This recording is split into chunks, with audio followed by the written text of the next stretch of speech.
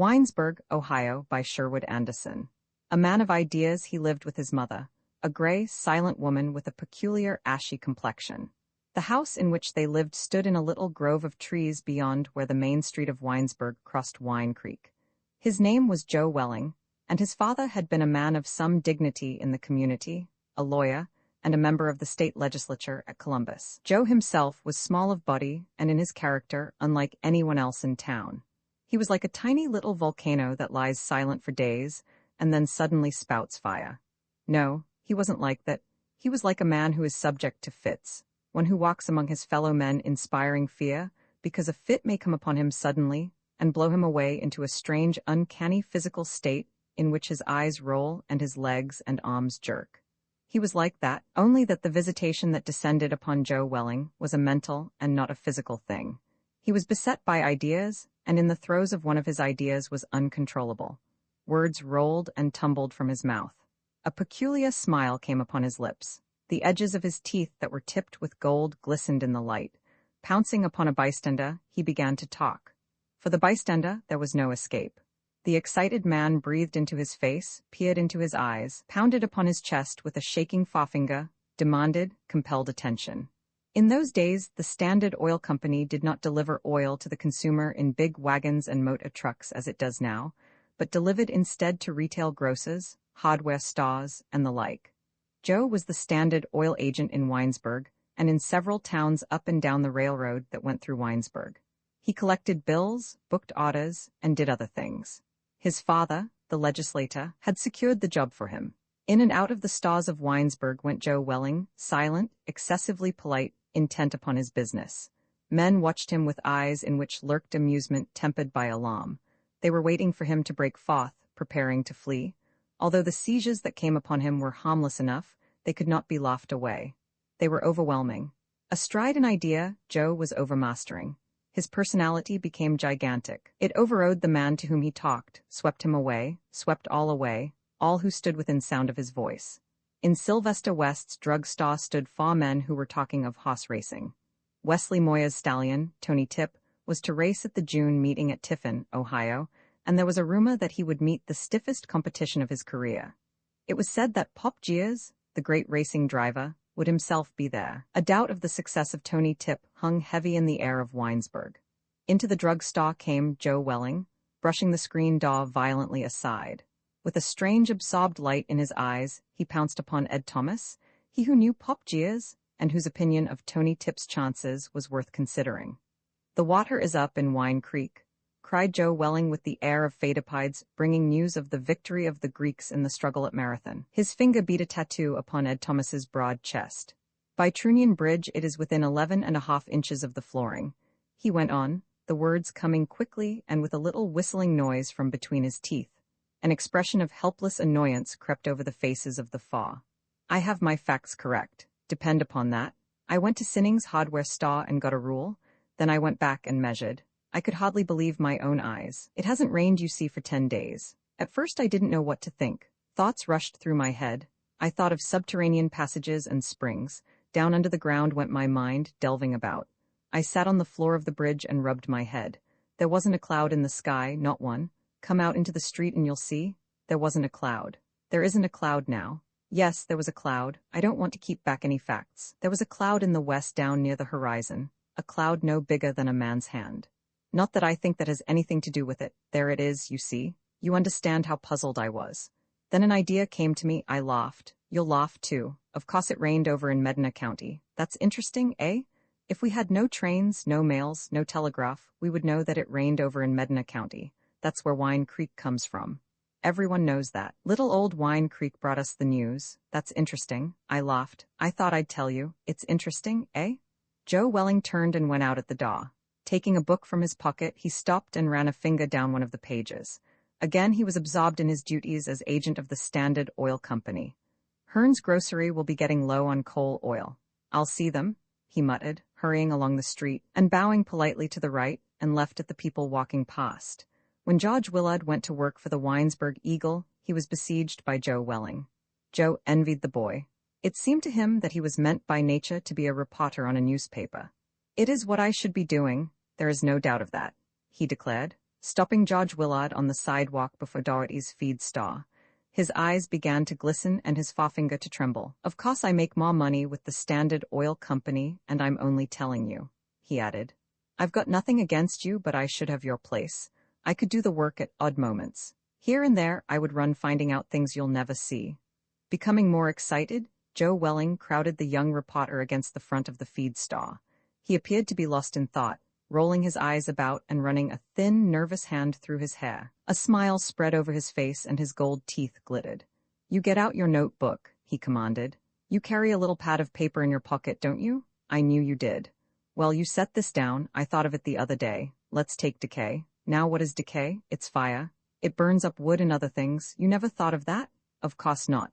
This sidewalk here and this feed store, the trees down the street there, they're all on fire. They're burning up. Decay, you see, is always going on. It doesn't stop. Water and paint can't stop it. If a thing is iron, then what? It rusts, you see. That's fire too. The world is on fire. Start your pieces in the paper that way. Just say in big letters the world is on fire. That will make 'em look up. They'll say you're a smart one. I don't care. I don't envy you. I just snatched that idea out of the air. I would make a newspaper hum. You got to admit that." Turning quickly, Joe Welling walked rapidly away. When he had taken several steps, he stopped and looked back. "I'm going to stick to you," he said. "I'm going to make you a regular hummer. I should start a newspaper myself. That's what I should do. I'd be a marvel. Everybody knows that." When George Willard had been for a year on the Winesburg Eagle, 4 things happened to Joe Welling. His mother died, he came to live at the new Willard house, he became involved in a love affair, and he organized the Winesburg Baseball Club. Joe organized the baseball club because he wanted to be a coach, and in that position, he began to win the respect of his townsmen. "He is a wonder," they declared after Joe's team had whipped the team from Medina County. "He gets everybody working together. You just watch him." Upon the baseball field, Joe Welling stood by first base, his whole body quivering with excitement. In spite of themselves, all the players watched him closely. The opposing pitcher became confused. Now, shouted the excited man. Watch me, watch my fingers, watch my hands, watch my feet, watch my eyes, let's work together here, watch me, in me you see all the movements of the game, work with me, watch me, watch me, watch me. With runners of the Winesburg team on bases, Joe Welling became as one inspired. Before they knew what had come over them, the base runners were watching the man, edging off the bases, advancing, retreating, held as by an invisible cord. The players of the opposing team also watched Joe. They were fascinated.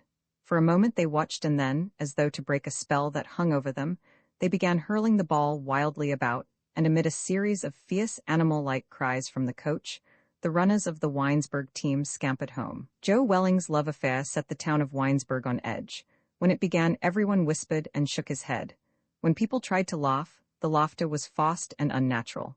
Joe fell in love with Sarah King, a lean, sad-looking woman who lived with her father and brother in a brick house that stood opposite the gate leading to the Winesburg Cemetery. The 2 Kings, Edward the father and Tom the son, were not popular in Winesburg.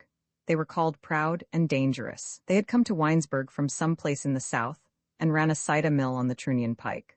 Tom King was reported to have killed a man before he came to Winesburg. He was 27 years old and rode about town on a gray pony. Also, he had a long yellow mustache that dropped down over his teeth and always carried a heavy, wicked-looking walking stick in his hand. Once he killed a dog with the stick. The dog belonged to Win Pawsey, the shoe merchant, and stood on the sidewalk wagging its tail. Tom King killed it with one blow. He was arrested and paid a fine of $10. Old Edward King was small of stature, and when he passed people in the street laughed a queer, unmirthful laugh. When he laughed, he scratched his left elbow with his right hand. The sleeve of his coat was almost worn through from the habit. As he walked along the street, looking nervously about and laughing, he seemed more dangerous than his silent, fierce-looking son. When Sarah King began walking out in the evening with Joe Welling, people shook their heads in alarm. She was tall and pale and had dark rings under her eyes. The couple looked ridiculous together. Under the trees they walked and Joe talked. His passionate, eager protestations of love, heard coming out of the darkness by the cemetery wall, or from the deep shadows of the trees on the hill that ran up to the fair grounds from Waterworks Pond, were repeated in the stars. Men stood by the bar in the new Willard house laughing and talking of Joe's courtship. After the laughter came the silence. The Winesburg baseball team, under his management, was winning game after game, and the town had begun to respect him. Sensing a tragedy, they waited, laughing nervously. Late on a Saturday afternoon, the meeting between Joe Welling and the two kings, the anticipation of which had set the town on edge, took place in Joe Welling's room in the new Willard house. Judge Willard was a witness to the meeting. It came about in this way. When the young reporter went to his room after the evening meal, he saw Tom King and his father sitting in the half-darkness in Joe's room. The son had the heavy walking stick in his hand and sat near the door. Old Edward King walked nervously about, scratching his left elbow with his right hand. The hallways were empty and silent. George Willard went to his own room and sat down at his desk. He tried to write, but his hand trembled so that he could not hold the pen. He also walked nervously up and down. Like the rest of the town of Winesburg, he was perplexed and knew not what to do. It was 7:30 and fast growing dark when Joe Welling came along the station platform toward the new Willard house. In his arms he held a bundle of weeds and grasses. In spite of the terror that made his body shake, George Willard was amused at the sight of the small spry figure holding the grasses and half running along the platform. Shaking with fright and anxiety, the young reporter lurked in the hallway outside the door of the room in which Joe Welling talked to the two kings. There had been an oath, the nervous giggle of old Edward King, and then silence. Now the voice of Joe Welling, sharp and clear, broke forth. George Willard began to laugh. He understood. As he had swept all men before him, so now Joe Welling was carrying the two men in the room off their feet with a tidal wave of words. The listener in the hall walked up and down, lost in amazement.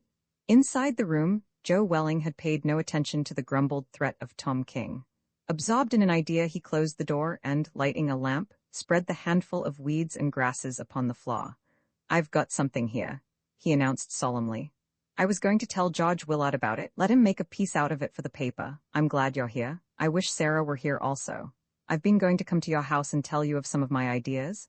They're interesting. Sarah wouldn't let me. She said we'd quarrel. That's foolish." Running up and down before the two perplexed men, Joe Welling began to explain. "Don't you make a mistake now," he cried. "This is something big." His voice was shrill with excitement. "You just follow me, you'll be interested. I know you will. Suppose this. Suppose all of the wheat, the corn, the oats, the peas, the potatoes, were all by some miracle swept away. Now here we are, you see, in this county. There is a high fence built all around us. We'll suppose that. No one can get over the fence and all the fruits of the earth are destroyed. Nothing left but these wild things, these grasses. Would we be done for? I ask you that. Would we be done for?" Again Tom King growled, and for a moment there was silence in the room. Then again Joe plunged into the exposition of his idea. "Things would go hard for a time, I admit that. I've got to admit that. No getting around it. We'd be hard put to it. More than one fat stomach would cave in. But they couldn't down us, I should say not." Tom King laughed good-naturedly, and the shivery, nervous laugh of Edward King rang through the house. Joe Welling hurried on. "We'd begin, you see, to breed up new vegetables and fruits. Soon we'd regain all we had lost. Mind, I don't say the new things would be the same as the old. They wouldn't. Maybe they'd be better, maybe not so good. That's interesting, eh? You can think about that. It starts your mind working, now don't it?" In the room there was silence, and then again old Edward King laughed nervously. "Say, I wish Sarah was here," cried Joe Welling. "Let's go up to your house, I want to tell her of this." There was a scraping of chairs in the room. It was then that George Willard retreated to his own room. Leaning out at the window, he saw Joe Welling going along the street with the two kings. Tom King was forced to take extraordinary long strides to keep pace with the little man. As he strode along, he leaned over, listening absorbed, fascinated. Joe Welling again talked excitedly. "Take milkweed now," he cried. "A lot might be done with milkweed, eh? It's almost unbelievable. I want you to think about it. I want you two to think about it. There would be a new vegetable kingdom, you see. It's interesting, eh? It's an idea. Wait till you see Sarah, she'll get the idea. She'll be interested. Sarah is always interested in ideas. You can't be too smart for Sarah now, can you? Of course you can't, you know that." Winesburg, Ohio, a group of tales of Ohio's small-town life. Hands upon the half-decayed veranda of a small frame house that stood near the edge of a ravine near the town of Winesburg, Ohio, a fat little old man walked nervously up and down. Across a long field that had been seeded for clover, but that had produced only a dense crop of yellow mustard weeds, he could see the public highway along which went a wagon filled with berry pickers returning from the fields. The berry pickers, youths and maidens, laughed, and shouted boisterously. A boy clad in a blue shirt leaped from the wagon and attempted to drag after him one of the maidens, who screamed and protested shrilly. The feet of the boy in the road kicked up a cloud of dust that floated across the face of the departing sun. Over the long field came a thin, girlish voice. "Oh, you Wink Biddlebaum, comb your hair. It's falling into your eyes," commanded the voice to the man, who was bald and whose nervous little hands fiddled about the bare white forehead as though arranging a mass of tangled locks. Wing Biddlebaum, forever frightened and beset by a ghostly band of doubts, did not think of himself as in any way a part of the life of the town where he had lived for 20 years, among all the people of Winesburg, but one had come close to him. With George Willard, son of Tom Willard, the proprietor of the new Willard House, he had formed something like a friendship. George Willard was the reporter on the Winesburg Eagle, and sometimes in the evenings he walked out along the highway to Wing Biddlebaum's house. Now, as the old man walked up and down on the veranda, his hands moving nervously about, he was hoping that George Willard would come and spend the evening with him. After the wagon containing the berry pickers had passed, he went across the field through the tall mustard weeds, and climbing a rail fence peered anxiously along the road to the town. For a moment he stood thus, rubbing his hands together and looking up and down the road, and then, fear overcoming him, ran back to walk again upon the porch on his own house. In the presence of George Willard, Wing Biddlebaum, who for 20 years had been the town mystery, lost something of his timidity, and his shadowy personality, submerged in a sea of doubts, came forth to look at the world. With the young reporter at his side, he ventured in the light of day into Main Street, or strode up and down on the rickety front porch of his own house, talking excitedly. The voice that had been low and trembling became shrill and loud. The bent figure straightened. With a kind of wriggle, like a fish returned to the brook by the fisherman, Biddlebaum, the silent, began to talk, striving to put into words the ideas that had been accumulated by his mind during long years of silence. Wing Biddlebaum talked much with his hands. The slender, expressive fingers, forever active, forever striving to conceal themselves in his pockets or behind his back, came forth and became the piston rods of his machinery of expression. The story of Wing Biddlebaum is a story of hands. Their restless activity, like unto the beating of the wings of an imprisoned bird, had given him his name. Some obscure poet of the town had thought of it. The hands alarmed their owner. He wanted to keep them hidden away, and looked with amazement at the quiet, inexpressive hands of other men who worked beside him in the fields, or passed, driving sleepy teams on country roads. When he talked to George Willard, Wing Biddlebaum closed his fists and beat with them upon a table or on the walls of his house. The action made him more comfortable. If the desire to talk came to him when the two were walking in the fields, he sought out a stump or the top board of a fence, and with his hands pounding busily talked with renewed ease. The story of Wing Biddlebaum's hands is worth a book in itself. Sympathetically set forth, it would tap many strange, beautiful qualities in obscure men. It is a job for a poet. In Winesburg, the hands had attracted attention merely because of their activity. With them, Wing Biddlebaum had picked as high as 140 quarts of strawberries in a day. They became his distinguishing feature, the sauce of his fame. Also, they made more grotesque an already grotesque and elusive individuality. Winesburg was proud of the hands of Wing Biddlebaum in the same spirit in which it was proud of Banker White's new stone house and Wesley Moya's bay stallion, Tony Tip, that had won the 2:15 trot at the fall races in Cleveland. As for George Willard, he had many times wanted to ask about the hands. At times, an almost overwhelming curiosity had taken hold of him. He felt that there must be a reason for their strange activity and their inclination to keep hidden away, and only a growing respect for Wing Biddlebaum kept him from blurting out the questions that were often in his mind. Once he had been on the point of asking. The two were walking in the fields on a summer afternoon, and had stopped to sit upon a grassy bank. All afternoon Wing Biddlebaum had talked as one inspired.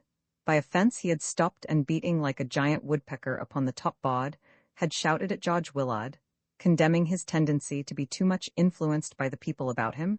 "You are destroying yourself," he cried. "You have the inclination to be alone and to dream, and you are afraid of dreams. You want to be like others in town here. You hear them talk and you try to imitate them." On the grassy bank Wing Biddlebaum had tried again to drive his point home. His voice became soft and reminiscent, and with a sigh of contentment, he launched into a long, rambling talk, speaking as one lost in a dream. Out of the dream Wing Biddlebaum made a picture for George Willard. In the picture, men lived again in a kind of pastoral golden age. Across a green open country came clean-limbed young men, some afoot, some mounted upon horses. In crowds the young men came to gather about the feet of an old man who sat beneath a tree in a tiny garden and who talked to them. Wing Biddlebaum became wholly inspired. For once he forgot the hands. Slowly they stole forth and lay upon George Willard's shoulders. Something new and bold came into the voice that talked. "You must try to forget all you have learned," said the old man. "You must begin to dream. From this time on you must shut your ears to the roaring of the voices." Pausing in his speech, Wing Biddlebaum looked long and earnestly at George Willard. His eyes glowed. Again he raised the hands to caress the boy, and then a look of horror swept over his face. With a convulsive movement of his body, Wing Biddlebaum sprang to his feet and thrust his hands deep into his trousers pockets. Tears came to his eyes. "I must be getting along home. I can talk no more with you," he said nervously. Without looking back, the old man had hurried down the hillside and across a meadow, leaving George Willard perplexed and frightened upon the grassy slope. With a shiver of dread the boy arose and went along the road toward town. "I'll not ask him about his hands," he thought, touched by the memory of the terror he had seen in the man's eyes. "There's something wrong, but I don't want to know what it is. His hands have something to do with his fear of me and of everyone." And George Willard was right. Let us look briefly into the story of the hands. Perhaps our talking of them will arouse the poet who will tell the hidden wonder story of the influence for which the hands were but fluttering pennants of promise. In his youth, Wing Biddlebaum had been a school teacher in a town in Pennsylvania. He was not then known as Wing Biddlebaum, but went by the less euphonic name of Adolph Myers. As Adolph Myers, he was much loved by the boys of his school. Adolph Myers was meant by nature to be a teacher of youth. He was one of those rare, little understood men who rule by a power so gentle that it passes as a lovable weakness. In their feeling for the boys under their charge, such men are not unlike the finer sort of women in their love of men, and yet that is but crudely stated. It needs the poet there. With the boys of his school, Adolph Myers had walked in the evening or had sat talking until dusk upon the schoolhouse steps, lost in a kind of dream. Here and there went his hands, caressing the shoulders of the boys, playing about the tousled heads. As he talked, his voice became soft and musical. There was a caress in that also. In a way, the voice and the hands, the stroking of the shoulders and the touching of the hair, were a part of the schoolmaster's effort to carry a dream into the young minds. By the caress that was in his fingers he expressed himself. He was one of those men in whom the force that creates life is diffused, not centralized. Under the caress of his hands doubt and disbelief went out of the minds of the boys, and they began also to dream. And then the tragedy. A half-witted boy of the school became enamored of the young master. In his bed at night he imagined unspeakable things, and in the morning went forth to tell his dreams as facts. Strange, hideous accusations fell from his loose-hung lips. Through the Pennsylvania town went a shiver. Hidden, shadowy doubts that had been in men's minds concerning Adolph Myers were galvanized into beliefs. The tragedy did not linger. Trembling lads were jerked out of bed and questioned. "He put his arms about me," said one. "His fingers were always playing in my hair," said another. One afternoon, a man of the town, Henry Bradford, who kept a saloon, came to the schoolhouse door. Calling Adolph Myers into the schoolyard, he began to beat him with his fists. As his hard knuckles beat down into the frightened face of the schoolmaster, his wrath became more and more terrible. Screaming with dismay, the children ran here and there like disturbed insects.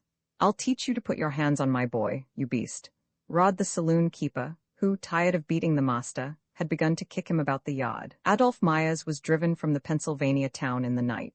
With lanterns in their hands, a dozen men came to the door of the house where he lived alone and commanded that he dress and come forth. It was raining, and one of the men had a rope in his hands. They had intended to hang the schoolmaster, but something in his figure, so small, white, and pitiful, touched their hearts, and they let him escape. As he ran away into the darkness, they repented of their weakness and ran after him, swearing and throwing sticks and great balls of soft mud at the figure that screamed and ran faster and faster into the darkness. For 20 years, Adolph Myers had lived alone in Winesburg. He was but 40, but looked 65. The name of Biddlebaum he got from a box of goods seen at a freight station as he hurried through an eastern Ohio town. He had an aunt in Winesburg, a black-toothed old woman who raised chickens, and with her he lived until she died. He had been ill for a year after the experience in Pennsylvania, and after his recovery worked as a day laborer in the fields, going timidly about and striving to conceal his hands. Although he did not understand what had happened, he felt that the hands must be to blame. Again and again, the fathers of the boys had talked of the hands. "Keep your hands to yourself," the saloon keeper had rawed, dancing with fury in the schoolhouse yard. Upon the veranda of his house by the ravine, Wing Biddlebaum continued to walk up and down until the sun had disappeared, and the road beyond the field was lost in the gray shadows. Going into his house, he cut slices of bread and spread honey upon them. When the rumble of the evening train that took away the express cars loaded with the day's harvest of berries had passed and restored the silence of the summer night, he went again to walk upon the veranda. In the darkness, he could not see the hands, and they became quiet. Although he still hungered for the presence of the boy, who was the medium through which he expressed his love of man, the hunger became again a part of his loneliness and his waiting. Lighting a lamp, Wing Biddlebaum washed the few dishes soiled by his simple meal, and setting up a folding cot by the screen door that led to the porch, prepared to undress for the night. A few stray white bread crumbs lay on the cleanly washed floor by the table. Putting the lamp upon a low stool, he began to pick up the crumbs, carrying them to his mouth one by one with unbelievable rapidity. In the dense blotch of light beneath the table, the kneeling figure looked like a priest engaged in some service of his church. The nervous, expressive fingers, flashing in and out of the light, might well have been mistaken for the fingers of the devotee going swiftly through decade after decade of his rosary. In print, this ebook is the product of many hours of hard work by volunteers for Standard eBooks, and builds on the hard work of other literature lovers made possible by the public domain. This particular ebook is based on a transcription from Project Gutenberg and on digital scans from the Internet Archive. The source text and artwork in this ebook are believed to be in the United States public domain. That is, they are believed to be free of copyright restrictions in the United States. They may still be copyrighted in other countries, so users located outside of the United States must check their local laws before using this ebook. The creators of, and contributors to, this ebook dedicate their contributions to the worldwide public domain via the terms in the CC 01.0 Universal Public Domain Dedication. For full license information, see the uncopyright at the end of this ebook. Standard eBooks is a volunteer-driven project that produces ebook editions of public domain literature using modern typography, technology, and editorial standards, and distributes them free of cost. You can download this and other ebooks carefully produced for true book lovers at standardbooks.org. Introduction: I must have been no more than 15 or 16 years old when I first chanced upon Winesburg, Ohio. Gripped by these stories and sketches of Sherwood Anderson's small-town grotesques, I felt that he was opening for me new depths of experience, touching upon half-buried truths which nothing in my young life had prepared me for. A New York City boy who never saw the crops grow or spent time in the small towns that lay sprinkled across America, I found myself overwhelmed by the scenes of wasted life, wasted love. Was this the real America that Anderson sketched in Winesburg? In those days, only one other book seemed to offer so powerful a revelation, and that was Thomas Hardy's Jude the Obscure. Several years later, as I was about to go overseas as a soldier, I spent my last weekend pass on a somewhat quixotic journey to Clyde, Ohio, the town upon which Winesburg was partly modeled. Clyde looked, I suppose, not very different from most other American towns, and the few of its residents I tried to engage and talk about Anderson seemed quite uninterested. This indifference would not have surprised him. It certainly should not surprise anyone who reads his book. Once freed from the army, I started to write literary criticism, and in 1951, I published a critical biography of Anderson.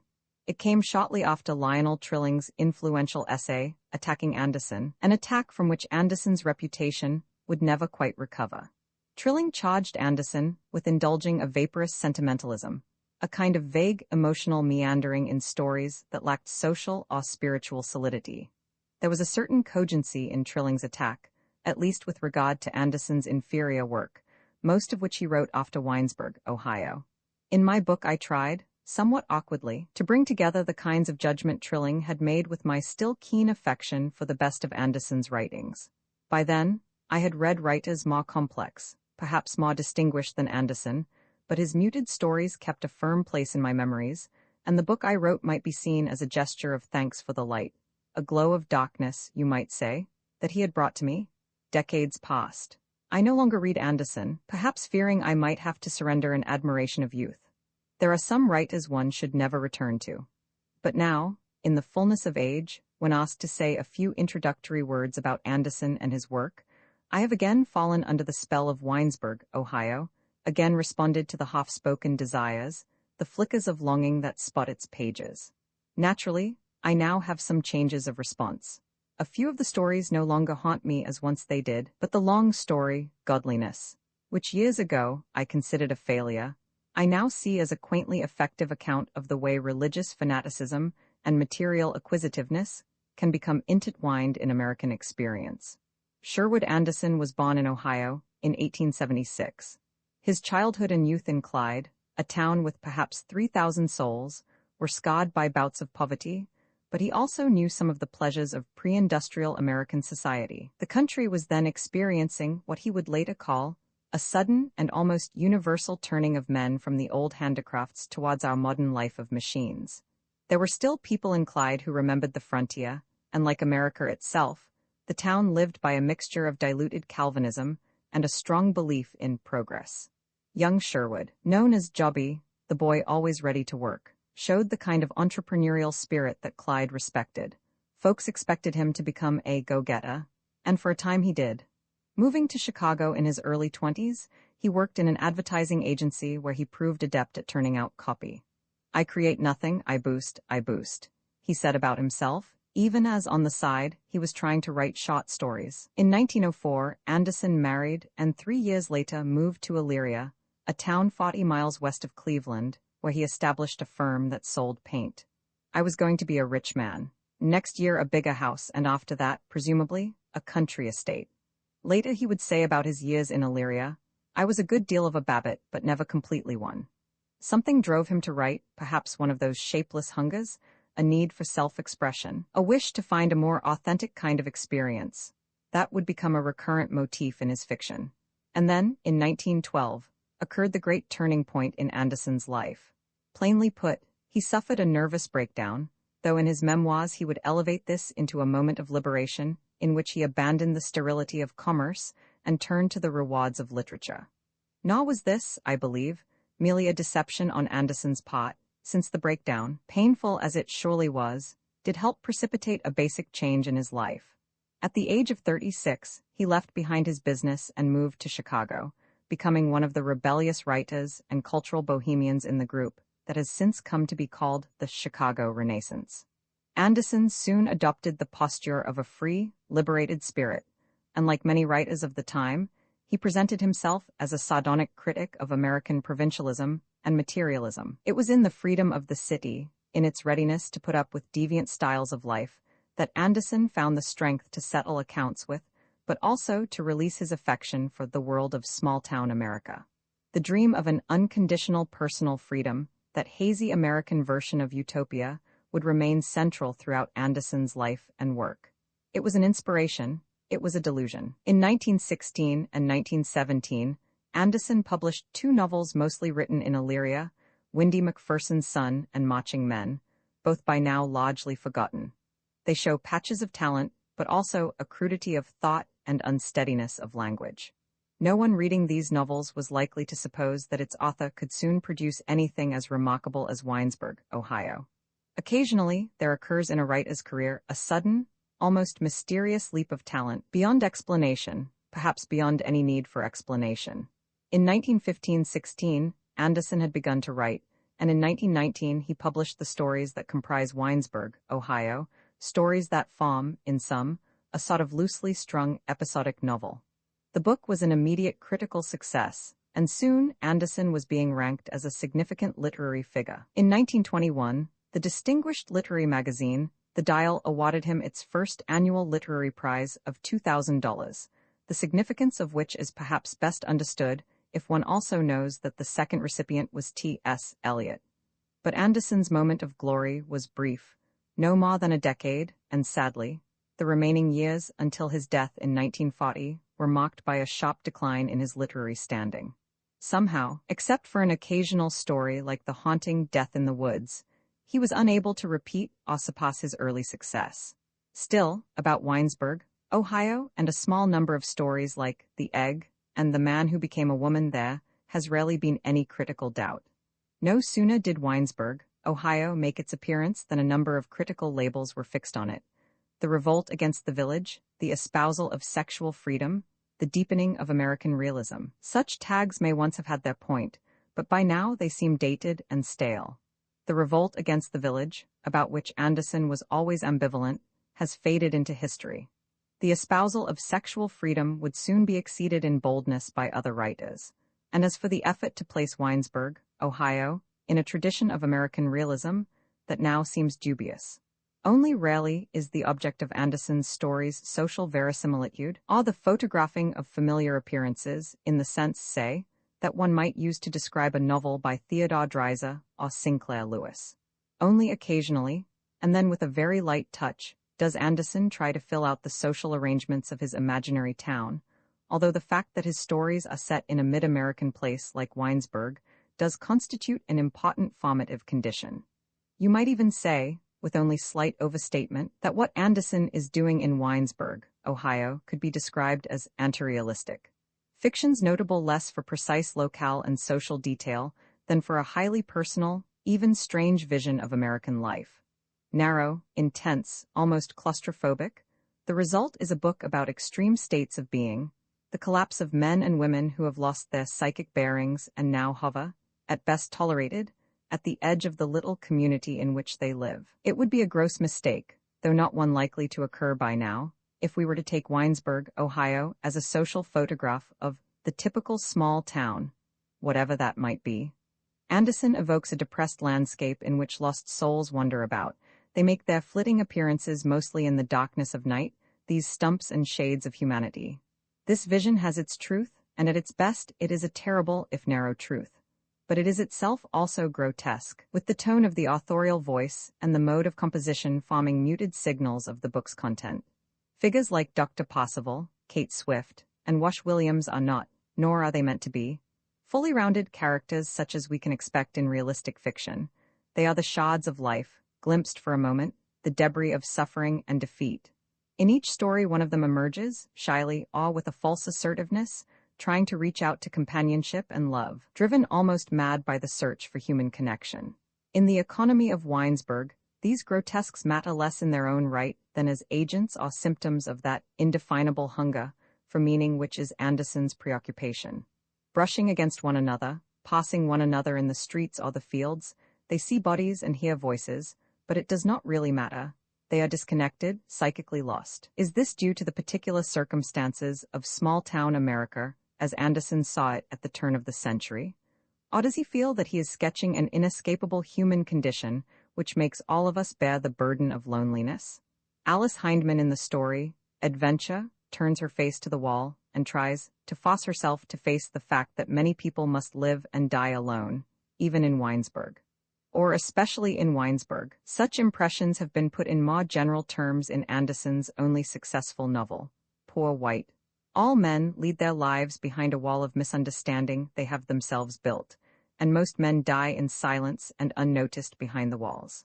Now and then a man, cut off from his fellows by the peculiarities of his nature, becomes absorbed in doing something that is personal, useful, and beautiful. Word of his activities is carried over the walls. These walls of misunderstanding are only seldom due to physical deformities, Wing Biddlebaum in Hands, or oppressive social arrangements, Kate Swift in The Teacher. Misunderstanding, loneliness, the inability to articulate, are all seen by Anderson as virtually a root condition, something deeply set in our natures. Nor are these people, the grotesques, simply to be pitied and dismissed. At some point in their lives they have known desire, have dreamt of ambition, have hoped for friendship. In all of them there was once something sweet, like the twisted little apples that grow in the orchards in Winesburg. Now, broken and adrift, they clutch at some rigid notion or idea, a truth which turns out to bear the stamp of monomania, leaving them helplessly sputtering, desperate to speak out but unable to. Winesburg, Ohio registers the losses inescapable to life, and it does so with a deep fraternal sadness, a sympathy casting a mild glow over the entire book. Words, as the American writer Paula Fox has said, are nets through which all truth escapes. Yet what do we have but words? They want, these Winesburg grotesques, to unpack their hearts, to release emotions buried and festering. Wash Williams tries to explain his eccentricity, but hardly can. Louise Bentley tried to talk but could say nothing.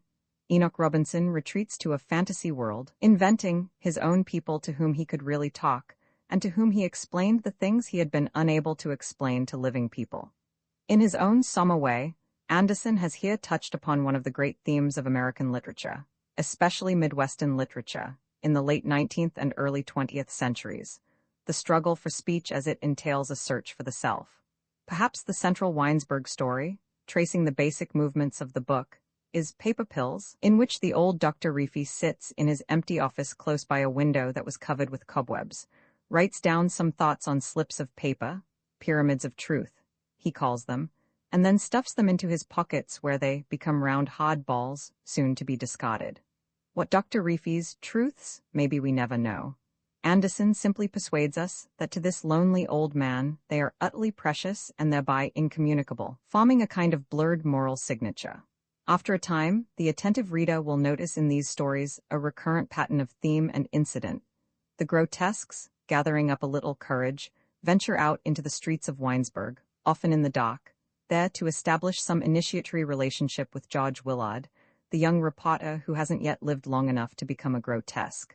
Hesitantly, fearfully, all with a sputtering, incoherent rage, they approach him, pleading that he listen to their stories in the hope that perhaps they can find some sort of renewal in his youthful voice. Upon this sensitive and fragile boy, they pour out their desires and frustrations. Dr. Possible hopes that George Willard will write the book I may never get written. And for Enoch Robinson, the boy represents the youthful sadness, young man's sadness, the sadness of a growing boy in a village at the year's end, which may open the lips of the old man. What the grotesques really need is each other, but their estrangement is so extreme they cannot establish direct ties. They can only hope for connection through George Willard. The burden this places on the boy is more than he can bear. He listens to them attentively, he is sympathetic to their complaints, but finally he is too absorbed in his own dreams. The grotesques turn to him because he seems different, younger, more open, not yet hardened, but it is precisely this difference that keeps him from responding as warmly as they want. It is hardly the boy's fault, it is simply in the nature of things. For George Willard, the grotesques form a moment in his education. For the grotesques, their encounters with George Willard come to seem like a stamp of hopelessness. The prose Anderson employs in telling these stories may seem at first glance to be simple.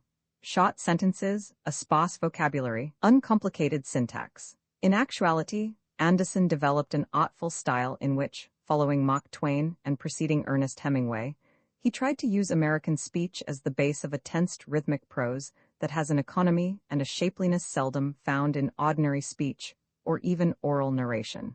What Anderson employs here is a stylized version of the American language, sometimes rising to quite formal rhetorical patterns and sometimes sinking to a self-conscious mannerism. But at its best, Anderson's prose style in Winesburg, Ohio, is a supple instrument, yielding that low, fine music, which he admired so much in the stories of Turgenev. One of the worst fates that can befall a writer is that of self-imitation. The effort later in life, often desperate, to recapture the tones and themes of youthful beginnings. Something of the sort happened with Anderson's later writings. Most critics and readers grew impatient with the work he did after, say, 1927 or 1928. They felt he was constantly repeating his gestures of emotional groping, what he had called in Winesburg, Ohio, the indefinable hunger that prods and torments people. It became the critical fashion to see Anderson's gropings as a sign of delayed adolescence, a failure to develop as a writer. Once he wrote a chilling reply to those who dismissed him in this way. I don't think it matters much, all this calling a man a muddler, a groper, etc. The very man who throws such words as these knows in his heart that he is also facing a wall.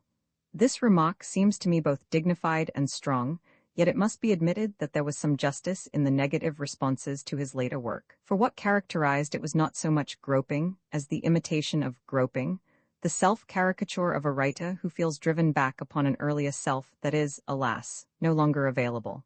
But Winesburg, Ohio remains a vital work, fresh and authentic.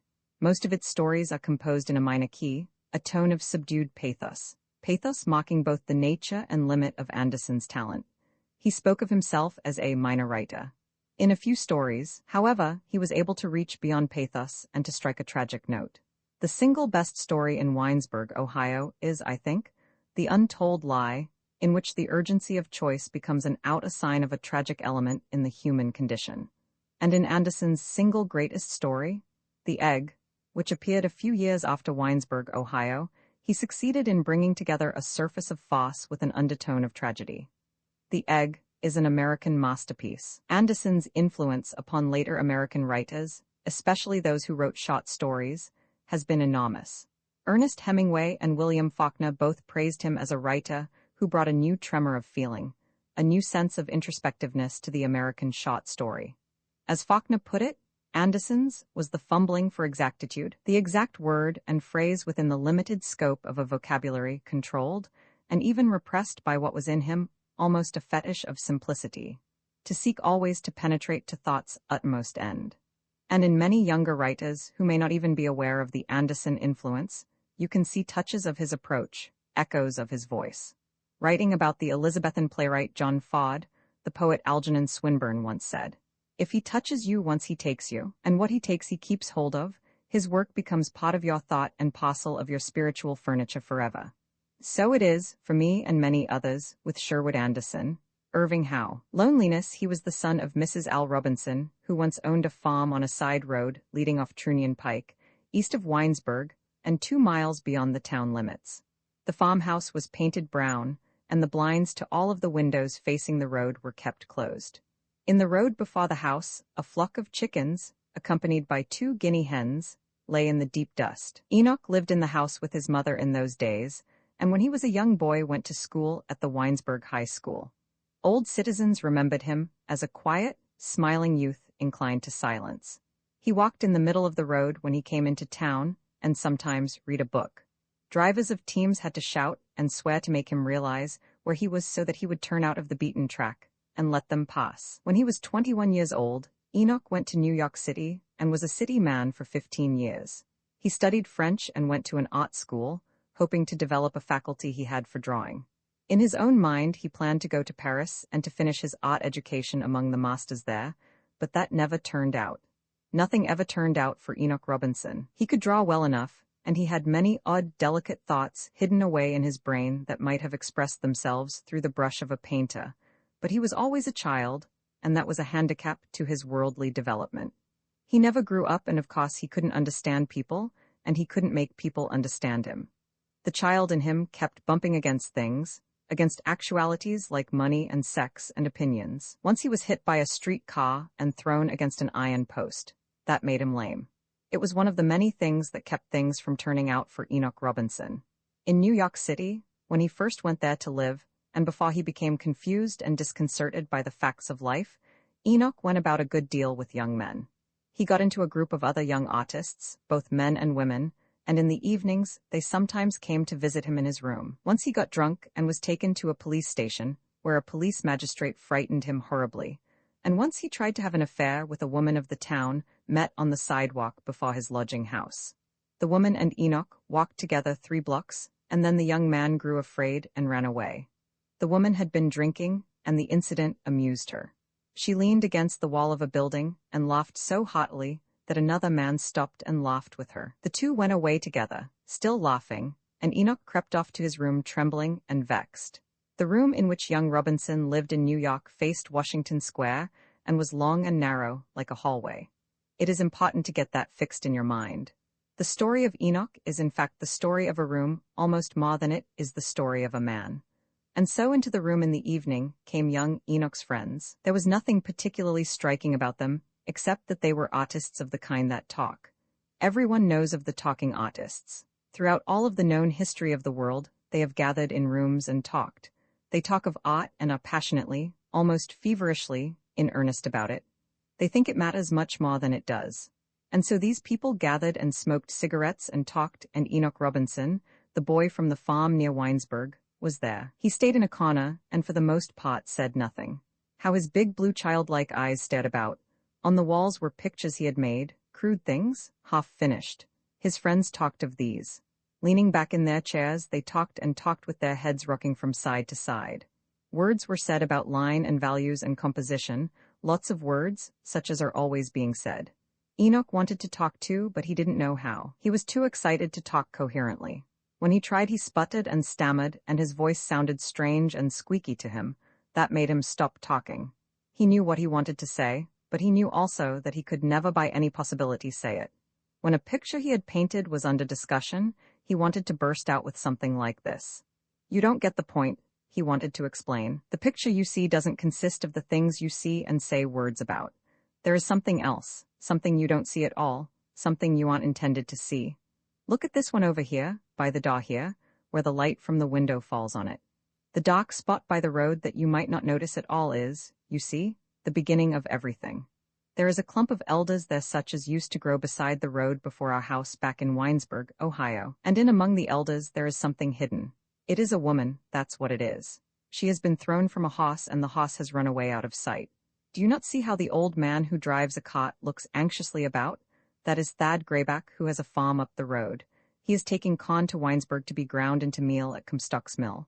He knows there is something in the elders, something hidden away, and yet he doesn't quite know.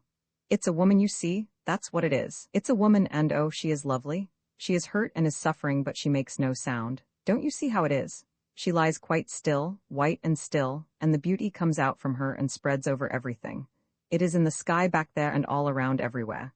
I didn't try to paint the woman, of course. She is too beautiful to be painted. How dull to talk of composition and such things. Why do you not look at the sky and then run away, as I used to do when I was a boy back there in Winesburg, Ohio? That is the kind of thing young Enoch Robinson trembled to say to the guests who came into his room when he was a young fellow in New York City, but he always ended by saying nothing. Then he began to doubt his own mind. He was afraid the things he felt were not getting expressed in the pictures he painted. In a half-indignant mood, he stopped inviting people into his room and presently got into the habit of locking the door. He began to think that enough people had visited him, that he did not need people anymore. With quick imagination, he began to invent his own people to whom he could really talk, and to whom he explained the things he had been unable to explain to living people. His room began to be inhabited by the spirits of men and women among whom he went, in his turn saying words. It was as though everyone Enoch Robinson had ever seen had left with him some essence of himself, something he could mold and change to suit his own fancy, something that understood all about such things as the wounded woman behind the elders in the pictures. The mild, blue-eyed young Ohio boy was a complete egotist, as all children are egotists. He did not want friends for the quite simple reason that no child wants friends. He wanted most of all the people of his own mind, people with whom he could really talk, people he could harangue and scold by the hour, servants, you see, to his fancy. Among these people he was always self-confident and bold. They might talk, to be sure, and even have opinions of their own, but always he talked last and best. He was like a writer busy among the figures of his brain, a kind of tiny blue-eyed king he was, in a $6 room facing Washington Square in the city of New York. Then Enoch Robinson got married. He began to get lonely and to want to touch actual flesh and bone people with his hands. Days passed when his room seemed empty. Lust visited his body and desire grew in his mind. At night strange fevers, burning within, kept him awake.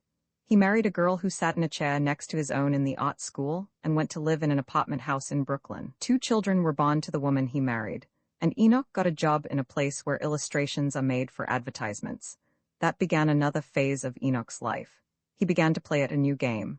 For a while, he was very proud of himself in the role of producing citizen of the world. He dismissed the essence of things and played with realities. In the fall, he voted at an election, and he had a newspaper thrown on his porch each morning. When in the evening he came home from work, he got off a streetcar and walked sedately along behind some businessman, striving to look very substantial and important. As a payer of taxes, he thought he should post himself on how things are run. I'm getting to be of some moment, a real part of things, of the state and the city and all that, he told himself with an amusing miniature air of dignity. Once, coming home from Philadelphia, he had a discussion with a man met on a train. Enoch talked about the advisability of the government's owning and operating the railroads, and the man gave him a cigar. It was Enoch's notion that such a move on the part of the government would be a good thing, and he grew quite excited as he talked. Later, he remembered his own words with pleasure. I gave him something to think about, that fellow, he muttered to himself as he climbed the stairs to his Brooklyn apartment. To be sure, Enoch's marriage did not turn out. He himself brought it to an end. He began to feel choked and walled in by the life in the apartment, and to feel toward his wife, and even toward his children, as he had felt concerning the friends who once came to visit him. He began to tell little lies about business engagements that would give him freedom to walk alone in the street at night, and, the chance offering, he secretly re-rented the room facing Washington Square. Then Mrs. Al Robinson died on the farm near Winesburg, and he got $8,000 from the bank that acted as trustee of her estate. That took Enoch out of the world of men altogether. He gave the money to his wife and told her he could not live in the apartment anymore. She cried and was angry and threatened, but he only stared at her and went his own way. In reality, the wife did not care much. She thought Enoch slightly insane and was a little afraid of him. When it was quite sure that he would never come back, she took the 2 children and went to a village in Connecticut where she had lived as a girl. In the end, she married a man who bought and sold real estate and was contented enough. And so, Enoch Robinson stayed in the New York room among the people of his fancy, playing with them, talking to them, happy as a child is happy. They were an odd lot, Enoch's people. They were made, I suppose, out of real people he had seen, and who had for some obscure reason made an appeal to him. There was a woman with a sod in her hand, an old man with a long white beard who went about followed by a dog, a young girl whose stockings were always coming down and hanging over her shoe tops. There must have been 24 of the shadow people, invented by the child mind of Enoch Robinson, who lived in the room with him. And Enoch was happy. Into the room he went and locked the door. With an absurd air of importance he talked aloud, giving instructions, making comments on life. He was happy and satisfied to go on making his living in the advertising place until something happened. Of course something did happen. That is why he went back to live in Winesburg and why we know about him. The thing that happened was a woman. It would be that way. He was too happy. Something had to come into his world. Something had to drive him out of the New York room to live out his life an obscure, jerky little figure, bobbing up and down on the streets of an Ohio town at evening when the sun was going down behind the roof of Wesley Moya's livery barn. About the thing that happened. Enoch told George Willard about it one night. He wanted to talk to someone, and he chose the young newspaper reporter because the two happened to be thrown together at a time when the younger man was in a mood to understand. Youthful sadness, young man's sadness, the sadness of a growing boy in a village at the year's end, opened the lips of the old man. The sadness was in the heart of George Willard and was without meaning, but it appealed to Enoch Robinson. It rained on the evening when the two met and talked, a drizzly, wet October rain. The fruition of the year had come, and the night should have been fine with a moon in the sky and the crisp, sharp promise of frost in the air, but it wasn't that way. It rained, and little puddles of water shone under the street lamps on Main Street. In the woods in the darkness beyond the fair groundwater dripped from the black trees. Beneath the trees, wet leaves were pasted against tree roots that protruded from the ground. In gardens back of houses in Winesburg, dry, shriveled potato vines lay sprawling on the ground. Men who had finished the evening meal and who had planned to go uptown to talk the evening away with other men at the back of some store changed their minds. George Willard tramped about in the rain and was glad that it rained. He felt that way. He was like Enoch Robinson on the evenings when the old man came down out of his room and wandered alone in the streets. He was like that only that George Willard had become a tall young man and did not think it manly to weep and carry on. For a month his mother had been very ill, and that had something to do with his sadness, but not much. He thought about himself, and to the young that always brings sadness. Enoch Robinson and George Willard met beneath a wooden awning that extended out over the sidewalk before Volkswagen's shop on Mommy Street, just off the main street of Winesburg. They went together from there through the rain-washed streets to the older man's room on the 3rd floor of the Hefner block. The young reporter went willingly enough. Enoch Robinson asked him to go after the two had talked for 10 minutes. The boy was a little afraid, but had never been more curious in his life. 100 times he had heard the old man spoken of as a little off his head, and he thought himself rather brave and manly to go at all. From the very beginning, in the street in the rain, the old man talked in a queer way, trying to tell the story of the room in Washington Square and of his life in the room. "You'll understand if you try hard enough," he said conclusively. "I have looked at you when you went past me on the street, and I think you can understand. It isn't hard. All you have to do is to believe what I say, just listen and believe, that's all there is to it." It was past 11 o'clock that evening when old Enoch, talking to Judge Willard in the room in the Hefner block, came to the vital thing, the story of the woman and of what drove him out of the city to live out his life alone and defeated in Winesburg. He sat on a cot by the window with his head in his hand, and Judge Willard was in a chair by a table. A kerosene lamp sat on the table, and the room, although almost bare of furniture, was scrupulously clean. As the man talked, Judge Willard began to feel that he would like to get out of the chair and sit on the cot also. He wanted to put his arms about the little old man. In the half-darkness, the man talked and the boy listened, filled with sadness. "She got to coming in there after there hadn't been anyone in the room for years," said Enoch Robinson. "She saw me in the hallway of the house and we got acquainted. I don't know just what she did in her own room. I never went there. I think she was a musician and played a violin. Every now and then she came and knocked at the door and I opened it. In she came and sat down beside me, just sat and looked about and said nothing. Anyway, she said nothing that mattered." The old man arose from the cot and moved about the room.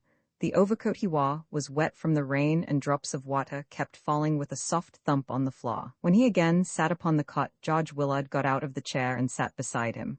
"I had a feeling about her. She sat there in the room with me and she was too big for the room. I felt that she was driving everything else away. We just talked of little things, but I couldn't sit still.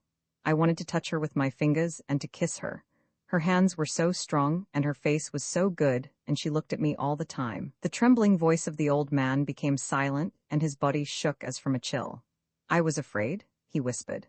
"I was terribly afraid. I didn't want to let her come in when she knocked at the door, but I couldn't sit still. No, I said to myself, but I got up and opened the door just the same. She was so grown up, you see. She was a woman. I thought she would be bigger than I was there in that room."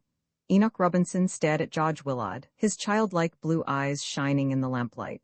Again he shivered. "I wanted her, and all the time I didn't want her," he explained. "Then I began to tell her about my people, about everything that meant anything to me. I tried to keep quiet, to keep myself to myself, but I couldn't. I felt just as I did about opening the door. Sometimes I ached to have her go away and never come back anymore." The old man sprang to his feet and his voice shook with excitement. "One night something happened. I became mad to make her understand me and to know what a big thing I was in that room. I wanted her to see how important I was. I told her over and over. When she tried to go away, I ran and locked the door. I followed her about. I talked and then all of a sudden things went to smash. A look came into her eyes and I knew she did understand. Maybe she had understood all the time. I was furious. I couldn't stand it. I wanted her to understand, but don't you see? I couldn't let her understand. I felt that then she would know everything, that I would be submerged, drowned out, you see. That's how it is. I don't know why." The old man dropped into a chair by the lamp and the boy listened, filled with awe. "Go away, boy," said the man. "Don't stay here with me anymore. I thought it might be a good thing to tell you, but it isn't. I don't want to talk anymore. Go away." Judge Willard shook his head and a note of command came into his voice. "Don't stop now. Tell me the rest of it," he commanded sharply. "What happened? Tell me the rest of the story."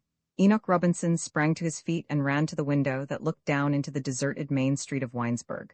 Judge Willard followed. By the window the two stood, the tall, awkward boy man and the little wrinkled man boy. The childish, eager voice carried forward the tale. "I swore at her," he explained. "I said vile words. I ordered her to go away and not to come back. Oh, I said terrible things. At first she pretended not to understand, but I kept at it. I screamed and stamped on the floor. I made the house ring with my curses. I didn't want ever to see her again, and I knew, after some of the things I said, that I never would see her again." The old man's voice broke and he shook his head. "Things went to smash," he said quietly and sadly. "Out she went through the door, and all the life there had been in the room followed her out. She took all of my people away. They all went out through the door after her. That's the way it was." Judge Willard turned and went out of Enoch Robinson's room. In the darkness by the window, as he went through the door, he could hear the thin old voice whimpering and complaining. "I'm alone, all alone here," said the voice. "It was warm and friendly in my room, but now I'm all alone." Mother Elizabeth Willard, the mother of Judge Willard, was tall and gaunt and her face was marked with smallpox scars. Although she was but 45, some obscure disease had taken the fire out of her figure. Listlessly, she went about the disorderly old hotel, looking at the faded wallpaper and the ragged carpets, and when she was able to be about, doing the work of a chambermaid among beds soiled by the slumbers of fat traveling men. Her husband, Tom Willard, a slender, graceful man with square shoulders, a quick military step, and a black mustache trained to turn sharply up at the ends, tried to put the wife out of his mind. The presence of the tall, ghostly figure, moving slowly through the halls, he took as a reproach to himself. When he thought of her, he grew angry and swore. The hotel was unprofitable and forever on the edge of failure, and he wished himself out of it. He thought of the old house and the woman who lived there with him as things defeated and done for. The hotel in which he had begun life so hopefully was now a mere ghost of what a hotel should be. As he went spruce and businesslike through the streets of Winesburg, he sometimes stopped and turned quickly about, as though fearing that the spirit of the hotel and of the woman would follow him even into the streets. Damn such a life, damn it! He sputtered aimlessly. Tom Willard had a passion for village politics, and for years had been the leading Democrat in a strongly Republican community. Someday, he told himself, the tide of things political will turn in my favor, and the years of ineffectual service count big in the bestowal of rewards. He dreamed of going to Congress, and even of becoming governor. Once, when a younger member of the party arose at a political conference and began to boast of his faithful service, Tom Willard grew white with fury. "Shut up, you," he roared, glaring about. "What do you know of service? What are you but a boy? Look at what I've done here. I was a Democrat here in Winesburg when it was a crime to be a Democrat. In the old days, they fairly hunted us with guns." Between Elizabeth and her one son George there was a deep, unexpressed bond of sympathy based on a girlhood dream that had long ago died. In the son's presence she was timid and reserved, but sometimes while he hurried about town intent upon his duties as a reporter, she went into his room and closing the door knelt by a little desk, made of a kitchen table, that sat near a window. In the room by the desk, she went through a ceremony that was half a prayer, half a demand, addressed to the skies. In the boyish figure she yearned to see something half forgotten that had once been a part of herself recreated. The prayer concerned that. "Even though I die, I will in some way keep defeat from you," she cried, and so deep was her determination that her whole body shook. Her eyes glowed and she clenched her fists. "If I am dead and see him becoming a meaningless, drab figure like myself, I will come back," she declared. "I ask God now to give me that privilege. I demand it. I will pay for it. God may beat me with his fists. I will take any blow that may befall if but this my boy be allowed to express something for us both." Pausing uncertainly, the woman stared about the boy's room. "And do not let him become smart and successful either," she added vaguely. The communion between George Willard and his mother was outwardly a formal thing without meaning. When she was ill and sat by the window in her room, he sometimes went in the evening to make her a visit. They sat by a window that looked over the roof of a small frame building into Main Street. By turning their heads, they could see through another window, along an alleyway that ran behind the Main Street stores and into the back door of Abner Groff's bakery. Sometimes as they sat thus, a picture of village life presented itself to them. At the back door of his shop appeared Abner Groff with a stick or an empty milk bottle in his hand. For a long time there was a feud between the baker and a gray cat that belonged to Sylvester West, the druggist. The boy and his mother saw the cat creep into the door of the bakery and presently emerge followed by the baker, who swore and waved his arms about. The baker's eyes were small and red, and his black hair and beard were filled with flour dust. Sometimes he was so angry that, although the cat had disappeared, he hurled sticks, bits of broken glass, and even some of the tools of his trade about. Once he broke a window at the back of Sinning's hardware store. In the alley, the gray cat crouched behind barrels filled with torn paper and broken bottles above which flew a black swarm of flies. Once when she was alone, and after watching a prolonged and ineffectual outburst on the part of the baker, Elizabeth Willard put her head down on her long white hands and wept. After that, she did not look along the alleyway anymore, but tried to forget the contest between the bearded man and the cat. It seemed like a rehearsal of her own life, terrible in its vividness. In the evening when the son sat in the room with his mother, the silence made them both feel awkward. Darkness came on, and the evening train came in at the station. In the street below feet tramped up and down upon a broad sidewalk. In the station yard, after the evening train had gone, there was a heavy silence. Perhaps Skinner Lazen, the express agent, moved a truck the length of the station platform. Over on Main Street sounded a man's voice, laughing. The door of the express office banged. George Willard arose and crossing the room fumbled for the doorknob. Sometimes he knocked against a chair, making it scrape along the floor. By the window sat the sick woman, perfectly still, listless. Her long hands, white and bloodless, could be seen drooping over the ends of the arms of the chair. "I think you had better be out among the boys. You are too much indoors," she said, striving to relieve the embarrassment of the departure. "I thought I would take a walk," replied George Willard, who felt awkward and confused. One evening in July, when the transient guests who made the new Willard house their temporary home had become scarce, and the hallways, lighted only by kerosene lamps turned low, were plunged in gloom, Elizabeth Willard had an adventure. She had been ill in bed for several days, and her son had not come to visit her. She was alarmed. The feeble blaze of life that remained in her body was blown into a flame by her anxiety, and she crept out of bed, dressed and hurried along the hallway toward her son's room, shaking with exaggerated fears. As she went along, she steadied herself with her hand, slipped along the papered walls of the hall, and breathed with difficulty. The air whistled through her teeth. As she hurried forward, she thought how foolish she was. "He is concerned with boyish affairs," she told herself. "Perhaps he has now begun to walk about in the evening with girls." Elizabeth Willard had a dread of being seen by guests in the hotel that had once belonged to her father, and the ownership of which still stood recorded in her name in the county courthouse. The hotel was continually losing patronage because of its shabbiness, and she thought of herself as also shabby. Her own room was in an obscure corner, and when she felt able to work, she voluntarily worked among the beds, preferring the labor that could be done when the guests were abroad seeking trade among the merchants of Winesburg. By the door of her son's room, the mother knelt upon the floor and listened for some sound from within.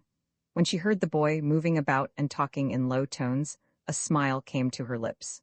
George Willard had a habit of talking aloud to himself, and to hear him doing so had always given his mother a peculiar pleasure. The habit in him, she felt, strengthened the secret bond that existed between them. 1,000 times she had whispered to herself of the matter. "He is groping about, trying to find himself," she thought. "He is not a dull clod, all words and smartness. Within him there is a secret something that is striving to grow. It is the thing I let be killed in myself." In the darkness in the hallway by the door, the sick woman arose and started again toward her own room. She was afraid that the door would open and the boy come upon her.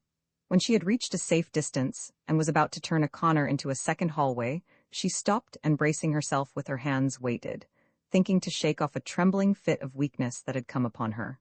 The presence of the boy in the room had made her happy. In her bed, during the long hours alone, the little fears that had visited her had become giants. Now they were all gone. "When I get back to my room I shall sleep," she murmured gratefully. But Elizabeth Willard was not to return to her bed and to sleep. As she stood trembling in the darkness, the door of her son's room opened, and the boy's father, Tom Willard, stepped out. In the light that steamed out at the door, he stood with the knob in his hand and talked. What he said infuriated the woman. Tom Willard was ambitious for his son. He had always thought of himself as a successful man, although nothing he had ever done had turned out successfully. However, when he was out of sight of the new Willard house, and had no fear of coming upon his wife, he swaggered and began to dramatize himself as one of the chief men of the town. He wanted his son to succeed. He it was who had secured for the boy the position on the Winesburg Eagle. Now, with a ring of earnestness in his voice, he was advising concerning some course of conduct. "I tell you what, George, you've got to wake up," he said sharply. "Will Henderson has spoken to me 3 times concerning the matter. He says you go along for hours not hearing when you are spoken to and acting like a gawky girl. What ails you?" Tom Willard laughed good-naturedly. "Well, I guess you'll get over it," he said. "I told Will that. You're not a fool and you're not a woman. You're Tom Willard's son and you'll wake up. I'm not afraid. What you say clears things up. If being a newspaper man had put the notion of becoming a writer into your mind, that's all right. Only I guess you'll have to wake up to do that too, eh?" Tom Willard went briskly along the hallway and down a flight of stairs to the office. The woman in the darkness could hear him laughing and talking with a guest who was striving to wear away a dull evening by dozing in a chair by the office door. She returned to the door of her son's room. The weakness had passed from her body as by a miracle, and she stepped boldly along. 1,000 ideas raced through her head. When she heard the scraping of a chair and the sound of a pen scratching upon paper, she again turned and went back along the hallway to her own room. A definite determination had come into the mind of the defeated wife of the Winesburg hotel keeper. The determination was the result of long years of quiet and rather ineffectual thinking. "Now," she told herself, "I will act. There is something threatening my boy, and I will ward it off." The fact that the conversation between Tom Willard and his son had been rather quiet and natural, as though an understanding existed between them, maddened her. Although for years she had hated her husband, her hatred had always before been a quite impersonal thing. He had been merely a part of something else that she hated. Now, and by the few words at the door, he had become the thing personified. In the darkness of her own room, she clenched her fists and glared about. Going to a cloth bag that hung on a nail by the wall, she took out a long pair of sewing scissors and held them in her hand like a dagger. "I will stab him," she said aloud. "He has chosen to be the voice of evil, and I will kill him. When I have killed him, something will snap within myself, and I will die also. It will be a release for all of us." In her girlhood, and before her marriage with Tom Willard, Elizabeth had borne a somewhat shaky reputation in Winesburg. For years, she had been what is called stage-struck, and had paraded through the streets with traveling men guests at her father's hotel, wearing loud clothes and urging them to tell her of life in the cities out of which they had come. Once she startled the town by putting on men's clothes and riding a bicycle down Main Street. In her own mind, the tall, dark girl had been in those days much confused. A great restlessness was in her, and it expressed itself in two ways. First, there was an uneasy desire for change, for some big, definite movement to her life. It was this feeling that had turned her mind to the stage. She dreamed of joining some company and wandering over the world, seeing always new faces, and giving something out of herself to all people. Sometimes at night she was quite beside herself with the thought, but when she tried to talk of the matter to the members of the theatrical companies that came to Winesburg and stopped at her father's hotel, she got nowhere. They did not seem to know what she meant, or if she did get something of her passion expressed, they only laughed. "It's not like that," they said. "It's as dull and uninteresting as this here. Nothing comes of it." With the traveling men when she walked about with them, and later with Tom Willard, it was quite different. Always they seemed to understand and sympathize with her. On the side streets of the village, in the darkness under the trees, they took hold of her hand, and she thought that something unexpressed in herself came forth and became a part of an unexpressed something in them. And then there was the second expression of her restlessness. When that came, she felt for a time released and happy. She did not blame the men who walked with her, and later she did not blame Tom Willard. It was always the same, beginning with kisses and ending, after strange wild emotions, with peace and then sobbing repentance. When she sobbed, she put her hand upon the face of the man, and had always the same thought. Even though he were large and bearded, she thought he had become suddenly a little boy. She wondered why he did not sob also. In her room, tucked away in a corner of the old Willard house, Elizabeth Willard lighted a lamp and put it on a dressing table that stood by the door. A thought had come into her mind, and she went to a closet and brought out a small square box and set it on the table. The box contained material for makeup and had been left with other things by a theatrical company that had once been stranded in Winesburg. Elizabeth Willard had decided that she would be beautiful. Her hair was still black, and there was a great mass of it braided and coiled about her head. The scene that was to take place in the office, below, began to grow in her mind. No ghostly, worn-out figure should confront Tom Willard, but something quite unexpected and startling. Tall and with dusky cheeks and hair that fell in a mass from her shoulders, a figure should come striding down the stairway before the startled loungers in the hotel office. The figure would be silent, it would be swift and terrible. As a tigress whose cub had been threatened would she appear, coming out of the shadows, stealing noiselessly along and holding the long wicked scissors in her hand. With a little broken sob in her throat, Elizabeth Willard blew out the light that stood upon the table and stood weak and trembling in the darkness. The strength that had been as a miracle in her body left, and she half-reeled across the floor, clutching at the back of the chair in which she had spent so many long days staring out over the tin roofs into the main street of Winesburg. In the hallway, there was the sound of footsteps, and George Willard came in at the door. Sitting in a chair beside his mother, he began to talk. "I'm going to get out of here," he said. "I don't know where I shall go or what I shall do, but I am going away." The woman in the chair waited and trembled. An impulse came to her. "I suppose you had better wake up," she said. "You think that? You will go to the city and make money, eh? It will be better for you, you think, to be a businessman, to be brisk and smart and alive?" She waited and trembled. The son shook his head. "I suppose I can't make you understand, but oh, I wish I could," he said earnestly. "I can't even talk to father about it. I don't try. There isn't any use. I don't know what I shall do. I just want to go away and look at people and think." Silence fell upon the room where the boy and woman sat together. Again, as on the other evenings, they were embarrassed. After a time, the boy tried again to talk. "I suppose it won't be for a year or two, but I've been thinking about it," he said, rising and going toward the door.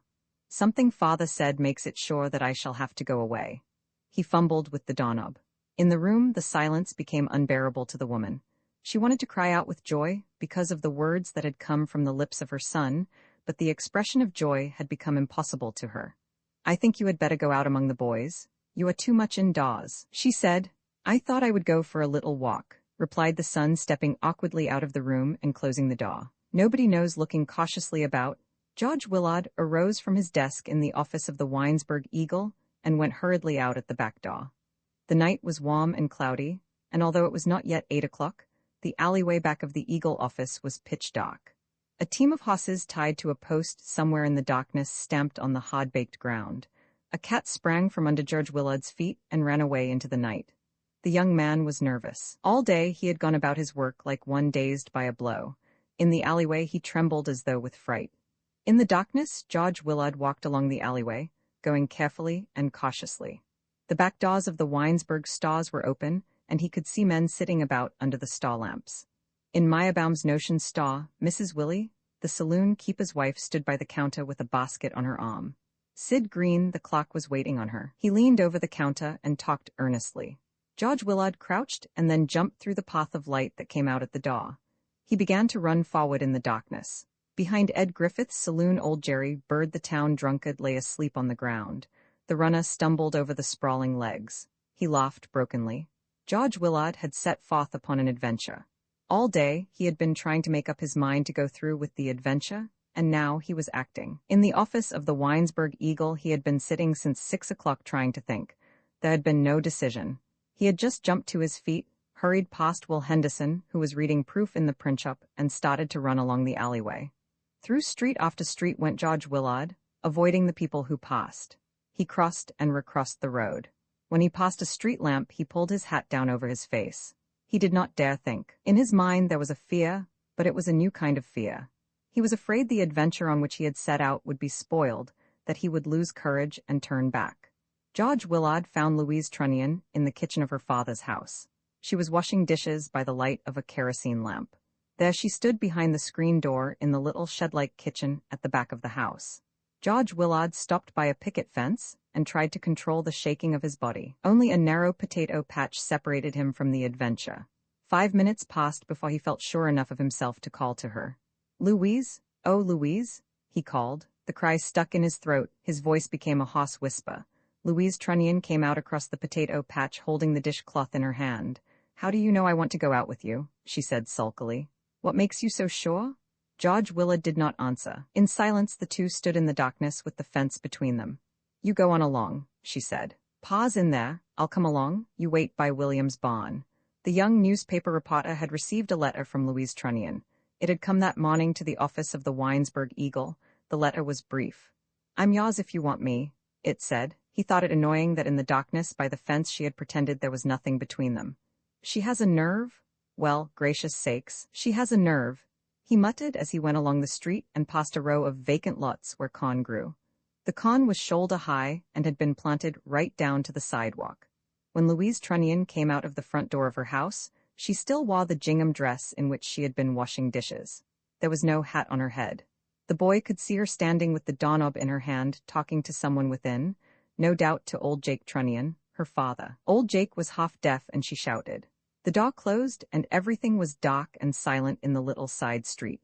George Willard trembled more violently than ever. In the shadows by William's barn, George and Louise stood, not daring to talk. She was not particularly comely, and there was a black smudge on the side of her nose. George thought she must have rubbed her nose with her finger after she had been handling some of the kitchen pots. The young man began to laugh nervously. "It's warm," he said. He wanted to touch her with his hand. "I'm not very bold," he thought. Just to touch the folds of the soiled gingham dress would, he decided, be an exquisite pleasure. She began to quibble. "You think you're better than I am? Don't tell me I guess I know," she said, drawing closer to him. A flood of words burst from George Willard. He remembered the look that had lurked in the girl's eyes when they had met on the streets and thought of the note she had written. Doubt left him. The whispered tales concerning her that had gone about town gave him confidence. He became wholly the male, bold and aggressive. In his heart there was no sympathy for her. "Ah, come on, it'll be all right. There won't be anyone know anything." "How can they know?" he urged. They began to walk along a narrow brick sidewalk between the cracks of which tall weeds grew.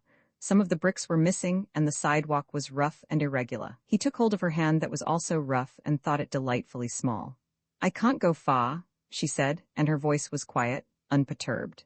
They crossed a bridge that ran over a tiny stream and passed another vacant lot in which corn grew. The street ended. In the path at the side of the road, they were compelled to walk one behind the other. Will Overton's berry field lay beside the road, and there was a pile of boards. "Will is going to build a shed to store berry crates here," said George, and they sat down upon the boards. When George Willard got back into Main Street, it was past 10 o'clock and had begun to rain. 3 times he walked up and down the length of Main Street.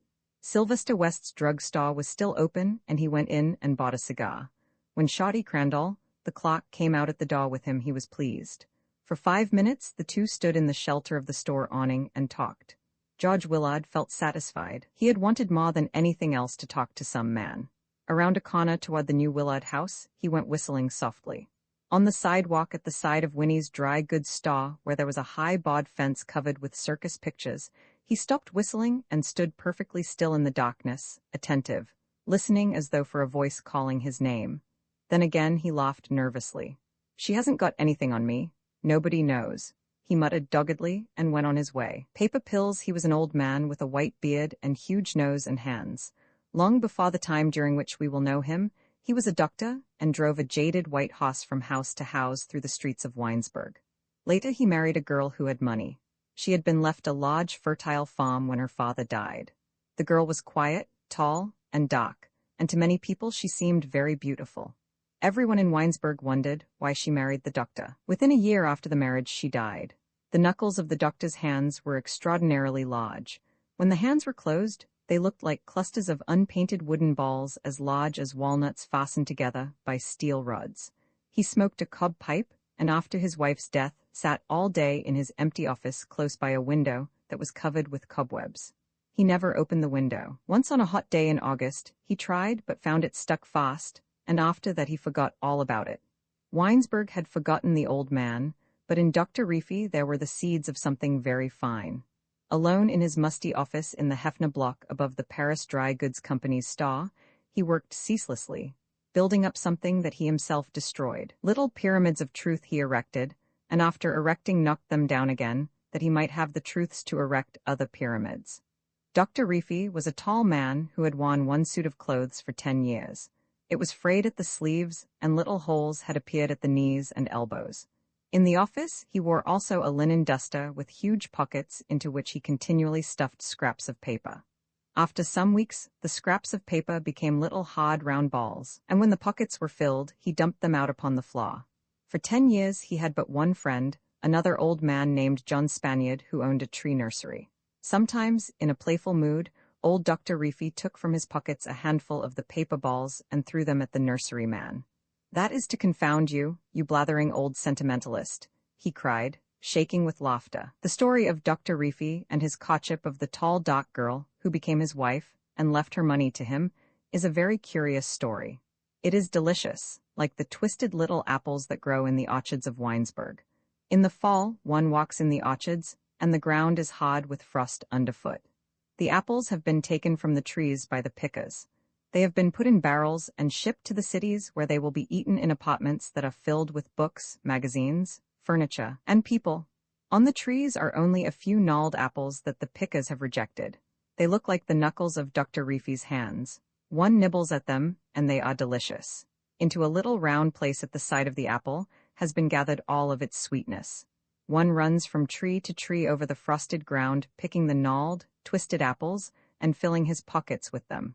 Only the few know the sweetness of the twisted apples. The girl and Dr. Reefy began their courtship on a summer afternoon. He was 45 then, and already he had begun the practice of filling his pockets with the scraps of paper that became hard balls and were thrown away. The habit had been formed as he sat in his buggy behind the jaded white horse and went slowly along country roads.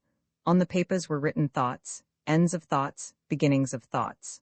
One by one, the mind of Dr. Reefy had made the thoughts. Out of many of them, he formed a truth that arose gigantic in his mind. The truth clouded the world. It became terrible and then faded away, and the little thoughts began again.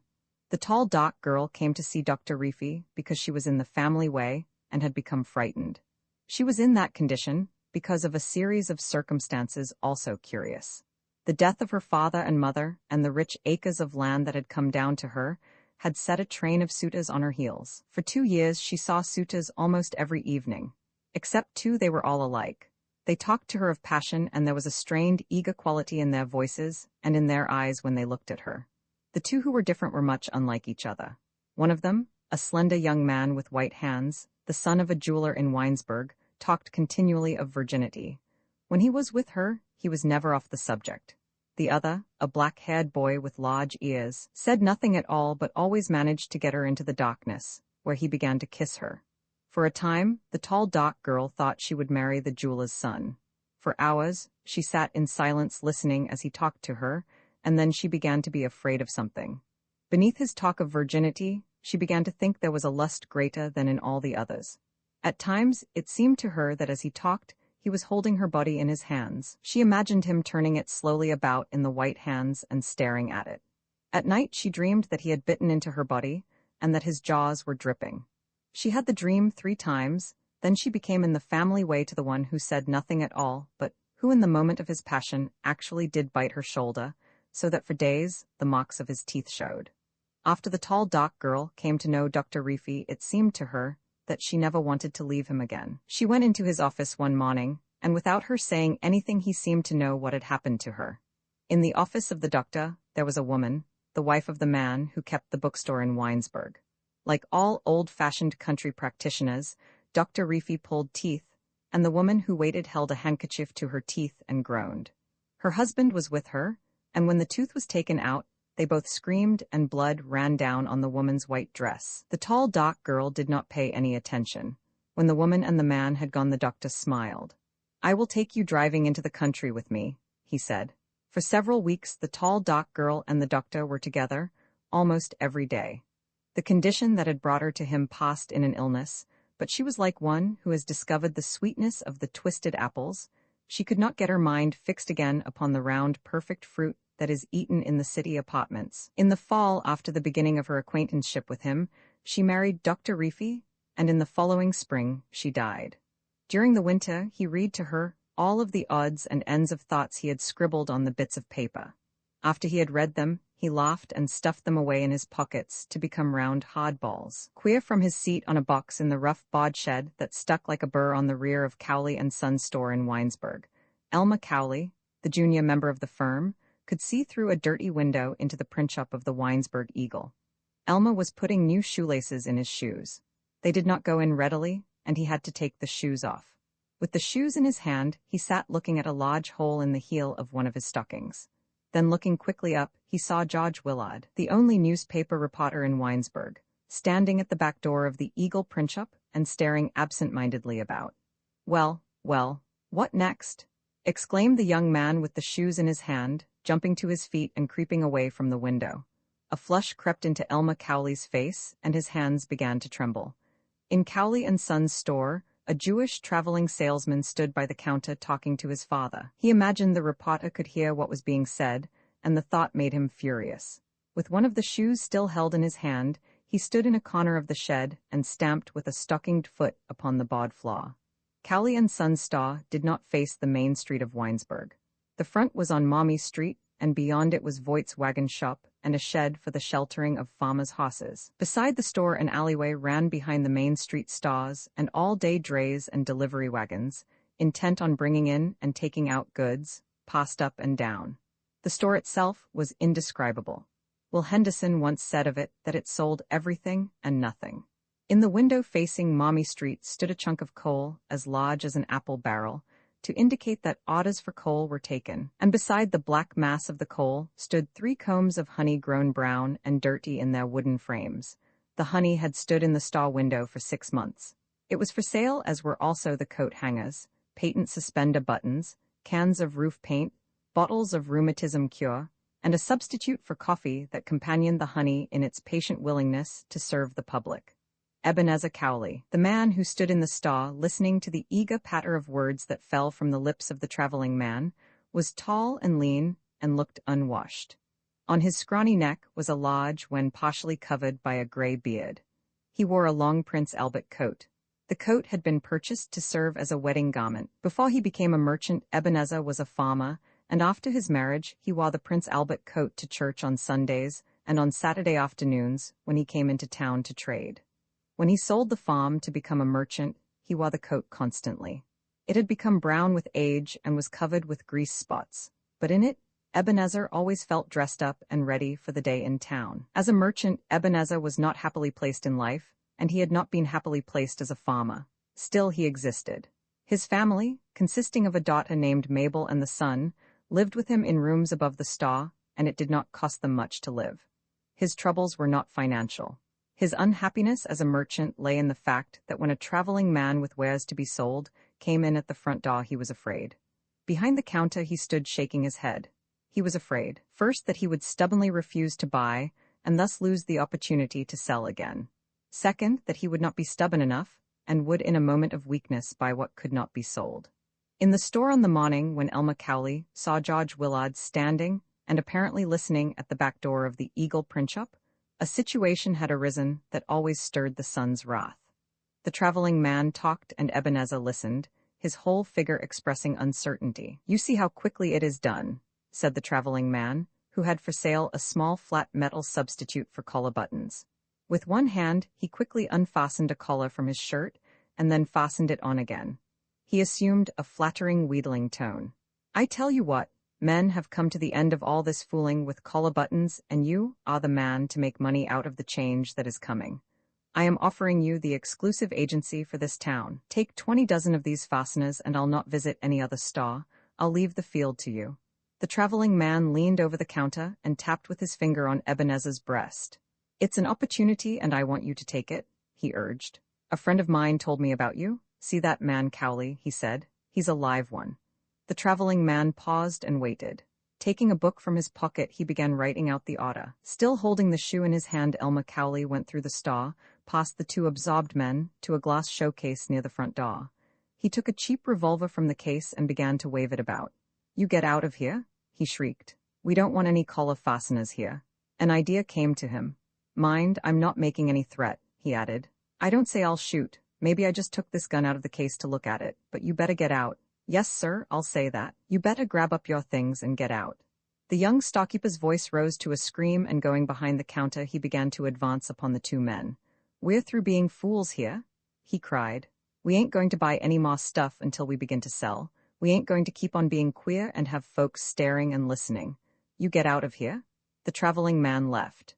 Raking the samples of collar fasteners off the counter into a black leather bag, he ran. He was a small man and very bowlegged, and he ran awkwardly. The black bag caught against the door, and he stumbled and fell.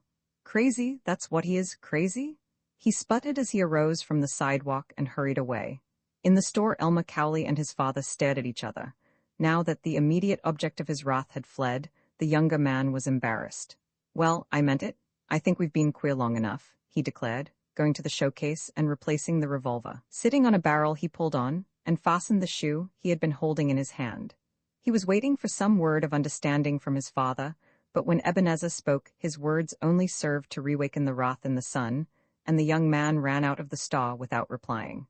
Scratching his gray beard with his long, dirty fingers, the merchant looked at his son with the same wavering, uncertain stare with which he had confronted the traveling man. "I'll be starched," he said softly. Well, I'll be washed and ironed and starched." Elma Cowley went out of Winesburg and along a country road that paralleled the railroad track. He did not know where he was going or what he was going to do. In the shelter of a deep cut where the road, after turning sharply to the right, dipped under the tracks, he stopped, and the passion that had been the cause of his outburst in the store began to again find expression. "I will not be queer, one to be looked at and listened to," he declared aloud. "I'll be like other people. I'll show that George Willard. He'll find out. I'll show him." The distraught young man stood in the middle of the road and glared back at the town. He did not know the reporter George Willard and had no special feeling concerning the tall boy who ran about town gathering the town news.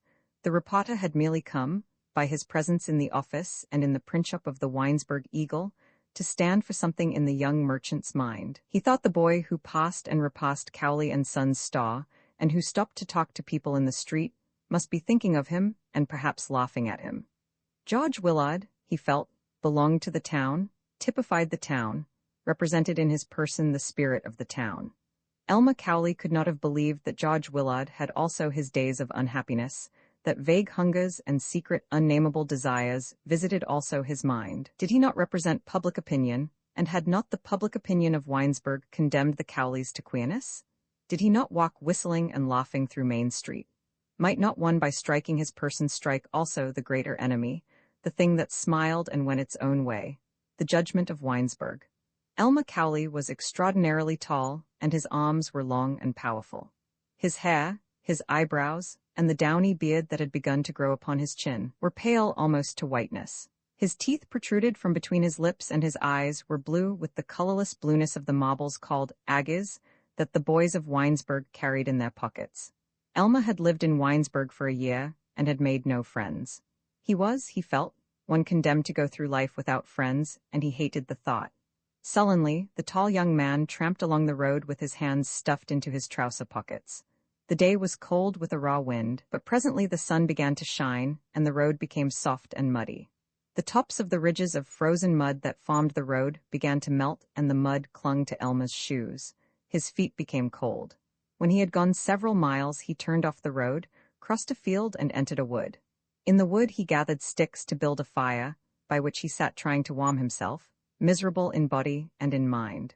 For 2 hours he sat on the log by the fire, and then, arising and creeping cautiously through a mass of underbrush, he went to a fence and looked across fields to a small farmhouse surrounded by low sheds.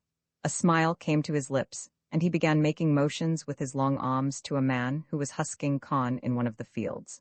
In his hour of misery, the young merchant had returned to the farm where he had lived through boyhood, and where there was another human being to whom he felt he could explain himself. The man on the farm was a half-witted old fellow named Mook.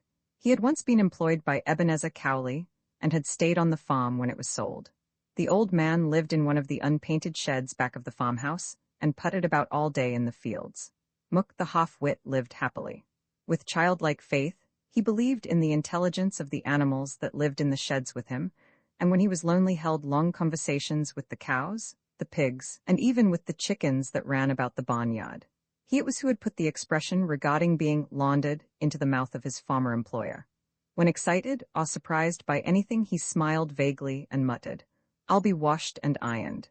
Well, I'll be washed and ironed and starched." When the half-witted old man left his husking of corn and came into the wood to meet Elma Cowley, he was neither surprised nor especially interested in the sudden appearance of the young man. His feet also were cold, and he sat on the log by the fire, grateful for the warmth and apparently indifferent to what Elma had to say. Elma talked earnestly and with great freedom, walking up and down and waving his arms about. "You don't understand what's the matter with me, so of course you don't care," he declared. "With me it's different. Look how it has always been with me. Father is queer and mother was queer too. Even the clothes mother used to wear were not like other people's clothes, and look at that coat in which father goes about there in town, thinking he's dressed up too. Why don't he get a new one? It wouldn't cost much, I'll tell you why. Father doesn't know, and when mother was alive she didn't know either. Mabel is different. She knows, but she won't say anything. I will, though. I'm not going to be stared at any longer. Why, look here, Mook. Father doesn't know that his store there in town is just a queer jumble, that he'll never sell the stuff he buys. He knows nothing about it. Sometimes he's a little worried that trade doesn't come, and then he goes and buys something else. In the evenings he sits by the fire upstairs and says trade will come after a while. He isn't worried. He's queer. He doesn't know enough to be worried." The excited young man became more excited. "He don't know, but I know," he shouted, stopping to gaze down into the dumb, unresponsive face of the half-wit. "I know too well. I can't stand it. When we lived out here it was different. I worked, and at night I went to bed and slept. I wasn't always seeing people and thinking as I am now. In the evening, there in town, I go to the post office or to the depot to see the train come in, and no one says anything to me. Everyone stands around and laughs, and they talk, but they say nothing to me. Then I feel so queer that I can't talk either. I go away. I don't say anything. I can't." The fury of the young man became uncontrollable. "I won't stand it," he yelled, looking up at the bare branches of the trees. "I'm not made to stand it." Maddened by the dull face of the man on the log by the fire, Elma turned and glared at him as he had glared back along the road at the town of Winesburg. "Go on back to work," he screamed. What good does it do me to talk to you? A thought came to him and his voice dropped. I'm a coward too, eh? He muttered. Do you know why I came clear out here afoot? I had to tell someone and you were the only one I could tell. I hunted out another queer one, you see. I ran away, that's what I did. I couldn't stand up to someone like that George Willard. I had to come to you. I ought to tell him and I will. Again his voice arose to a shout and his arms flew about. I will tell him. I won't be queer. I don't care what they think, I won't stand it. Elmer Cowley ran out of the woods, leaving the half-wit sitting on the log before the fire. Presently the old man arose and climbing over the fence went back to his work in the con. I'll be washed and ironed and starched, he declared. Well, well, I'll be washed and ironed. Mook was interested. He went along a lane to a field where 2 cows stood nibbling at a straw stack. Elmer was here, he said to the cows. Elmer is crazy. You better get behind the stack where he don't see you. He'll hurt someone yet, Elmer will. At 8 o'clock that evening, Elmer Cowley put his head in at the front door of the office of the Winesburg Eagle where George Willard sat writing. His cap was pulled down over his eyes, and a sullen, determined look was on his face. You come on outside with me, he said, stepping in and closing the door. He kept his hand on the knob as though prepared to resist anyone else coming in. You just come along outside, I want to see you. George Willard and Elmer Cowley walked through the main street of Winesburg. The night was cold and George Willard had on a new overcoat and looked very spruce and dressed up. He thrust his hands into the overcoat pockets and looked inquiringly at his companion. He had long been wanting to make friends with the young merchant and find out what was in his mind. Now he thought he saw a chance and was delighted. I wonder what he's up to. Perhaps he thinks he has a piece of news for the paper. It can't be a fire because I haven't heard the fire bell and there isn't anyone running, he thought. In the main street of Winesburg, on the cold November evening, but few citizens appeared, and these hurried along bent on getting to the stove at the back of some stall. The windows of the stalls were frosted, and the wind rattled the tin sign that hung over the entrance to the stairway leading to Dr. Welling's office. Before Hearn's grocery, a basket of apples and a rack filled with new brooms stood on the sidewalk. Elmer Cowley stopped and stood facing George Willard. He tried to talk and his arms began to pump up and down. His face worked spasmodically. He seemed about to shout. Oh, you go on back, he cried. Don't stay out here with me. I ain't got anything to tell you. I don't want to see you at all. For 3 hours, the distracted young merchant wandered through the resident streets of Winesburg, blind with anger, brought on by his failure to declare his determination not to be queer. Bitterly, the sense of defeat settled upon him, and he wanted to weep. After the hours of futile sputtering at nothingness that had occupied the afternoon and his failure in the presence of the young reporter, he thought he could see no hope of a future for himself. And then a new idea dawned for him. In the darkness that surrounded him, he began to see a light. Going to the now darkened stall, where Cowley and Son had for over a year waited vainly for trade to come, he crept stealthily in and felt about in a barrel that stood by the stove at the rear. In the barrel beneath shavings lay a tin box containing Cowley and Son's cash. Every evening, Ebenezer Cowley put the box in the barrel when he closed the stall and went upstairs to bed. They wouldn't never think of a careless place like that, he told himself, thinking of robbers. Elmer took $20, 2 $10 bills, from the little roll containing perhaps $400, the cash left from the sale of the farm. Then replacing the box beneath the shavings, he went quietly out at the front door and walked again in the streets. The idea that he thought might put an end to all of his unhappiness was very simple. I will get out of here, run away from home, he told himself. He knew that a local freight train passed through Winesburg at midnight and went on to Cleveland, where it arrived at dawn. He would steal a ride on the local, and when he got to Cleveland, would lose himself in the crowds there. He would get work in some shop and become friends with the other workmen, and would be indistinguishable. Then he could talk and laugh. He would no longer be queer and would make friends. Life would begin to have warmth and meaning for him as it had for others. The tall, awkward young man, striding through the streets, laughed at himself because he had been angry and had been half afraid of George Willard. He decided he would have his talk with the young reporter before he left town, that he would tell him about things, perhaps challenge him, challenge all of Winesburg through him. Aglow with new confidence, Elmer went to the office of the new Willard house and pounded on the door. A sleep-eyed boy slept on a cot in the office. He received no salary, but was fed at the hotel table and bore with pride the title of night clerk. Before the boy, Elmer was bold, insistent. You wake him up, he commanded. You tell him to come down by the depot. I got to see him and I'm going away on the local. Tell him to dress and come on down. I ain't got much time. The midnight local had finished its work in Winesburg and the trainsmen were coupling cars, swinging lanterns and preparing to resume their flight east. George Willard, rubbing his eyes and again wearing the new overcoat, ran down to the station platform of fire with curiosity. "Well, here I am. What do you want? You've got something to tell me, eh?" he said. Elma tried to explain. He wet his lips with his tongue and looked at the train that had begun to groan and get underway. "Well, you see," he began, and then lost control of his tongue. "I'll be washed and ironed. I'll be washed and ironed and starched," he muttered half incoherently. Elma Cowley danced with fury beside the groaning train in the darkness on the station platform. Lights leaped into the air and bobbed up and down before his eyes. Taking the 2 $10 bills from his pocket, he thrust them into George Willard's hand. "Take them," he cried. "I don't want them. Give them to father. I stole them." With a snarl of rage he turned and his long arms began to flay the air. Like one struggling for release from hands that held him, he struck out, hitting George Willard blow after blow on the breast, the neck, the mouth. The young reporter rolled over on the platform half unconscious, stunned by the terrific force of the blows.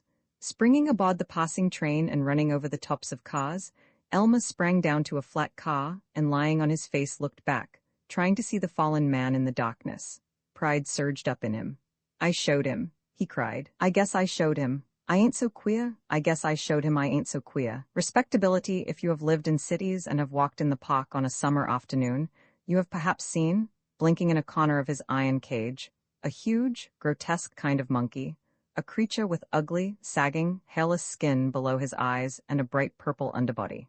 This monkey is a true monster. In the completeness of his ugliness, he achieved a kind of perverted beauty. Children stopping before the cage are fascinated, men turn away with an air of disgust, and women linger for a moment, trying perhaps to remember which one of their male acquaintances the thing in some faint way resembles.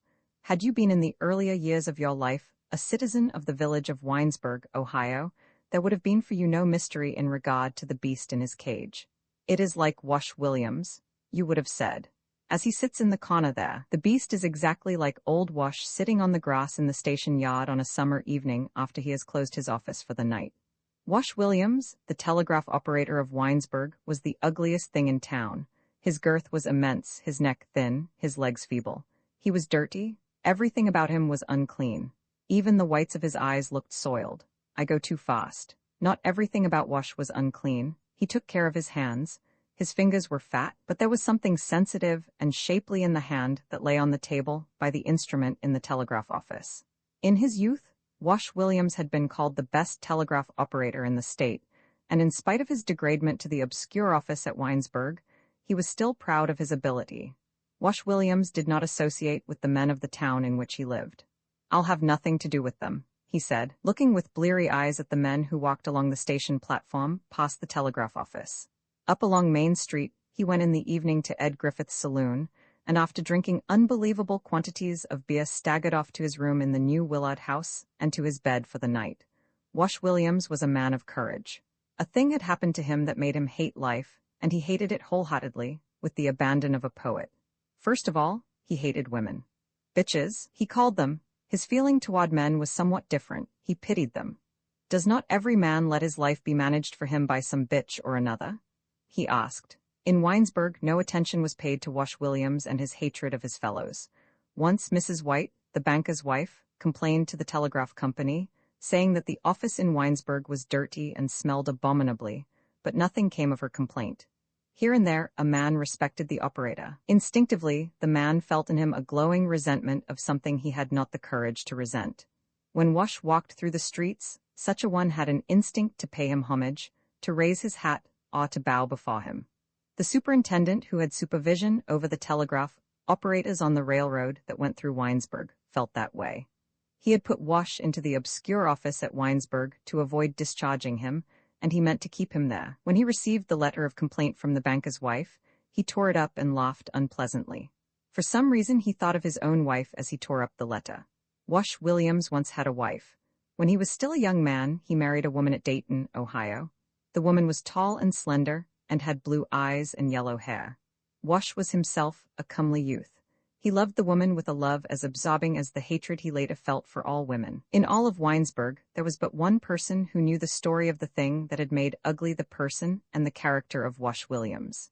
He once told the story to George Willard, and the telling of the tale came about in this way. George Willard went one evening to walk with Belle Carpenter, a trimmer of women's hats who worked in a millinery shop kept by Mrs. Kate McHugh. The young man was not in love with the woman, who, in fact, had a suitor who worked as bartender in Ed Griffith's saloon, but as they walked about under the trees, they occasionally embraced. The night and their own thoughts had aroused something in them. As they were returning to Main Street, they passed the little lawn beside the railroad station and saw Wash Williams apparently asleep on the grass beneath a tree. On the next evening, the operator and George Willard walked out together. Down the railroad, they went and sat on a pile of decaying railroad ties beside the tracks. It was then that the operator told the young reporter his story of hate. Perhaps a dozen times George Willard and the strange, shapeless man who lived at his father's hotel had been on the point of talking. The young man looked at the hideous, leering face staring about the hotel dining room and was consumed with curiosity. Something he saw lurking in the staring eyes told him that the man who had nothing to say to others had nevertheless something to say to him. On the pile of railroad ties on the summer evening, he waited expectantly. When the operator remained silent and seemed to have changed his mind about talking, he tried to make conversation. "Were you ever married, Mr. Williams?" he began. "I suppose you were and your wife is dead, is that it?" Wash Williams spat forth a succession of vile oaths. "Yes, she is dead," he agreed. "She is dead as all women are dead. She is a living dead thing, walking in the sight of men and making the earth foul by her presence." Staring into the boy's eyes, the man became purple with rage. "Don't have fool notions in your head," he commanded. "My wife, she is dead. Yes, surely, I tell you, all women are dead, my mother, your mother, that tall dark woman who works in the millinery store, and with whom I saw you walking about yesterday. All of them. They are all dead. I tell you there is something rotten about them. I was married, sure. My wife was dead before she married me. She was a foul thing come out a woman more foul. She was a thing sent to make life unbearable to me. I was a fool, do you see, as you are now, and so I married this woman. I would like to see men a little begin to understand women. They are sent to prevent men making the world worthwhile. It is a trick in nature. Ugh, they are creeping, crawling, squirming things, they with their soft hands and their blue eyes. The sight of a woman sickens me. Why I don't kill every woman I see I don't know." Half frightened and yet fascinated by the light burning in the eyes of the hideous old man, George Willard listened, afire with curiosity. Darkness came on, and he leaned forward trying to see the face of the man who talked. When, in the gathering darkness, he could no longer see the purple, bloated face and the burning eyes, a curious fancy came to him. Wash Williams talked in low, even tones that made his words seem the more terrible. In the darkness, the young reporter found himself imagining that he sat on the railroad ties beside a comely young man with black hair and black shining eyes. There was something almost beautiful in the voice of Wash Williams, the hideous, telling his story of hate. The telegraph operator of Winesburg, sitting in the darkness on the railroad ties, had become a poet. Hatred had raised him to that elevation. "It is because I saw you kissing the lips of that Belle Carpenter that I tell you my story," he said. "What happened to me may next happen to you. I want to put you on your guard. Already you may be having dreams in your head. I want to destroy them." Wash Williams began telling the story of his married life with the tall blonde girl with the blue eyes whom he had met when he was a young operator at Dayton, Ohio. Here and there, his story was touched with moments of beauty intermingled with strings of vile curses. The operator had married the daughter of a dentist who was the youngest of 3 sisters. On his marriage day, because of his ability, he was promoted to a position as dispatcher at an increased salary and sent to an office at Columbus, Ohio. There he settled down with his young wife and began buying a house on the installment plan.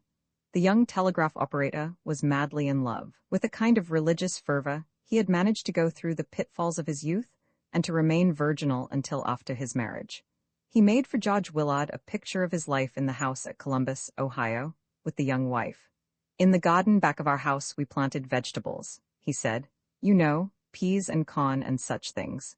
We went to Columbus in early March, and as soon as the days became warm, I went to work in the garden. With a spade I turned up the black ground while she ran about laughing and pretending to be afraid of the worms I uncovered. Late in April came the planting.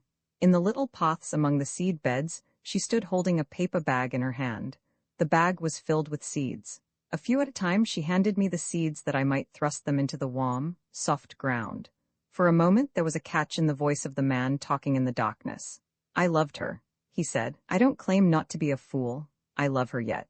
There in the dusk in the spring evening, I crawled along the black ground to her feet and groveled before her. I kissed her shoes and the ankles above her shoes. When the hem of her garment touched my face, I trembled.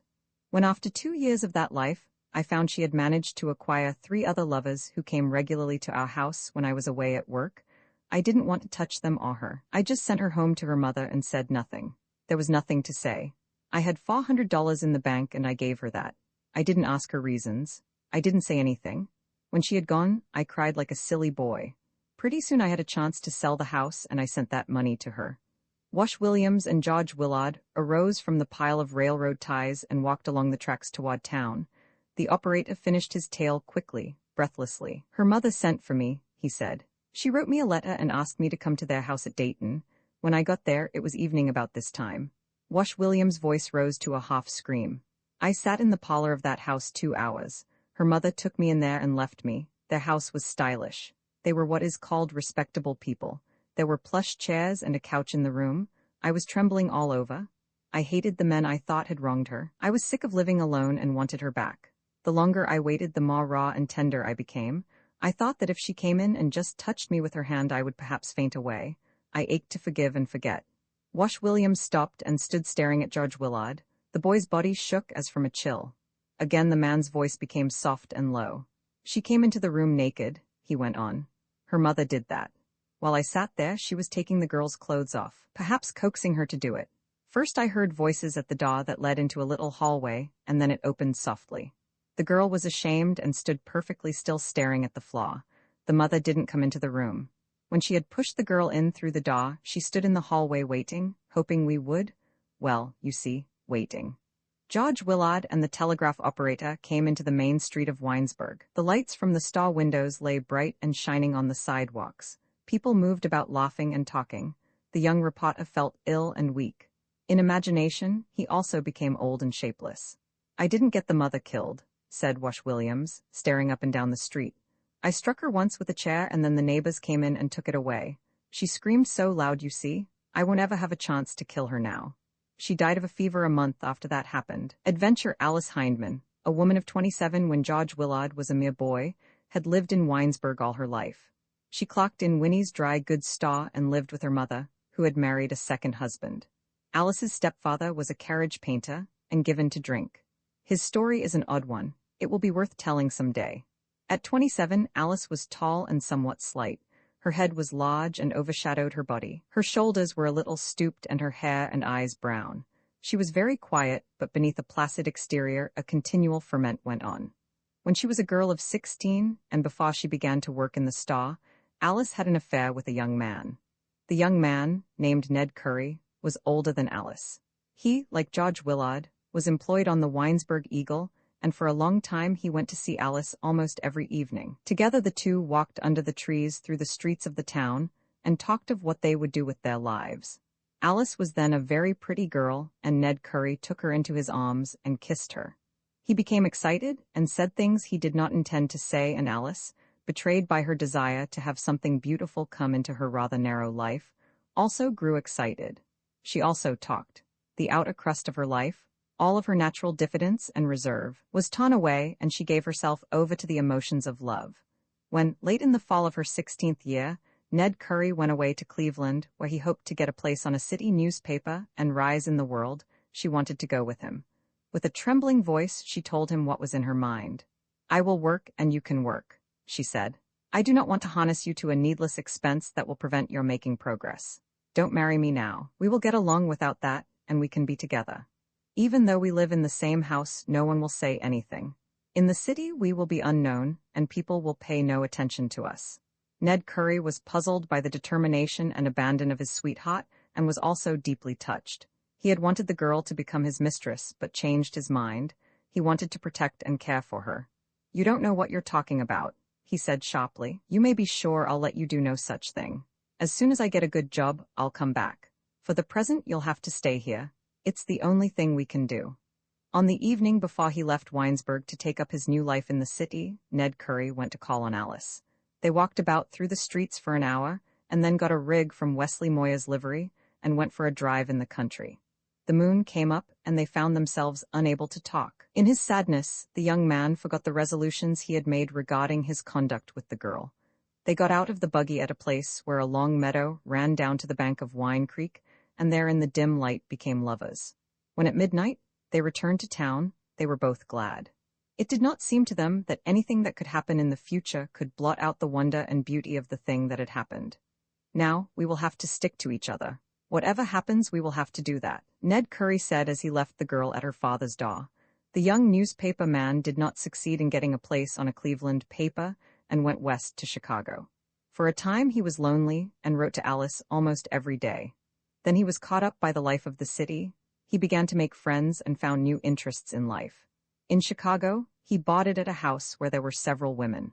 One of them attracted his attention, and he forgot Alice in Winesburg. At the end of a year, he had stopped writing letters, and only once in a long time, when he was lonely, or when he went into one of the city parks and saw the moon shining on the grass as it had shone that night on the meadow by Wine Creek, did he think of her at all. In Winesburg, the girl who had been loved grew to be a woman. When she was 22 years old, her father, who owned a harness repair shop, died suddenly. The harness maker was an old soldier, and after a few months, his wife received a widow's pension. She used the first money she got to buy a loom and became a weaver of carpets, and Alice got a place in Winnie's store. For a number of years, nothing could have induced her to believe that Ned Curry would not in the end return to her. She was glad to be employed because the daily round of toil in the store made the time of waiting seem less long and uninteresting. She began to save money, thinking that when she had saved $200 or $300, she would follow her lover to the city and try if her presence would not win back his affections. Alice did not blame Ned Curry for what had happened in the moonlight in the field, but felt that she could never marry another man. To her, the thought of giving to another what she still felt could belong only to Ned seemed monstrous. When other young men tried to attract her attention, she would have nothing to do with them. I am his wife and shall remain his wife whether he comes back or not, she whispered to herself, and for all of her willingness to support herself, could not have understood the growing modern idea of a woman's owning herself and giving and taking for her own ends in life. Alice worked in the dry goods store from 8 in the morning until 6 at night, and on 3 evenings a week went back to the store to stay from 7 until 9. As time passed and she became more and more lonely, she began to practice the devices common to lonely people. When at night she went upstairs into her own room, she knelt on the floor to pray, and in her prayers whispered things she wanted to say to her lover. She became attached to inanimate objects, and because it was her own, could not bear to have anyone touch the furniture of her room. The trick of saving money, begun for a purpose, was carried on after the scheme of going to the city to find Ned Curry had been given up. It became a fixed habit, and when she needed new clothes, she did not get them. Sometimes on rainy afternoons in the store, she got out her bank book, and letting it lie open before her, spent hours dreaming impossible dreams of saving money enough so that the interest would support both herself and her future husband. Ned always liked to travel about, she thought. I'll give him the chance. Someday when we are married, and I can save both his money and my own, we will be rich. Then we can travel together all over the world. In the dry goods store, weeks ran into months and months into years as Alice waited and dreamed of her lover's return. Her employer, a gray old man with false teeth and a thin gray mustache that drooped down over his mouth, was not given to conversation, and sometimes, on rainy days, and in the winter when a storm raged in Main Street, long hours passed when no customers came in. Alice arranged and rearranged the stock. She stood near the front window where she could look down the deserted street and thought of the evenings when she had walked with Ned Curry and of what he had said. We will have to stick to each other now. The words echoed and reechoed through the mind of the maturing woman. Tears came into her eyes. Sometimes when her employer had gone out and she was alone in the store, she put her head on the counter and wept. "Oh, Ned, I am waiting," she whispered over and over, and all the time the creeping fear that he would never come back grew stronger within her. In the spring, when the rains have passed and before the long hot days of summer have come, the country about Winesburg is delightful. The town lies in the midst of open fields, but beyond the fields are pleasant patches of woodlands. In the wooded places are many little cloistered nooks, quiet places where lovers go to sit on Sunday afternoons. Through the trees, they look out across the fields and see farmers at work about the barns or people driving up and down on the roads. In the town bells ring, and occasionally a train passes. looking like a toy thing in the distance.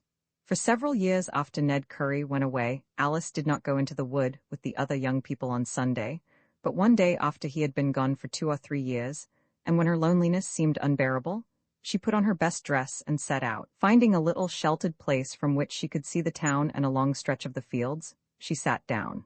Fear of age and ineffectuality took possession of her. She could not sit still, and arose. As she stood looking out over the land, something, perhaps the thought of never-ceasing life as it expresses itself in the flow of the seasons, fixed her mind on the passing years. With a shiver of dread, she realized that for her the beauty and freshness of youth had passed. For the first time she felt that she had been cheated. She did not blame Ned Curry and did not know what to blame. Sadness swept over her. Dropping to her knees, she tried to pray, but instead of prayers, words of protest came to her lips. "It is not going to come to me. I will never find happiness. Why do I tell myself lies?" she cried, and an odd sense of relief came with this, her first bold attempt to face the fear that had become a part of her everyday life. In the year when Alice Hindman became 25, 2 things happened to disturb the dull uneventfulness of her days. Her mother married Bush Milton, the carriage painter of Winesburg, and she herself became a member of the Winesburg Methodist Church. Alice joined the church because she had become frightened by the loneliness of her position in life. Her mother's second marriage had emphasized her isolation. "I am becoming old and queer. If Ned comes, he will not want me. In the city where he is living, men are perpetually young. There is so much going on that they do not have time to grow old," she told herself with a grim little smile, and went resolutely about the business of becoming acquainted with people. Every Thursday evening when the Star had closed, she went to a prayer meeting in the basement of the church, and on Sunday evening, attended a meeting of an organization called the Epworth League. When Will Hurley, a middle-aged man who clocked in a drug store and who also belonged to the church, offered to walk home with her, she did not protest. "Of course I will not let him make a practice of being with me, but if he comes to see me once in a long time, there can be no harm in that," she told herself, still determined in her loyalty to Ned Curry. Without realizing what was happening, Alice was trying feebly at first, but with growing determination, to get a new hold upon life. Beside the drug clock she walked in silence, but sometimes in the darkness as they went stolidly along, she put out her hand and touched softly the folds of his coat. When he left her at the gate before her mother's house, she did not go indoors, but stood for a moment by the door. She wanted to call to the drug clock, to ask him to sit with her in the darkness on the porch before the house, but was afraid he would not understand. "It is not him that I want," she told herself. "I want to avoid being so much alone. If I am not careful, I will grow unaccustomed to being with people." During the early fall of her 27th year, a passionate restlessness took possession of Alice. She could not bear to be in the company of the drug clock, and when, in the evening, he came to walk with her, she sent him away. Her mind became intensely active, and when, weary from the long hours of standing behind the counter in the store, she went home and crawled into bed, she could not sleep. With staring eyes, she looked into the darkness. Her imagination, like a child awakened from long sleep, played about the room. Deep within her there was something that would not be cheated by fantasies and that demanded some definite answer from life. Alice took a pillow into her arms and held it tightly against her breasts. Getting out of bed, she arranged a blanket so that in the darkness, it looked like a form lying between the sheets and, kneeling beside the bed, she caressed it, whispering words over and over, like a refrain. "Why doesn't something happen? Why am I left here alone?" she muttered. Although she sometimes thought of Ned Curry, she no longer depended on him. Her desire had grown vague. She did not want Ned Curry or any other man. She wanted to be loved, to have something answer the call that was growing louder and louder within her. And then one night when it rained, Alice had an adventure. It frightened and confused her. She had come home from the store at 9 and found the house empty. Bush Milton had gone off to town and her mother to the house of a neighbor. Alice went upstairs to her room and undressed in the darkness. For a moment she stood by the window, hearing the rain beat against the glass, and then a strange desire took possession of her. Without stopping to think of what she intended to do, she ran downstairs through the dark house and out into the rain. As she stood on the little grass plot before the house and felt the cold rain on her body, a mad desire to run naked through the streets took possession of her. She thought that the rain would have some creative and wonderful effect on her body. Not for years had she felt so full of youth and courage. She wanted to leap and run, to cry out, to find some other lonely human and embrace him. On the brick sidewalk before the house, a man stumbled homeward. Alice started to run. A wild, desperate mood took possession of her. What do I care who it is? He is alone and I will go to him, she thought, and then without stopping to consider the possible result of her madness, called softly. Wait, she cried. Don't go away. Whoever you are, you must wait. The man on the sidewalk stopped and stood listening. He was an old man and somewhat deaf. Putting his hand to his mouth, he shouted. What say? He called. Alice dropped to the ground and lay trembling. She was so frightened at the thought of what she had done that when the man had gone on his way, she did not dare get to her feet, but crawled on hands and knees through the grass to the house. When she got to her own room, she bolted the door and drew her dressing table across the doorway. Her body shook as with a chill and her hands trembled so that she had difficulty getting into her nightdress. When she got into bed, she buried her face in the pillow and wept broken-heartedly. What is the matter with me? I will do something dreadful if I am not careful, she thought, and turning her face to the wall, began trying to force herself to face bravely the fact that many people must live and die alone, even in Winesburg. Sophistication. It was early evening of a day in the late fall, and the Winesburg County Fair had brought crowds of country people into town. The day had been clear, and the night came on warm and pleasant. On the Trunion Pike, where the road after it left town stretched away between berry fields now covered with dry brown leaves, the dust from passing wagons arose in clouds. Children, curled into little balls, slept on the straw scattered on wagon beds. Their hair was full of dust, and their fingers black and sticky. The dust rolled away over the fields, and the departing sun set it ablaze with colors. In the main street of Winesburg, crowds filled the stores and the sidewalks. Night came on, horses whinnied, the clocks in the stores ran madly about, children became lost and cried lustily, an American town worked terribly at the task of amusing itself. Pushing his way through the crowds in Main Street, young George Willard concealed himself in the stairway leading to Dr. Reefy's office and looked at the people. With feverish eyes, he watched the faces drifting past under the starlights. Thoughts kept coming into his head and he did not want to think. He stamped impatiently on the wooden steps and looked sharply about. Well, is she going to stay with him all day? Have I done all this waiting for nothing? He muttered. George Willard, the Ohio village boy, was fast growing into manhood and new thoughts had been coming into his mind. All that day, amid the jam of people at the fair, he had gone about feeling lonely. He was about to leave Winesburg to go away to some city where he hoped to get work on a city newspaper, and he felt grown up. The mood that had taken possession of him was a thing known to men and unknown to boys. He felt old and a little tired. Memories awoke in him. To his mind, his new sense of maturity set him apart, made of him a half-tragic figure. He wanted someone to understand the feeling that had taken possession of him after his mother's death. There is a time in the life of every boy when he for the first time takes the backward view of life. Perhaps that is the moment when he crosses the line into manhood. The boy is walking through the street of his town. He is thinking of the future and of the figure he will cut in the world. Ambitions and regrets awake within him. Suddenly something happens. He stops under a tree and waits as for a voice calling his name. Ghosts of old things creep into his consciousness. The voices outside of himself whisper a message concerning the limitations of life. From being quite sure of himself and his future, he becomes not at all sure. If he be an imaginative boy, a door is torn open, and for the first time he looks out upon the world, seeing, as though they marched in procession before him, the countless figures of men who before his time have come out of nothingness into the world, lived their lives and again disappeared into nothingness. The sadness of sophistication has come to the boy. With a little gasp, he sees himself as merely a leaf blown by the wind through the streets of his village. He knows that in spite of all the stout talk of his fellows, he must live and die in uncertainty, a thing blown by the winds, a thing destined like corn to wilt in the sun. He shivers and looks eagerly about. The 18 years he has lived seem but a moment, a breathing space in the long march of humanity. Already he hears death calling.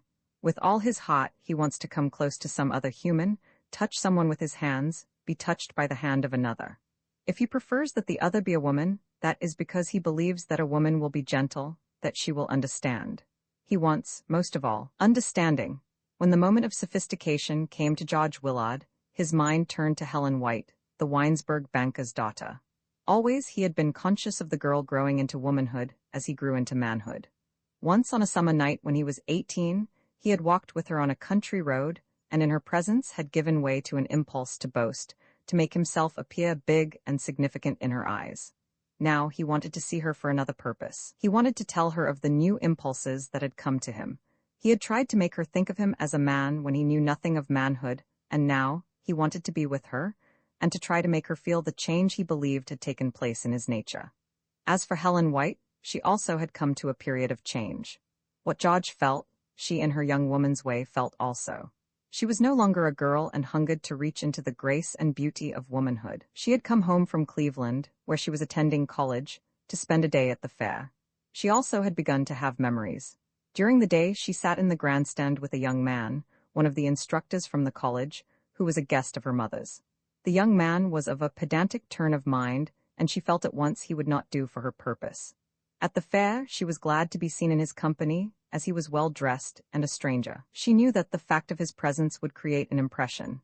During the day she was happy, but when night came on, she began to grow restless. She wanted to drive the instructor away, to get out of his presence. While they sat together in the grandstand, and while the eyes of former schoolmates were upon them, she paid so much attention to her escort that he grew interested. A scholar needs money. I should marry a woman with money, he mused. Helen White was thinking of George Willard, even as he wandered gloomily through the crowds thinking of her. She remembered the summer evening when they had walked together, and wanted to walk with him again. She thought that the months she had spent in the city, the going to theaters, and the seeing of great crowds wandering in lighted thoroughfares, had changed her profoundly. She wanted him to feel and be conscious of the change in her nature. The summer evening together that had left its mark on the memory of both the young man and woman had, when looked at quite sensibly, been rather stupidly spent. They had walked out of town along a country road. Then they had stopped by a fence near a field of young corn, and George had taken off his coat and let it hang on his arm. "Well, I've stayed here in Winesburg. Yes, I've not yet gone away, but I'm growing up," he had said. "I've been reading books and I've been thinking. I'm going to try to amount to something in life." "Well," he explained, "that isn't the point. Perhaps I'd better quit talking." The confused boy put his hand on the girl's arm. His voice trembled. The two started to walk back along the road toward town. In his desperation, George boasted, "I'm going to be a big man, the biggest that ever lived here in Winesburg," he declared. "I want you to do something, I don't know what. Perhaps it is none of my business. I want you to try to be different from other women. You see the point. It's none of my business, I tell you. I want you to be a beautiful woman. You see what I want." The boy's voice failed, and in silence the two came back into town and went along the street to Helen White's house. At the gate he tried to say something impressive. Speeches he had thought out came into his head, but they seemed utterly pointless. I used to think, I had it in my mind you would marry Seth Richmond. Now I know you won't," was all he could find to say as she went through the gate and toward the door of her house. On the warm fall evening, as he stood in the stairway and looked at the crowd drifting through Main Street, George thought of the talk beside the field of young corn and was ashamed of the figure he had made of himself. In the street the people surged up and down like cattle confined in a pen. Buggies and wagons almost filled the narrow thoroughfare. A band played and small boys raced along the sidewalk, diving between the legs of men. Young men with shining red faces walked awkwardly about with girls on their arms. In a room above one of the stalls, where a dance was to be held, the fiddlers tuned their instruments. The broken sounds floated down through an open window and out across the murmur of voices and the loud blare of the horns of the band. The medley of sounds got on young Willard's nerves. Everywhere, on all sides, the sense of crowding, moving life closed in about him. He wanted to run away by himself and think. If she wants to stay with that fellow, she may. Why should I care? What difference does it make to me? He growled and went along Main Street and through Hearn's grocery into a side street. George felt so utterly lonely and dejected that he wanted to weep, but pride made him walk rapidly along, swinging his arms. He came to Wesley Moya's livery barn and stopped in the shadows to listen to a group of men who talked of a race Wesley's stallion, Tony Tip, had won at the fair during the afternoon. A crowd had gathered in front of the barn, and before the crowd walked Wesley, prancing up and down boasting. He held a whip in his hand and kept tapping the ground. Little puffs of dust arose in the lamplight. "Hell, quit your talking," Wesley exclaimed. "I wasn't afraid. I knew I had 'em beat all the time. I wasn't afraid." Ordinarily, George Willard would have been intensely interested in the boasting of Moya, the horseman. Now it made him angry. He turned and hurried away along the street. "Old windbag," he sputtered. "Why does he want to be bragging? Why don't he shut up?" George went into a vacant lot and as he hurried along, fell over a pile of rubbish. A nail protruding from an empty barrel tore his trousers. He sat down on the ground and swore. With a pin he mended the torn place and then arose and went on. I'll go to Helen White's house, that's what I'll do. I'll walk right in. I'll say that I want to see her.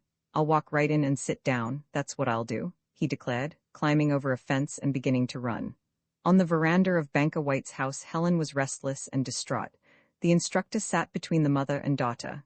His talk wearied the girl. Although he had also been raised in an Ohio town, the instructor began to put on the airs of the city. He wanted to appear cosmopolitan. I like the chance you have given me to study the background out of which most of our girls come, he declared.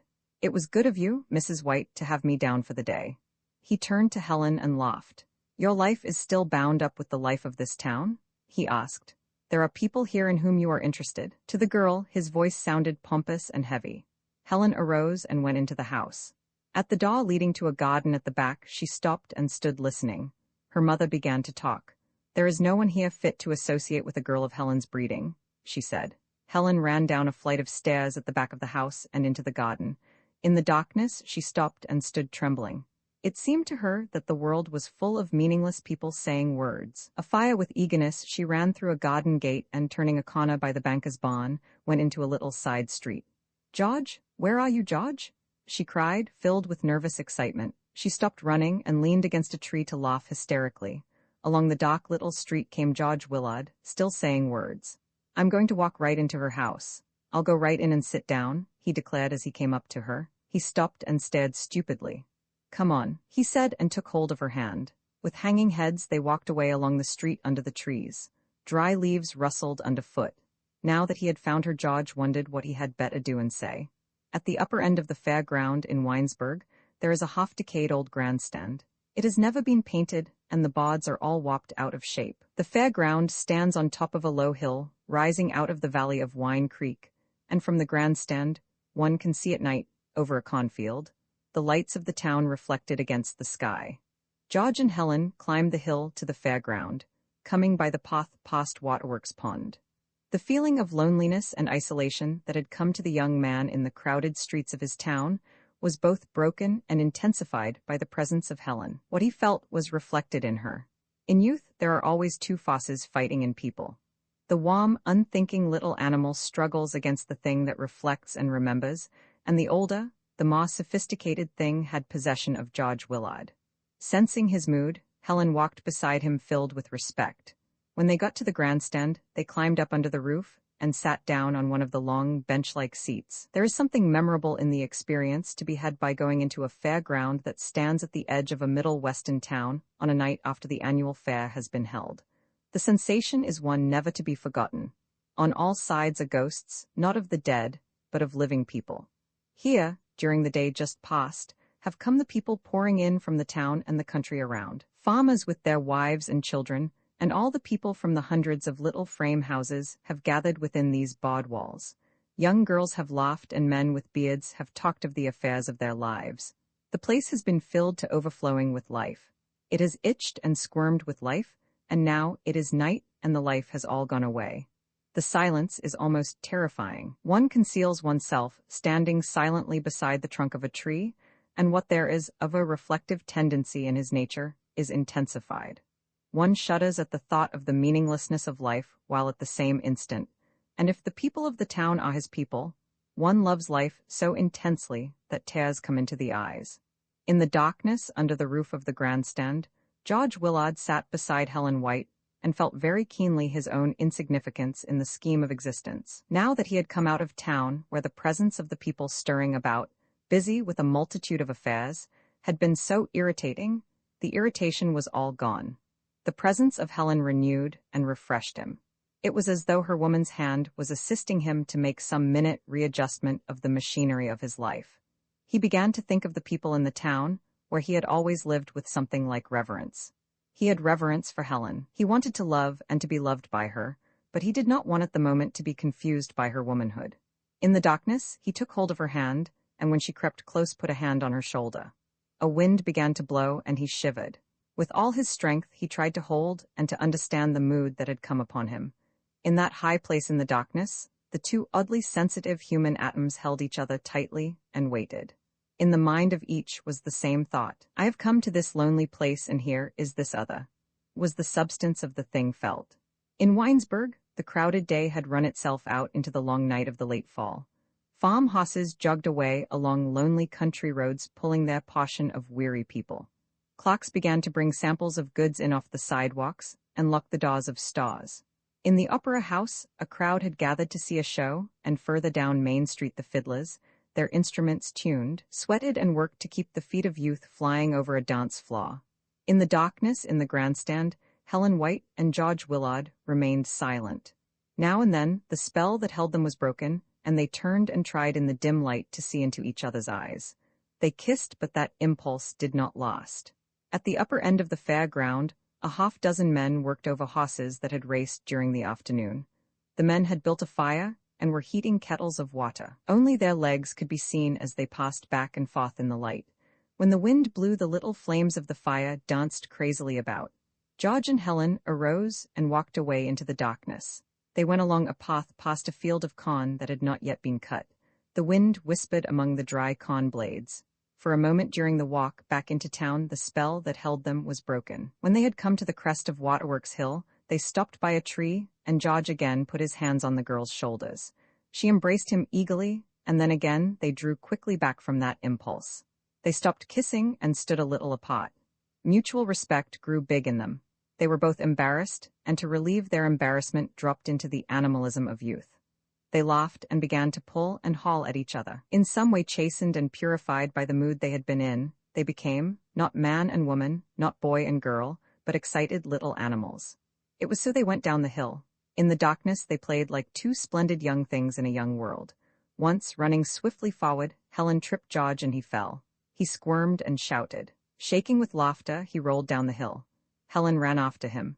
For just a moment she stopped in the darkness. There was no way of knowing what woman's thoughts went through her mind, but when the bottom of the hill was reached and she came up to the boy, she took his arm and walked beside him in dignified silence. For some reason they could not have explained, they had both got from their silent evening together the thing needed. Man or boy, woman or girl, they had for a moment taken hold of the thing that makes the mature life of men and women in the modern world possible. Surrender Pot Roman 3, the story of Louise Bentley, who became Mrs. John Hardy and lived with her husband in a brick house on Elm Street in Winesburg, is a story of misunderstanding.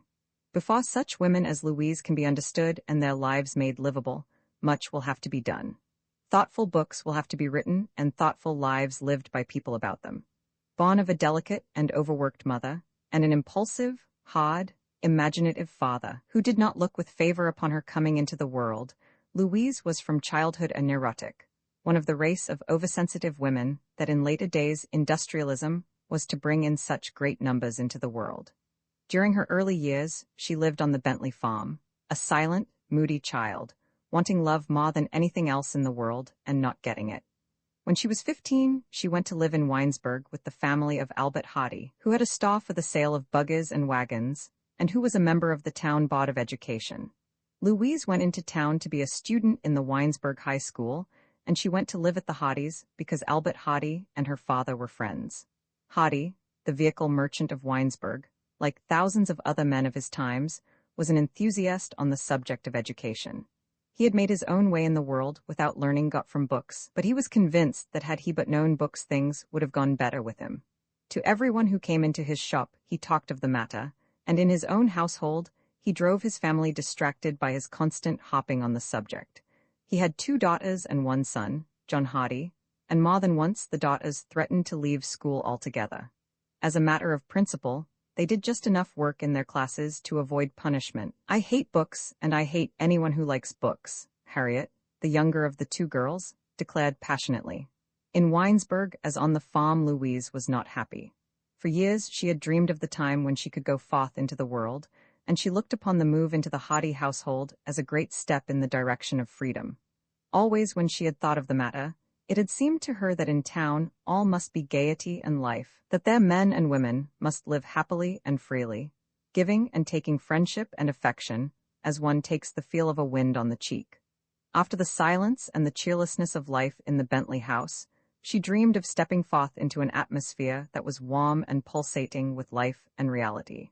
And in the Hardy household, Louise might have got something of the thing for which she so hungered, but for a mistake she made when she had just come to town. Louise won the disfavor of the two Hardy girls, Mary and Harriet, by her application to her studies in school. She did not come to the house until the day when school was to begin and knew nothing of the feeling they had in the matter. She was timid, and during the first month made no acquaintances.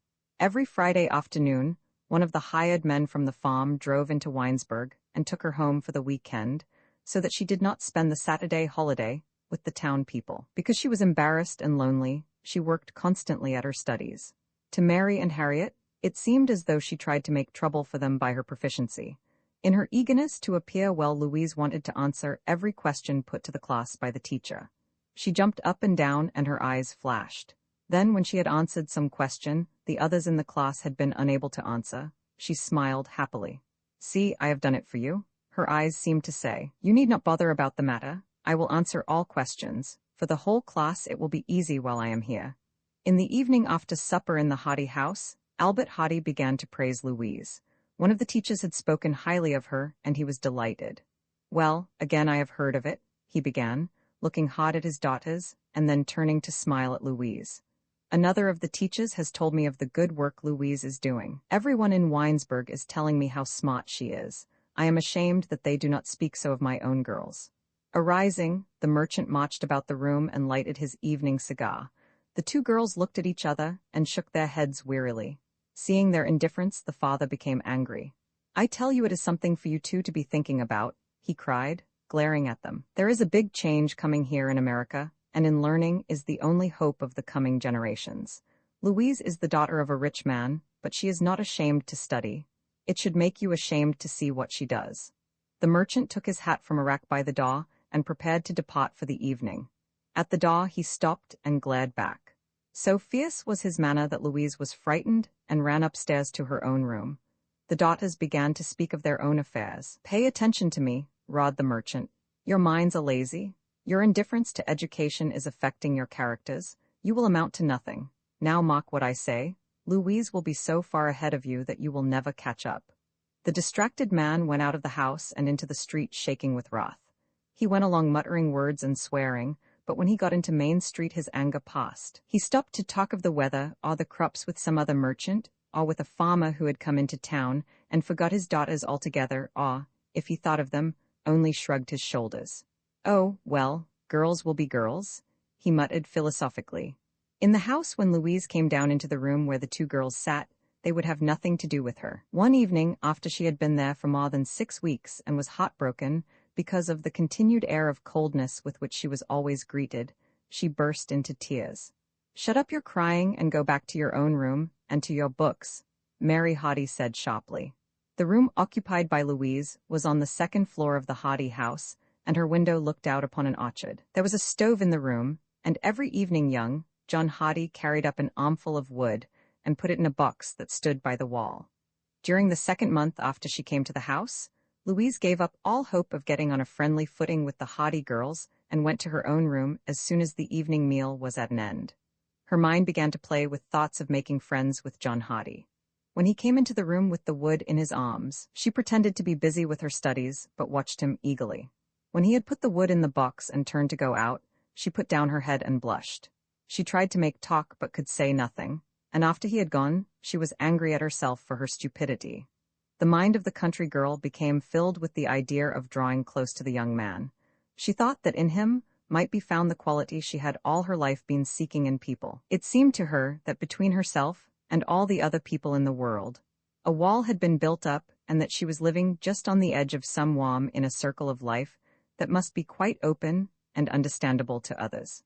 She became obsessed with the thought that it wanted but a courageous act on her part to make all of her association with people something quite different, and that it was possible by such an act to pass into a new life as one opens a door and goes into a room. Day and night she thought of the matter, but although the thing she wanted so earnestly was something very warm and close, it had as yet no conscious connection with sex.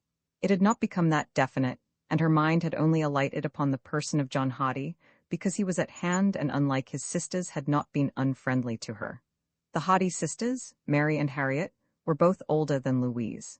In a certain kind of knowledge of the world, they were years older. They lived as all of the young women of Middle Western towns lived. In those days, young women did not go out of our towns to Eastern colleges, and ideas in regard to social classes had hardly begun to exist. A daughter of a laborer was in much the same social position as a daughter of a farmer or a merchant, and there were no leisure classes.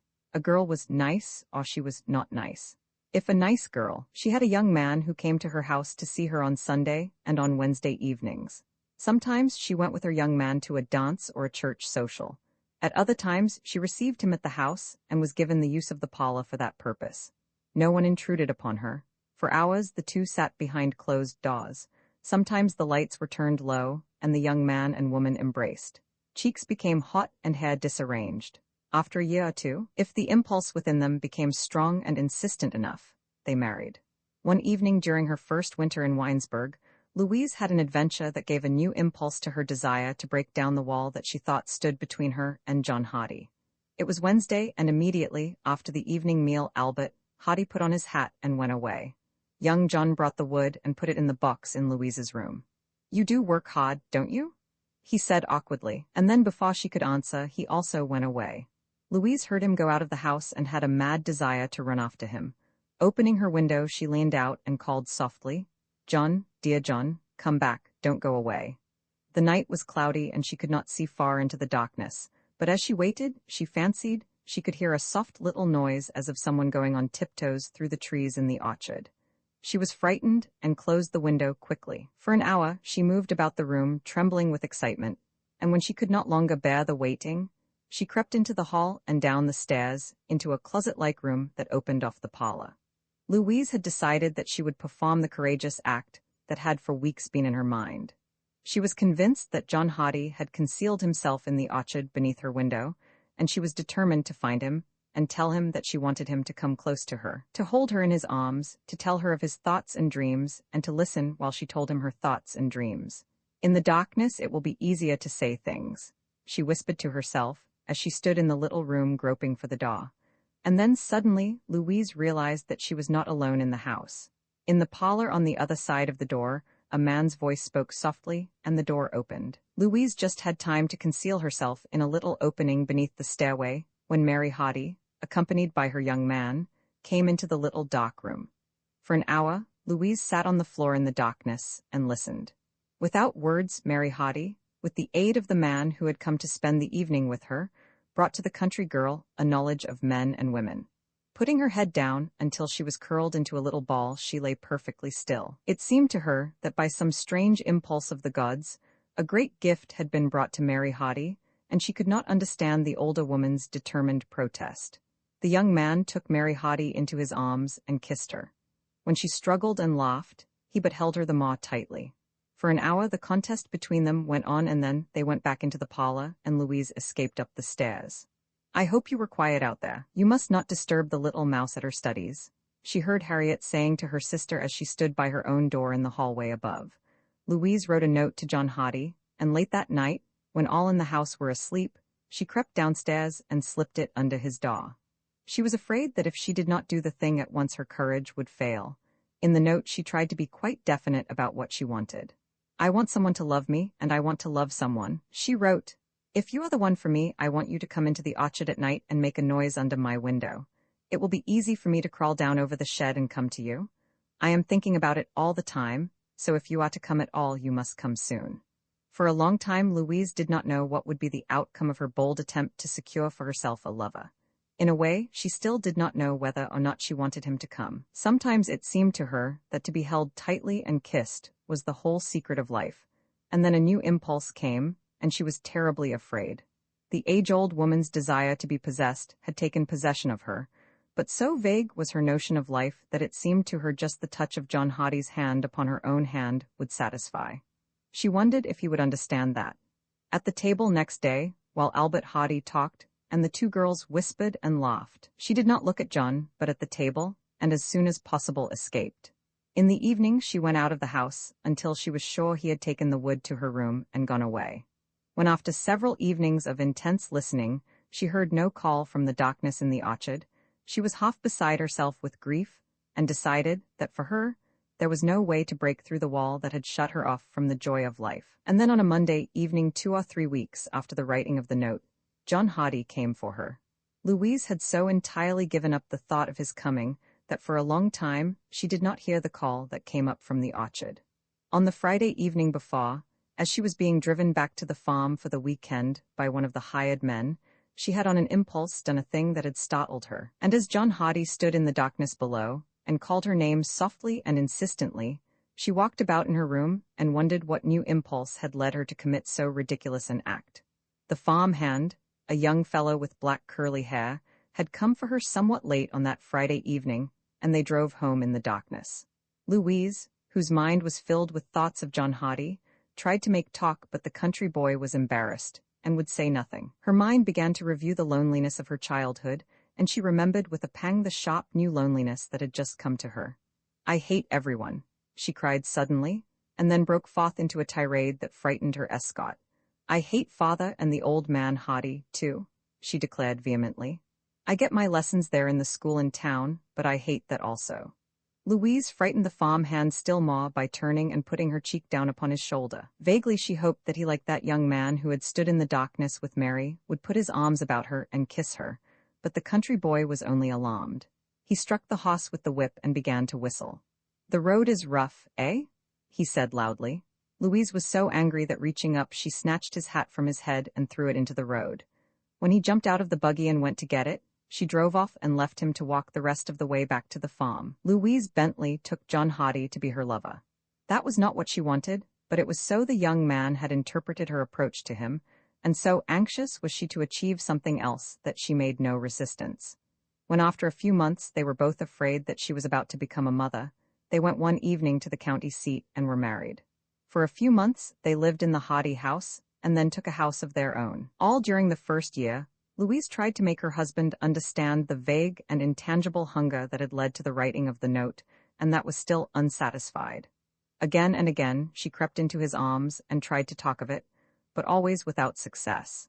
Filled with his own notions of love between men and women, he did not listen but began to kiss her upon the lips. That confused her so that in the end she did not want to be kissed.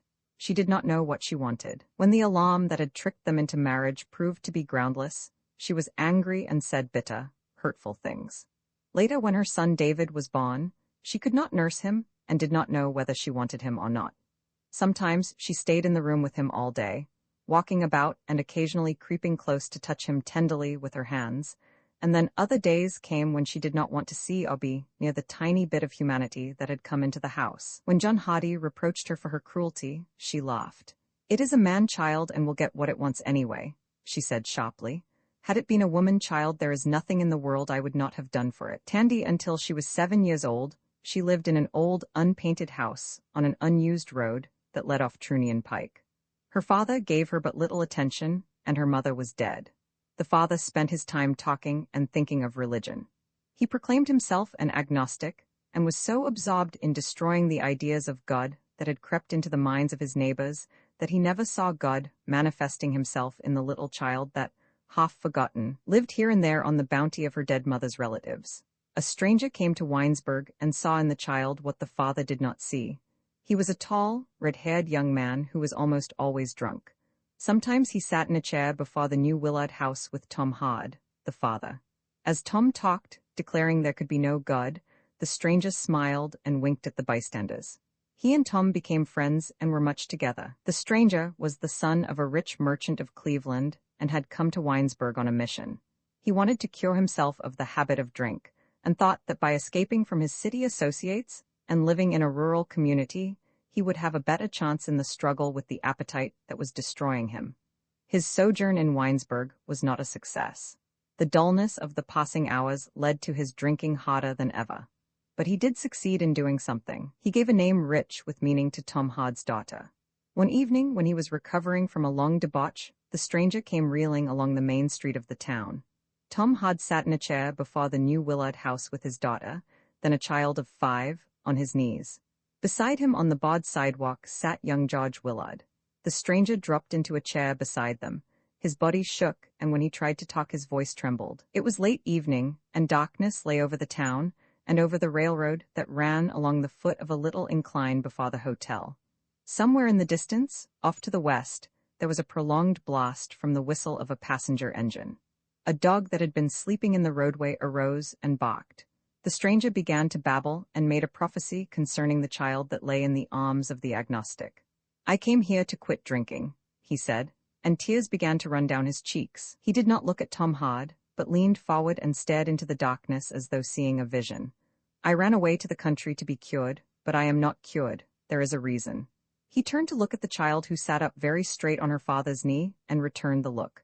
The stranger touched Tom Hard on the arm. "Drink is not the only thing to which I am addicted," he said.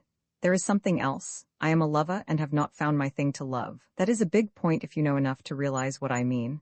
It makes my destruction inevitable, you see. There are few who understand that."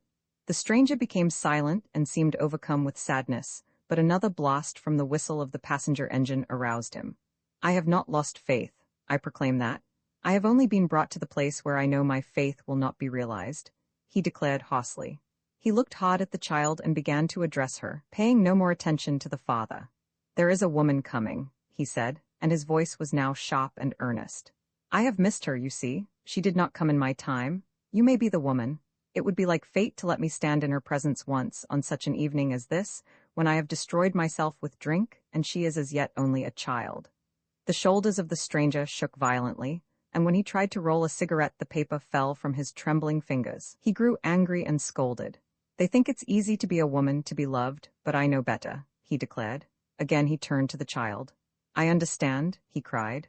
"Perhaps of all men I alone understand." His glance again wandered away to the darkened street.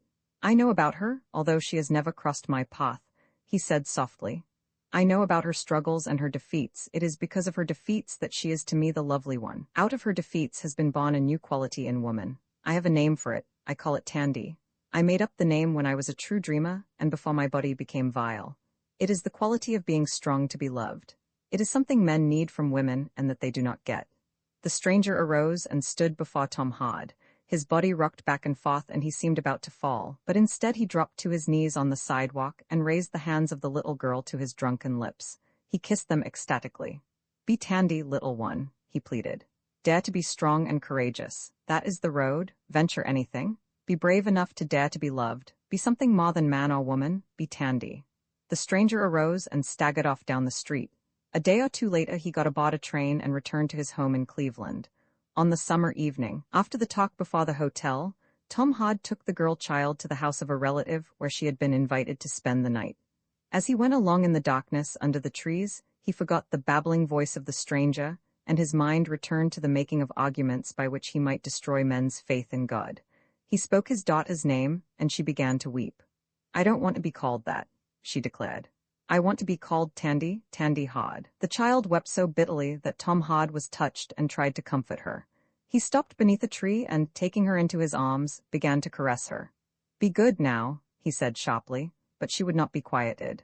With childish abandon she gave herself over to grief, her voice breaking the evening stillness of the street. "I want to be Tandy. I want to be Tandy. I want to be Tandy Hard," she cried, shaking her head and sobbing, as though her young strength were not enough to bear the vision the words of the drunkard had brought to her. Terra Pot Roman Fa, when David Hardy was a tall boy of 15, he, like his mother, had an adventure that changed the whole current of his life and sent him out of his quiet corner into the world. The shell of the circumstances of his life was broken, and he was compelled to start forth. He left Winesburg, and no one there ever saw him again. After his disappearance, his mother and grandfather both died, and his father became very rich. He spent much money in trying to locate his son, but that is no part of this story. It was in the late fall of an unusual year on the Bentley farms. Everywhere the crops had been heavy. That spring, Jesse had bought part of a long strip of black swamp land that lay in the valley of Wine Creek. He got the land at a low price, but had spent a large sum of money to improve it. Great ditches had to be dug and thousands of tile laid. Neighboring farmers shook their heads over the expense. Some of them laughed and hoped that Jesse would lose heavily by the venture, but the old man went silently on with the work and said nothing. When the land was drained, he planted it to cabbages and onions, and again the neighbors laughed. The crop was, however, enormous and brought high prices. In the 1 year, Jesse made enough money to pay for all the cost of preparing the land and had a surplus that enabled him to buy 2 more farms. He was exultant and could not conceal his delight. For the first time in all the history of his ownership of the farms, he went among his men with a smiling face. Jesse bought a great many new machines for cutting down the cost of labor, and all of the remaining acres in the strip of black fertile swampland. One day he went into Winesburg and bought a bicycle and a new suit of clothes for David, and he gave his 2 sisters money with which to go to a religious convention at Cleveland, Ohio. In the fall of that year, when the frost came and the trees in the forests along Wine Creek were golden brown, David spent every moment when he did not have to attend school out in the open. Alone, or with other boys, he went every afternoon into the woods to gather nuts. The other boys of the countryside, most of them sons of laborers on the Bentley farms, had guns with which they went hunting rabbits and squirrels, but David did not go with them. He made himself a sling with rubber bands and a forked stick and went off by himself to gather nuts. As he went about, thoughts came to him. He realized that he was almost a man and wondered what he would do in life, but before they came to anything, the thoughts passed and he was a boy again. One day he killed a squirrel that sat on one of the lower branches of a tree and chatted at him.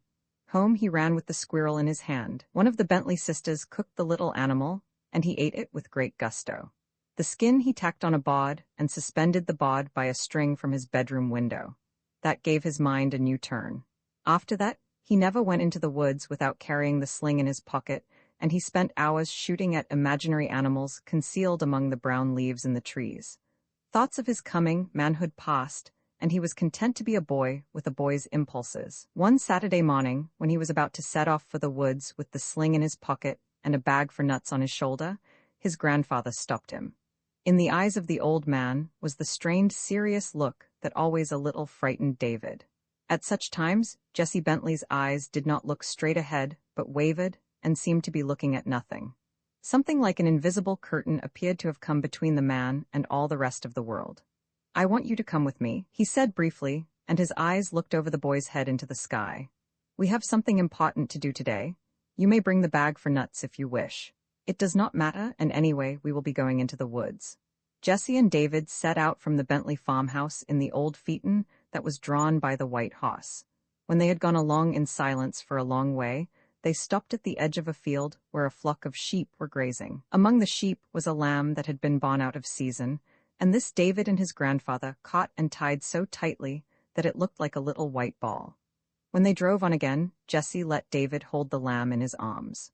"I saw it yesterday, and it put me in mind of what I have long wanted to do," he said, and again he looked away over the head of the boy with the wavering, uncertain stare in his eyes. After the feeling of exultation that had come to the farmer as a result of his successful year, another mood had taken possession of him. For a long time, he had been going about feeling very humble and prayerful.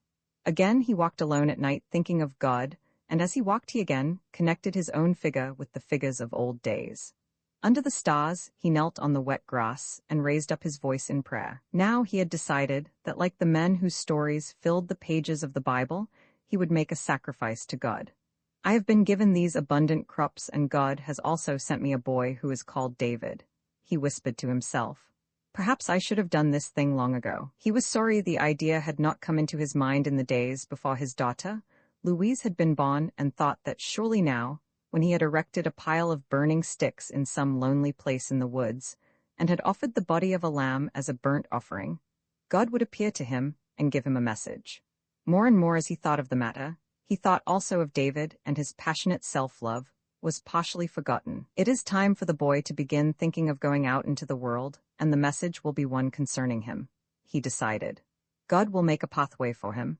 He will tell me what place David is to take in life, and when he shall set out on his journey. It is right that the boy should be there. If I am fortunate and an angel of God should appear, David will see the beauty and glory of God made manifest to man. It will make a true man of God of him also. In silence, Jesse and David drove along the road until they came to that place where Jesse had once before appealed to God and had frightened his grandson. The morning had been bright and cheerful, but a cold wind now began to blow, and clouds hid the sun. When David saw the place to which they had come, he began to tremble with fright, and when they stopped by the bridge where the creek came down from among the trees, he wanted to spring out of the phaeton and run away. A dozen plans for escape ran through David's head, but when Jesse stopped the horse and climbed over the fence into the wood, he followed. It is foolish to be afraid. Nothing will happen, he told himself as he went along with the lamb in his arms. There was something in the helplessness of the little animal held so tightly in his arms that gave him courage. He could feel the rapid beating of the beast's heart, and that made his own heart beat less rapidly. As he walked swiftly along behind his grandfather, he untied the string with which the forelegs of the lamb were fastened together. If anything happens, we will run away together, he thought. In the woods, after they had gone a long way from the road, Jesse stopped in an opening among the trees where a clearing, overgrown with small bushes, ran up from the creek. He was still silent, but began at once to erect a heap of dry sticks, which he presently set afire. The boy sat on the ground with the lamb in his arms. His imagination began to invest every movement of the old man with significance, and he became every moment more afraid. I must put the blood of the lamb on the head of the boy, Jesse muttered when the sticks had begun to blaze greedily, and taking a long knife from his pocket, he turned and walked rapidly across the clearing toward David. Terror seized upon the soul of the boy. He was sick with it. For a moment he sat perfectly still, and then his body stiffened and he sprang to his feet. His face became as white as the fleece of the lamb that, now finding itself suddenly released, ran down the hill. David ran also. Fear made his feet fly. Over the low bushes and logs he leaped frantically.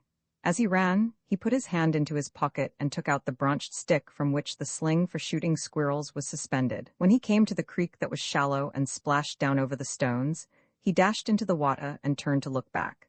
And when he saw his grandfather still running toward him, with the long knife held tightly in his hand, he did not hesitate, but reaching down, selected a stone and put it in the sling. With all his strength, he drew back the heavy rubber bands and the stone whistled through the air. It hit Jesse, who had entirely forgotten the boy and was pursuing the lamb, squarely in the head. With a groan he pitched forward and fell almost at the boy's feet. When David saw that he lay still and that he was apparently dead, his fright increased immeasurably. It became an insane panic. With a cry he turned and ran off through the woods, weeping convulsively. "I don't care. I killed him, but I don't care," he sobbed. As he ran on and on, he decided suddenly that he would never go back again to the Bentley Farms or to the town of Winesburg. "I have killed the man of God, and now I will myself be a man and go into the world," he said stoutly as he stopped running and walked rapidly down a road that followed the windings of Wine Creek as it ran through fields and forests into the west. On the ground by the creek, Jesse Bentley moved uneasily about. He groaned and opened his eyes. For a long time he lay perfectly still and looked at the sky. When at last he got to his feet, his mind was confused and he was not surprised by the boy's disappearance. By the roadside he sat down on a log and began to talk about God. That is all they ever got out of him.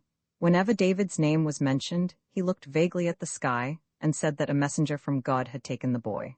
"It happened because I was too greedy for glory," he declared, and would have no more to say in the matter. The book of the grotesque, the writer, an old man with a white mustache, had some difficulty in getting into bed. The windows of the house in which he lived were high, and he wanted to look at the trees when he awoke in the morning.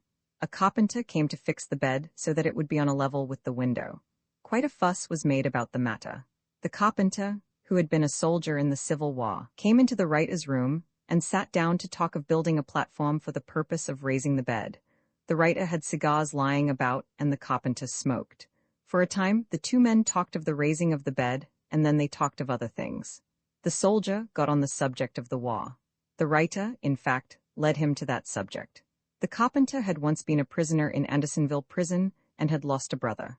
The brother had died of starvation, and whenever the carpenter got upon that subject he cried.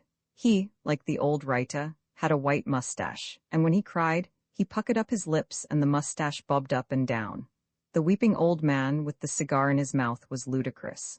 The plan the writer had for the raising of his bed was forgotten, and later the carpenter did it in his own way, and the writer, who was past 60, had to help himself with a chair when he went to bed at night. In his bed, the writer rolled over on his side and lay quite still. For years he had been beset with notions concerning his heart. He was a hard smoker, and his heart fluttered. The idea had got into his mind that he would sometime die unexpectedly, and always, when he got into bed, he thought of that. It did not alarm him. The effect, in fact, was quite a special thing and not easily explained. It made him more alive, there in bed, than at any other time. Perfectly still he lay, and his body was old and not of much use any more. but something inside him was altogether young. He was like a pregnant woman, only that the thing inside him was not a baby but a youth. No, it wasn't a youth, it was a woman, young, and wearing a coat of mail like a knight. It is absurd, you see, to try to tell what was inside the old writer as he lay on his high bed and listened to the fluttering of his heart. The thing to get at is what the writer, or the young thing within the writer, was thinking about. The old writer, like all of the people in the world, had got, during his long life, a great many notions in his head. He had once been quite handsome, and a number of women had been in love with him.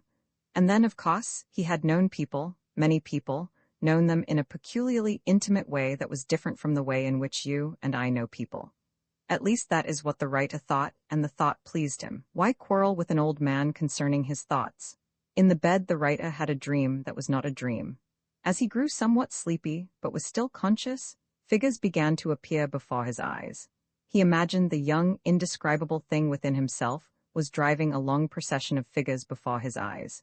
You see, the interest in all this lies in the figures that went before the eyes of the writer. They were all grotesques. All of the men and women the writer had ever known had become grotesques. The grotesques were not all horrible. Some were amusing, some almost beautiful, and one, a woman all drawn out of shape, hurt the old man by her grotesqueness. When she passed, he made a noise like a small dog whimpering. Had you come into the room, you might have supposed the old man had unpleasant dreams or perhaps indigestion. For an hour, the procession of grotesques passed before the eyes of the old man, and then, although it was a painful thing to do, he crept out of bed and began to write. Someone of the grotesques had made a deep impression on his mind, and he wanted to describe it. At his desk, the writer worked for an hour. In the end, he wrote a book which he called The Book of the Grotesque. It was never published, but I saw it once, and it made an indelible impression on my mind. The book had one central thought that is very strange and has always remained with me. By remembering it, I have been able to understand many people and things that I was never able to understand before. The thought was involved, but a simple statement of it would be something like this: that in the beginning, when the world was young, there were a great many thoughts, but no such thing as a truth. Man made the truths himself, and each truth was a composite of a great many vague thoughts. All about in the world were the truths, and they were all beautiful. The old man had listed hundreds of the truths in his book. I will not try to tell you of all of them. There was the truth of virginity and the truth of passion, the truth of wealth and of poverty, of thrift and of profligacy, of carelessness and abandon. Hundreds and hundreds were the truths, and they were all beautiful. And then the people came along. Each as he appeared snatched up one of the truths, and some who were quite strong snatched up a dozen of them. It was the truths that made the people grotesques.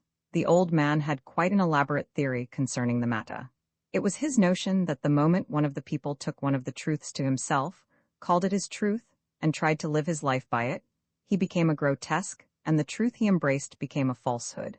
You can see for yourself how the old man, who had spent all of his life writing and was filled with words, would write hundreds of pages concerning this matter. The subject would become so big in his mind that he himself would be in danger of becoming a grotesque. He didn't, I suppose, for the same reason that he never published the book. It was the young thing inside him that saved the old man. Concerning the old carpenter who fixed the bed for the writer, I only mentioned him because he, like many of what are called very common people, became the nearest thing to what is understandable and lovable of all the grotesques in the writer's book. The philosopher Dr. Possible was a large man with a drooping mouth covered by a yellow mustache. He always wore a dirty white waistcoat, out of the pockets of which protruded a number of the kind of black cigars known as stogies. His teeth were black and irregular, and there was something strange about his eyes. The lid of the left eye twitched. It fell down and snapped up. It was exactly as though the lid of the eye were a window shade, and someone stood inside the doctor's head playing with the card. Dr. Possible had a liking for the boy, George Willard. It began when George had been working for a year on the Winesburg Eagle, and the acquaintanceship was entirely a matter of the doctor's own making. In the late afternoon, Will Henderson, owner and editor of the Eagle, went over to Tom Willie's saloon. Along an alleyway, he went, and slipping in at the back door of the saloon, began drinking a drink made of a combination of sloe gin and soda water. Will Henderson was a sensualist and had reached the age of 45. He imagined the gin renewed the youth in him. Like most sensualists, he enjoyed talking of women, and for an hour he lingered about gossiping with Tom Willie. The saloon keeper was a short, broad-shouldered man with peculiarly marked hands. That flaming kind of birthmark that sometimes paints with red the faces of men and women had touched with red Tom Willie's fingers and the backs of his hands. As he stood by the bar talking to Will Henderson, he rubbed the hands together. As he grew more and more excited, the red of his fingers deepened. It was as though the hands had been dipped in blood that had dried and faded. As Will Henderson stood at the bar, looking at the red hands and talking of women, his assistant, George Willard, sat in the office of the Winesburg Eagle and listened to the talk of Dr. Possible. Dr. Possible appeared immediately after Will Henderson had disappeared. One might have supposed that the doctor had been watching from his office window and had seen the editor going along the alleyway. Coming in at the front door and finding himself a chair, he lighted one of the stogies and, crossing his legs, began to talk.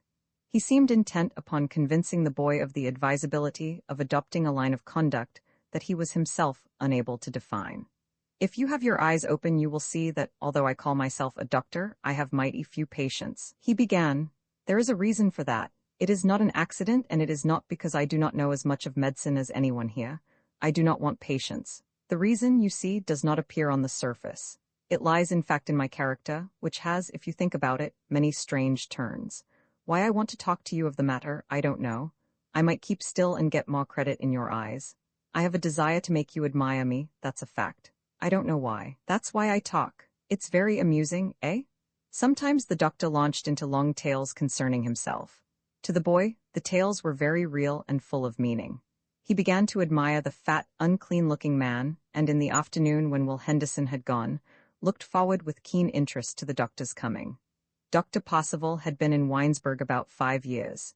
He came from Chicago, and when he arrived was drunk and got into a fight with Albert Longworth, the baggageman. The fight concerned a trunk and ended by the doctor's being escorted to the village lockup.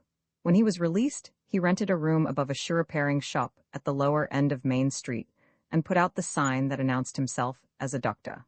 Although he had but few patients, and these of the poorer sort who were unable to pay, he seemed to have plenty of money for his needs. He slept in the office that was unspeakably dirty and dined at Biff Carter's lunchroom in a small frame building opposite the railroad station. In the summer, the lunchroom was filled with flies, and Biff Carter's white apron was more dirty than his floor. Dr. Possible did not mind. Into the lunchroom he stalked and deposited 20 cents upon the counter. "Feed me what you wish for that," he said, laughing. "Use up food that you wouldn't otherwise sell. It makes no difference to me. I am a man of distinction, you see. Why should I concern myself with what I eat?" The tales that Dr. Possible told George Willard began nowhere and ended nowhere.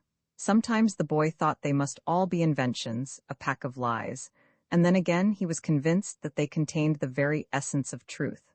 "I was a reporter like you here," Dr. Possible began. "It was in a town in Iowa, or was it in Illinois? I don't remember, and anyway it makes no difference. Perhaps I am trying to conceal my identity and don't want to be very definite. Have you ever thought it strange that I have money for my needs although I do nothing? I may have stolen a great sum of money or been involved in a murder before I came here. There is food for thought in that, eh? If you were a really smart newspaper reporter, you would look me up. In Chicago, there was a Dr. Cronin who was murdered. Have you heard of that? Some men murdered him and put him in a trunk. In the early morning, they hauled the trunk across the city. It sat on the back of an express wagon, and they were on the seat as unconcerned as anything. Along they went through quiet streets where everyone was asleep. The sun was just coming up over the lake. Funny, eh, just to think of them smoking pipes and chattering as they drove along, as unconcerned as I am now. Perhaps I was one of those men. That would be a strange turn of things. Now wouldn't it, eh? Again Dr. Possible began his tale. "Well, anyway, there I was, a reporter on a paper just as you are here, running about and getting little items to print. My mother was poor. She took in washing. Her dream was to make me a Presbyterian minister, and I was studying with that end in view. My father had been insane for a number of years. He was in an asylum over at Dayton, Ohio. There, you see, I have let it slip out. All of this took place in Ohio, right here in Ohio. There is a clue if you ever get the notion of looking me up. I was going to tell you of my brother. That's the object of all this. That's what I'm getting at. My brother was a railroad painter and had a job on the Big Four. You know that road runs through Ohio here. With other men he lived in a box car, and away they went from town to town painting the railroad property switches, crossing gates, bridges, and stations. The Big Four paints its stations a nasty orange color. How I hated that color. My brother was always covered with it. On paydays he used to get drunk and come home wearing his paint-covered clothes and bringing his money with him. He did not give it to mother but laid it in a pile on our kitchen table. About the house he went in the clothes covered with the nasty orange-colored paint. I can see the picture. My mother, who was small and had red, sad-looking eyes, would come into the house from a little shed at the back. That's where she spent her time over the washtub scrubbing people's dirty clothes. In she would come and stand by the table, rubbing her eyes with her apron that was covered with soap suds. "Don't touch it. Don't you dare touch that money," my brother Rod, and then he himself took $5 or $10 and went tramping off to the saloons. When he had spent what he had taken he came back for more. He never gave my mother any money at all but stayed about until he had spent it all, a little at a time. Then he went back to his job with the painting crew on the railroad. After he had gone things began to arrive at our house, groceries and such things. Sometimes there would be a dress for mother or a pair of shoes for me. Strange, eh? My mother loved my brother much more than she did me, although he never said a kind word to either of us, and always raved up and down threatening us if we dared so much as touch the money that sometimes lay on the table 3 days. We got along pretty well. I studied to be a minister and prayed. I was a regular ass about saying prayers. You should have heard me. When my father died, I prayed all night, just as I did sometimes when my brother was in town drinking and going about buying the things for us. In the evening after supper, I knelt by the table where the money lay and prayed for hours. When no one was looking I stole $1 or $2 and put it in my pocket. That makes me laugh now, but then it was terrible. It was on my mind all the time. I got $6 a week from my job on the paper and always took it straight home to mother. The few dollars I stole from my brother's pile I spent on myself, for trifles, candy and cigarettes and such things. When my father died at the asylum over at Dayton, I went over there. I borrowed some money from the man for whom I worked and went on the train at night. It was raining. In the asylum they treated me as though I were a king. The men who had jobs in the asylum had found out I was a newspaper reporter. That made them afraid. There had been some negligence, some carelessness, you see, when father was ill. They thought perhaps I would write it up in the paper and make a fuss. I never intended to do anything of the kind. Anyway, in I went to the room where my father lay dead and blessed the dead body. I wonder what put that notion into my head. Wouldn't my brother, the painter, have laughed, though? There I stood over the dead body and spread out my hands. The superintendent of the asylum and some of his helpers came in and stood about looking sheepish. It was very amusing. I spread out my hands and said, "Let peace brood over this carcass." That's what I said. Jumping to his feet and breaking off the tail, Dr. Possible began to walk up and down in the office of the Winesburg Eagle where George Willard sat listening. He was awkward and, as the office was small, continually knocked against things. "What a fool I am to be talking," he said. "That is not my object in coming here and forcing my acquaintanceship upon you. I have something else in mind. You are a reporter, just as I was once, and you have attracted my attention. You may end by becoming just such another fool. I want to warn you and keep on warning you. That's why I seek you out." Dr. Possible began talking of George Willard's attitude toward men. It seemed to the boy that the man had but one object in view, to make everyone seem despicable. "I want to fill you with hatred and contempt so that you will be a superior being," he declared. "Look at my brother. There was a fellow, eh? He despised everyone, you see. You have no idea with what contempt he looked upon mother and me, and was he not our superior? You know he was. You have not seen him, and yet I have made you feel that. I have given you a sense of it. He is dead. Once when he was drunk, he lay down on the tracks and the car in which he lived with the other painters ran over him. One day in August, Dr. Possible had an adventure in Winesburg. For a month, George Willard had been going each morning to spend an hour in the doctor's office. The visits came about through a desire on the part of the doctor to read to the boy from the pages of a book he was in the process of writing. To write the book, Dr. Possible declared, was the object of his coming to Winesburg to live. On the morning in August before the coming of the boy, an incident had happened in the doctor's office. There had been an accident on Main Street. A team of horses had been frightened by a train and had run away. A little girl, the daughter of a farmer, had been thrown from a buggy and killed. On Main Street, everyone had become excited, and a cry for doctors had gone up. All 3 of the active practitioners of the town had come quickly, but had found the child dead. From the crowd, someone had run to the office of Dr. Possible, who had bluntly refused to go down out of his office to the dead child. The useless cruelty of his refusal had passed unnoticed. Indeed, the man who had come up the stairway to summon him had hurried away without hearing the refusal. All of this Dr. Possible did not know, and when Judge Willard came to his office, he found the man shaking with terror. "What I have done will arouse the people of this town," he declared excitedly. "Do I not know human nature? Do I not know what will happen? Word of my refusal will be whispered about. Presently men will get together in groups and talk of it. They will come here. We will quarrel and there will be talk of hanging. Then they will come again bearing a rope in their hands." Dr. Possible shook with fright. "I have a presentiment," he declared emphatically. "It may be that what I am talking about will not occur this morning. It may be put off until tonight, but I will be hanged. Everyone will get excited. I will be hanged to a lamppost on Main Street." Going to the door of his dirty office, Dr. Possible looked timidly down the stairway leading to the street. When he returned, the fright that had been in his eyes was beginning to be replaced by doubt. Coming on tiptoe across the room, he tapped Judge Willard on the shoulder. "If not now, sometime," he whispered, shaking his head. "In the end I will be crucified, uselessly crucified." Dr. Possible began to plead with Judge Willard. "You must pay attention to me," he urged. "If something happens, perhaps you will be able to write the book that I may never get written. The idea is very simple, so simple that if you are not careful, you will forget it. It is this, that everyone in the world is Christ and they are all crucified. That's what I want to say. Don't you forget that. Whatever happens, don't you dare let yourself forget." The strength of God. The Reverend Curtis Hartman was pastor of the Presbyterian Church of Winesburg, and had been in that position 10 years. He was 40 years old, and by his nature very silent and reticent. To preach, standing in the pulpit before the people, was always a hardship for him, and from Wednesday morning until Saturday evening, he thought of nothing but the 2 sermons that must be preached on Sunday. Early on Sunday morning, he went into a little room called a study in the bell tower of the church and prayed. In his prayers there was one note that always predominated. "Give me strength and courage for thy work, O Lord," he pleaded, kneeling on the bare floor and bowing his head in the presence of the task that lay before him. The Reverend Hartman was a tall man with a brown beard. His wife, a stout, nervous woman, was the daughter of a manufacturer of underwear at Cleveland, Ohio. The minister himself was rather a favorite in the town. The elders of the church liked him because he was quiet and unpretentious, and Mrs. White, the banker's wife, thought him scholarly and refined. The Presbyterian Church held itself somewhat aloof from the other churches of Winesburg. It was larger and more imposing, and its minister was better paid. He even had a carriage of his own, and on summer evenings sometimes drove about town with his wife. Through Main Street and up and down Buckeye Street he went, bowing gravely to the people, while his wife, afire with secret pride, looked at him out of the corners of her eyes, and worried lest the hoss become frightened and run away. For a good many years after he came to Winesburg, things went well with Curtis Hartman.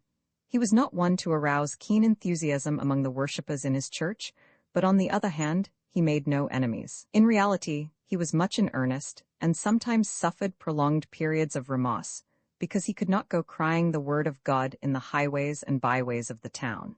He wondered if the flame of the Spirit really burned in him, and dreamed of a day when a strong, sweet new current of power would come like a great wind into his voice and his soul, and the people would tremble before the Spirit of God made manifest in him. "I am a poor stick, and that will never really happen to me," he mused dejectedly, and then a patient smile lit up his features. "Oh well, I suppose I'm doing well enough," he added philosophically. The room in the bell tower of the church, where on Sunday mornings the minister prayed for an increase in him of the power of God, had but one window. It was long and narrow and swung outward on a hinge like a door. On the window, made of little leaded panes, was a design showing the Christ laying his hand upon the head of a child. One Sunday morning in the summer, as he sat by his desk in the room with a large Bible opened before him, and the sheets of his sermon scattered about, the minister was shocked to see, in the upper room of the house next door, a woman lying in her bed and smoking a cigarette while she read a book. Curtis Hartman went on tiptoe to the window and closed it softly. He was horror-stricken at the thought of a woman smoking, and trembled also to think that his eyes, just raised from the pages of the Book of God, had looked upon the bare shoulders and white throat of a woman. With his brain in a whirl, he went down into the pulpit and preached a long sermon without once thinking of his gestures or his voice. The sermon attracted unusual attention because of its power and clearness. "I wonder if she is listening, if my voice is carrying a message into her soul," he thought, and began to hope that on future Sunday mornings he might be able to say words that would touch and awaken the woman apparently far gone in secret sin. The house next door to the Presbyterian church, through the windows of which the minister had seen the sight that had so upset him, was occupied by two women. Aunt Elizabeth Swift, a gray, competent-looking widow with money in the Winesburg National Bank, lived there with her daughter Kate Swift, a school teacher. The school teacher was 30 years old and had a neat, trim-looking figure. She had few friends and bore a reputation of having a sharp tongue. When he began to think about her, Curtis Hartman remembered that she had been to Europe and had lived for 2 years in New York City. Perhaps after all her smoking means nothing, he thought. He began to remember that when he was a student in college and occasionally read novels, good, although somewhat worldly women, had smoked through the pages of a book that had once fallen into his hands. With a rush of new determination, he worked on his sermons all through the week and forgot, in his zeal to reach the ears and the soul of this new listener, both his embarrassment in the pulpit and the necessity of prayer in the study on Sunday mornings. Reverend Hartman's experience with women had been somewhat limited. He was the son of a wagon maker from Muncie, Indiana, and had worked his way through college. The daughter of the underwear manufacturer had boarded in a house where he lived during his school days, and he had married her after a formal and prolonged courtship, carried on for the most part by the girl herself. On his marriage day, the underwear manufacturer had given his daughter $5,000, and he promised to leave her at least twice that amount in his will. The minister had thought himself fortunate in marriage, and had never permitted himself to think of other women. He did not want to think of other women. What he wanted was to do the work of God quietly and earnestly. In the soul of the minister a struggle awoke. From wanting to reach the ears of Kate Swift, and through his sermons to delve into her soul, he began to want also to look again at the figure lying white and quiet in the bed. On a Sunday morning, when he could not sleep, because of his thoughts he arose and went to walk in the streets. When he had gone along Main Street, almost to the old Richmond place, he stopped and picking up a stone rushed off to the room in the bell tower. With the stone, he broke out a corner of the window, and then locked the door and sat down at the desk before the open Bible to wait. When the shade of the window to Kate Swift's room was raised, he could see, through the hole, directly into her bed, but she was not there. She also had arisen and had gone for a walk, and the hand that raised the shade was the hand of Aunt Elizabeth Swift. The minister almost wept with joy at this deliverance from the carnal desire to peep, and went back to his own house praising God. In an ill moment he forgot, however, to stop the hole in the window. The piece of glass broken out at the corner of the window just nipped off the bare heel of the boy standing motionless and looking with rapt eyes into the face of the Christ. Curtis Hartman forgot his sermon on that Sunday morning. He talked to his congregation, and in his talk said that it was a mistake for people to think of their minister as a man set aside and intended by nature to lead a blameless life. Out of my own experience, I know that we, who are the ministers of God's word, are beset by the same temptations that assail you, he declared. I have been tempted and have surrendered to temptation. It is only the hand of God, placed beneath my head, that has raised me up. As he has raised me, so also will he raise you. Do not despair. In your hour of sin, raise your eyes to the skies, and you will be again and again saved. Resolutely, the minister put the thoughts of the woman in the bed out of his mind and began to be something like a lover in the presence of his wife. One evening when they drove out together, he turned the horse out of Buckeye Street and in the darkness on Gospel Hill, above Waterworks Pond, put his arm about Sarah Hartman's waist. When he had eaten breakfast in the morning and was ready to retire to his study at the back of his house, he went around the table and kissed his wife on the cheek. When thoughts of Kate Swift came into his head, he smiled and raised his eyes to the skies. "Intercede for me, master," he muttered. "Keep me in the narrow path intent on thy work." And now began the real struggle in the soul of the brown-bearded minister. By chance he discovered that Kate Swift was in the habit of lying in her bed in the evenings and reading a book. A lamp stood on a table by the side of the bed, and the light streamed down upon her white shoulders and bare throat. On the evening when he made the discovery, the minister sat at the desk in the dusty room from 9 until after 11, and when her light was put out, stumbled out of the church to spend 2 more hours walking and praying in the streets. He did not want to kiss the shoulders and the throat of Kate Swift, and had not allowed his mind to dwell on such thoughts. He did not know what he wanted. "I am God's child, and he must save me from myself," he cried, in the darkness under the trees as he wandered in the streets. By a tree he stood and looked at the sky that was covered with hurrying clouds. He began to talk to God intimately and closely. "Please, Father, Do not forget me. Give me power to go tomorrow and repair the hole in the window. Lift my eyes again to the skies. Stay with me, thy servant, in his hour of need. Up and down through the silent streets walked the minister, and for days and weeks his soul was troubled. He could not understand the temptation that had come to him, nor could he fathom the reason for its coming.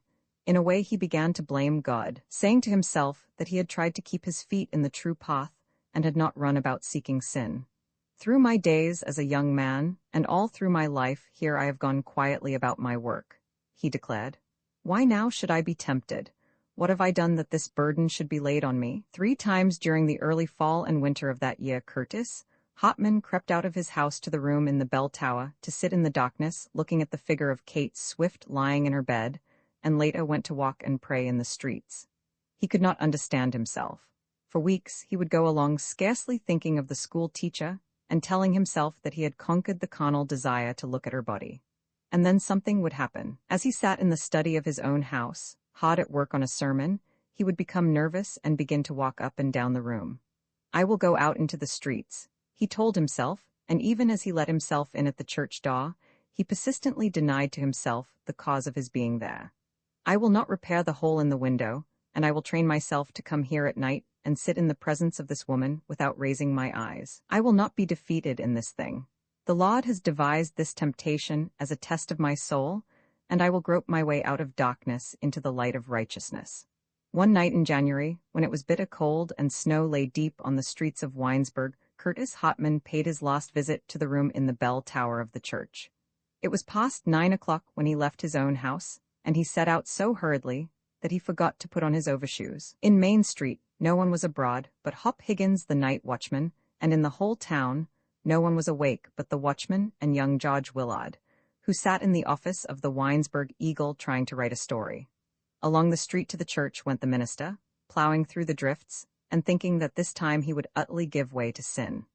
I want to look at the woman, and to think of kissing her shoulders, and I am going to let myself think what I choose, he declared bitterly, and tears came into his eyes. He began to think that he would get out of the ministry and try some other way of life. I shall go to some city and get into business, he declared. If my nature is such that I cannot resist sin, I shall give myself over to sin. At least I shall not be a hypocrite, preaching the word of God with my mind, thinking of the shoulders and neck of a woman who does not belong to me. It was cold in the room of the bell tower of the church on that January night, and almost as soon as he came into the room Curtis Hotman knew that if he stayed he would be ill.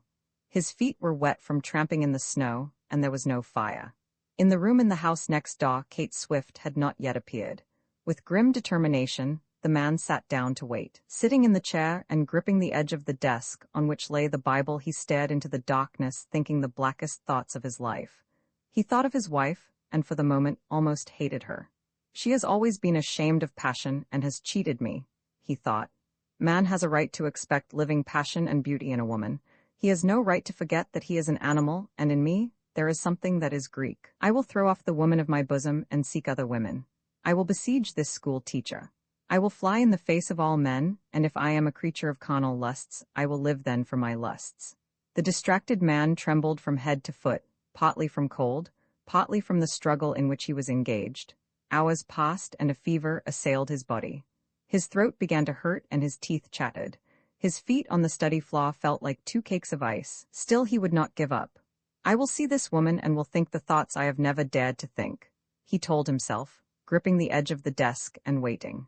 Curtis Hotman came near dying from the effects of that night of waiting in the church, and also, he found in the thing that happened what he took to be the way of life for him. On other evenings, when he had waited, he had not been able to see, through the little hole in the glass, any part of the school teacher's room except that occupied by her bed. In the darkness, he had waited until the woman suddenly appeared sitting in the bed in her white nightrobe. When the light was turned up, she propped herself up among the pillows and read a book. Sometimes she smoked one of the cigarettes. Only her bare shoulders and throat were visible. On the January night, after he had come near dying with cold, and after his mind had 2 or 3 times actually slipped away into an odd land of fantasy, so that he had by an exercise of willpower to force himself back into consciousness, Kate Swift appeared. In the room next door, a lamp was lighted, and the waiting man stared into an empty bed. Then upon the bed, before his eyes, a naked woman threw herself. Lying face downward, she wept and beat with her fists upon the pillow. With a final outburst of weeping, she half arose, and in the presence of the man who had waited to look and not to think thoughts, the woman of sin began to pray. In the lamplight, her figure, slim and strong, looked like the figure of the boy in the presence of the Christ on the leaded window. Curtis Hartman never remembered how he got out of the church. With a cry he arose, dragging the heavy desk along the floor. The Bible fell, making a great clatter in the silence. When the light in the house next door went out, he stumbled down the stairway and into the street. Along the street he went and ran in at the door of the Winesburg Eagle. To George Willard, who was tramping up and down in the office undergoing a struggle of his own, he began to talk half incoherently. "The ways of God are beyond human understanding," he cried, running in quickly and closing the door. He began to advance upon the young man, his eyes glowing and his voice ringing with fervor. "I have found the light," he cried. "After 10 years in this town, God has manifested himself to me in the body of a woman." His voice dropped and he began to whisper. "I did not understand," he said. "What I took to be a trial of my soul was only a preparation for a new and more beautiful fervor of the Spirit.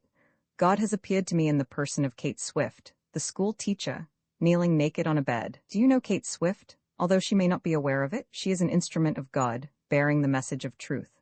Reverend Curtis Hartman turned and ran out of the office. At the door he stopped and, after looking up and down the deserted street, turned again to George Willard. "I am delivered, have no fear." He held up a bleeding fist for the young man to see. "I smashed the glass of the window," he cried. "Now it will have to be wholly replaced. The strength of God was in me, and I broke it with my fist." The teacher's snow lay deep in the streets of Winesburg. It had begun to snow about 10 o'clock in the morning, and a wind sprang up and blew the snow in clouds along Main Street. The frozen mud roads that led into town were fairly smooth, and in places ice covered the mud. "There will be good sleighing," said Will Henderson, standing by the bar in Ed Griffith's saloon. Out of the saloon, he went and met Sylvester West the druggist stumbling along in the kind of heavy overshoes called Arctics. "Snow will bring the people into town on Saturday," said the druggist. The two men stopped and discussed their affairs. Will Henderson, who had on a light overcoat and no overshoes, kicked the heel of his left foot with the toe of the right. "Snow will be good for the wheat," observed the druggist sagely.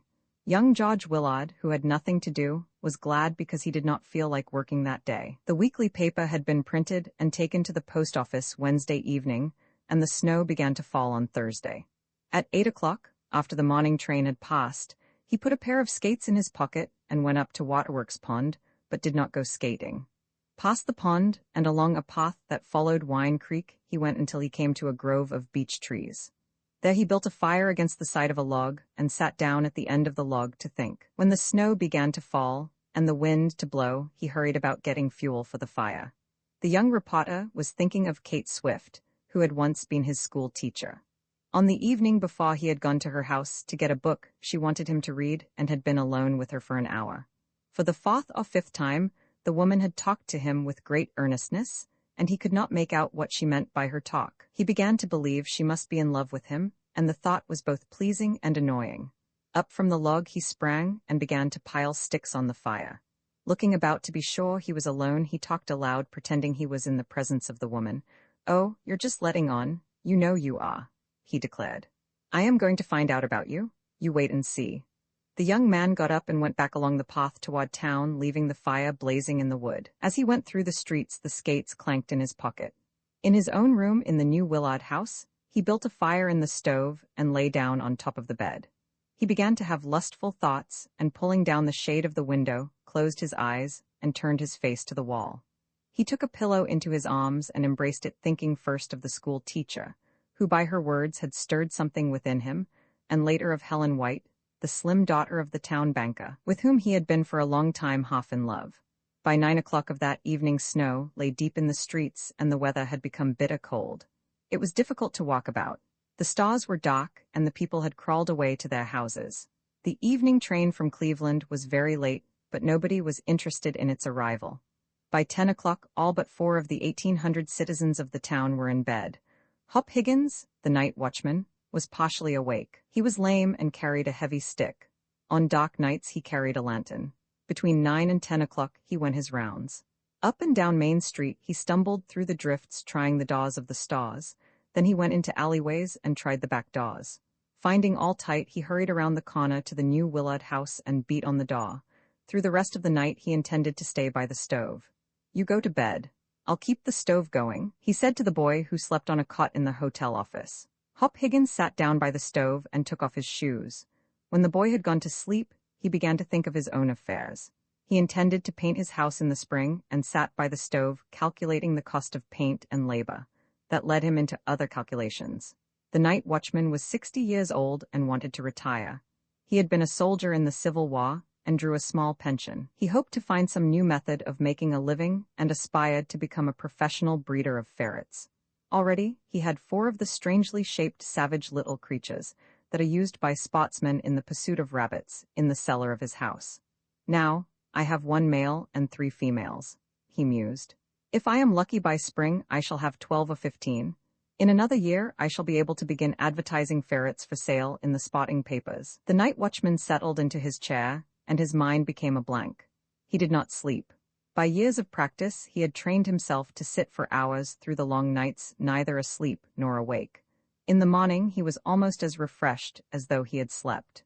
With Hop Higgins safely stowed away in the chair behind the stove, only 3 people were awake in Winesburg. George Willard was in the office of the Eagle, pretending to be at work on the writing of a story, but in reality, continuing the mood of the morning by the fire in the wood.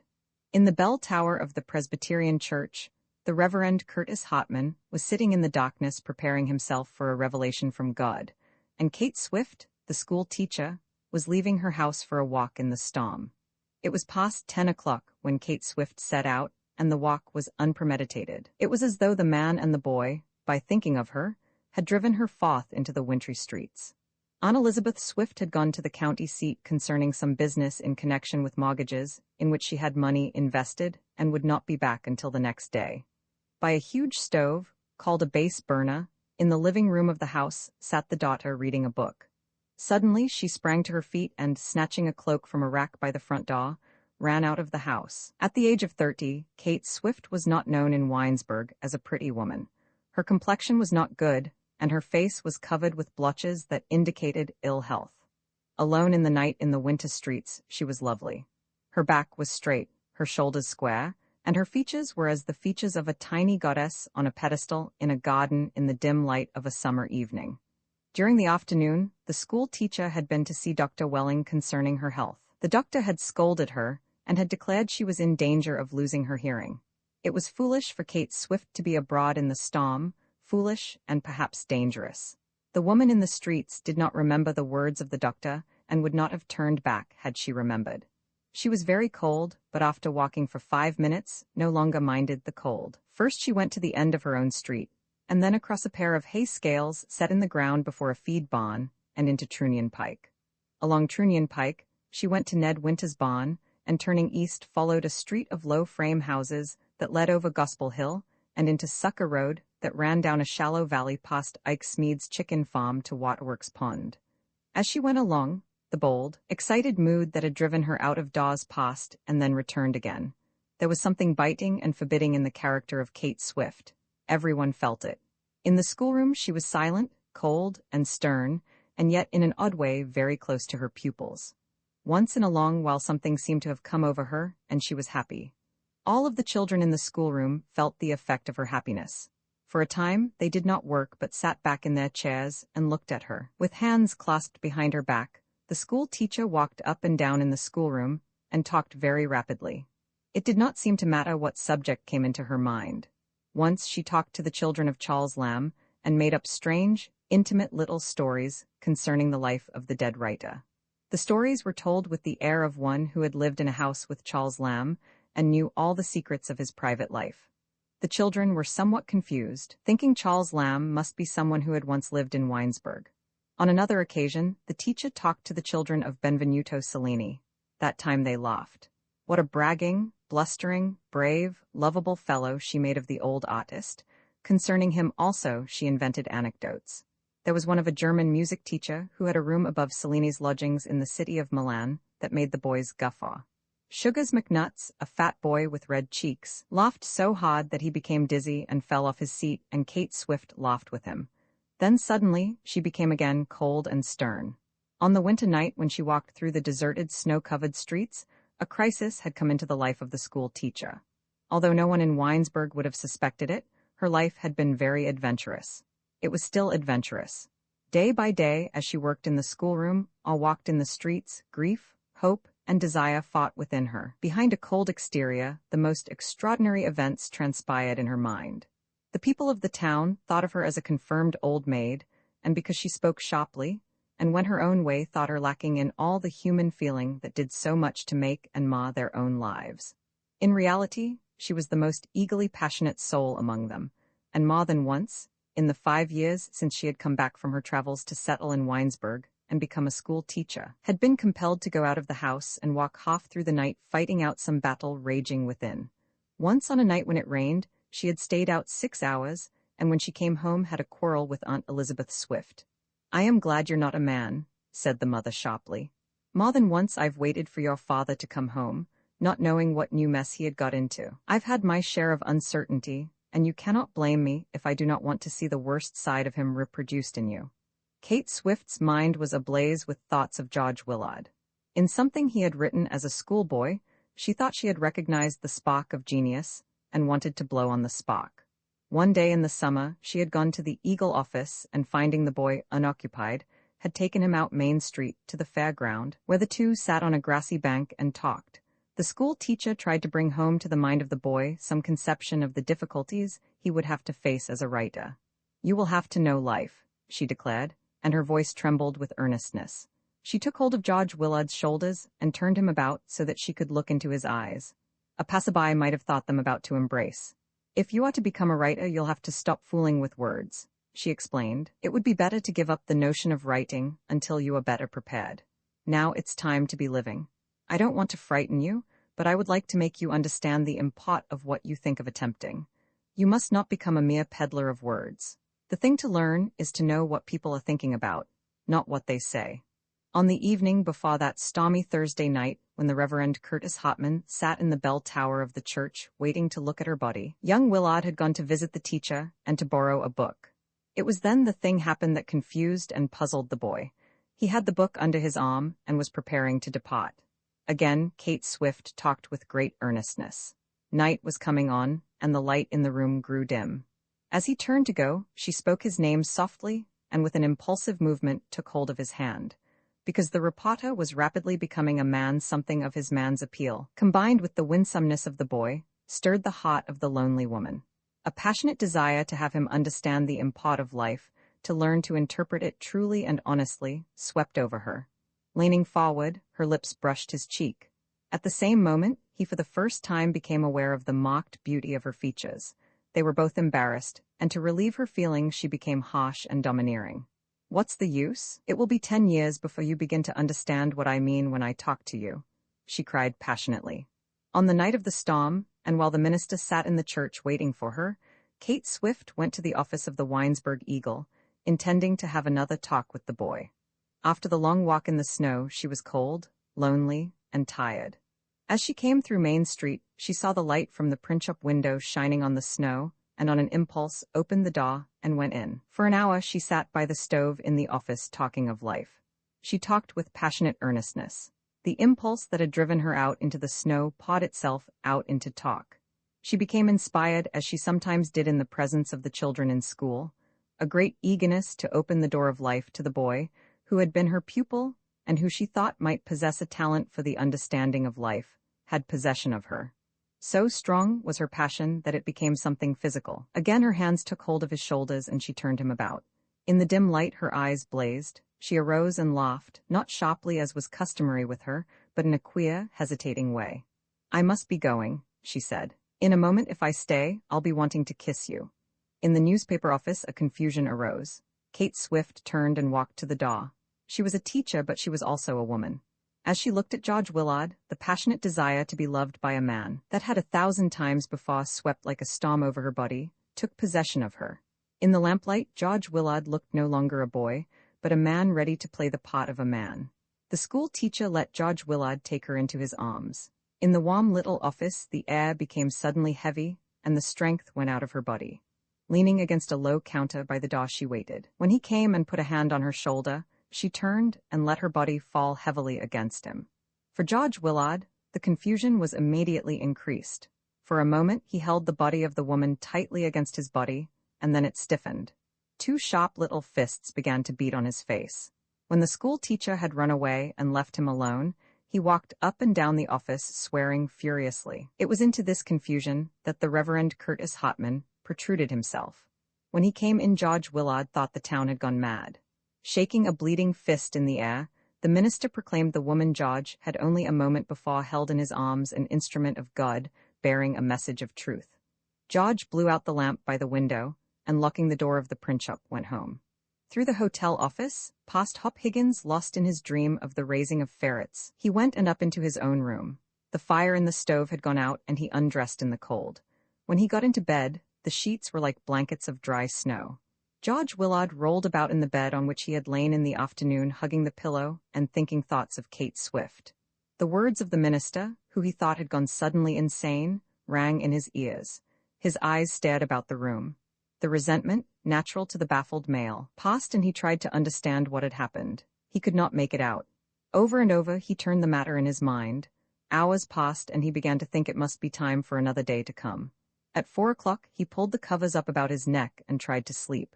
When he became drowsy and closed his eyes, he raised a hand and with it groped about in the darkness. "I have missed something. I have missed something Kate Swift was trying to tell me," he muttered sleepily. Then he slept, and in all Winesburg, he was the last soul on that winter night to go to sleep. To think of the house in which Seth Richmond of Winesburg lived with his mother had been at one time the show place of the town, but when young Seth lived there its glory had become somewhat dimmed. The huge brick house which Banker White had built on Buckeye Street had overshadowed it. The Richmond place was in a little valley far out at the end of Main Street. Farmers coming into town by a dusty road from the south, passed by a grove of walnut trees, skirted the fairground with its high board fence covered with advertisements, and trotted their horses down through the valley past the Richmond place into town. As much of the country north and south of Winesburg was devoted to fruit and berry raising, Seth saw wagon loads of berry pickers, boys, girls, and women, going to the fields in the morning and returning covered with dust in the evening. The chattering crowd, with their rude jokes cried out from wagon to wagon, sometimes irritated him sharply. He regretted that he also could not laugh boisterously, shout meaningless jokes, and make of himself a figure in the endless stream of moving, giggling activity that went up and down the road. The Richmond house was built of limestone, and although it was said in the village to have become run down, had in reality grown more beautiful with every passing year. Already time had begun a little to color the stone, lending a golden richness to its surface, and in the evening or on dark days touching the shaded places beneath the eaves with wavering patches of browns and blacks. The house had been built by Seth's grandfather, a stone quarryman, and it, together with the stone quarries on Lake Erie, 18 miles to the north, had been left to his son, Clarence Richmond, Seth's father. Clarence Richmond, a quiet, passionate man extraordinarily admired by his neighbors, had been killed in a street fight with the editor of a newspaper in Toledo, Ohio. The fight concerned the publication of Clarence Richmond's name coupled with that of a woman school teacher, and as the dead man had begun the row by firing upon the editor, the effort to punish the slayer was unsuccessful.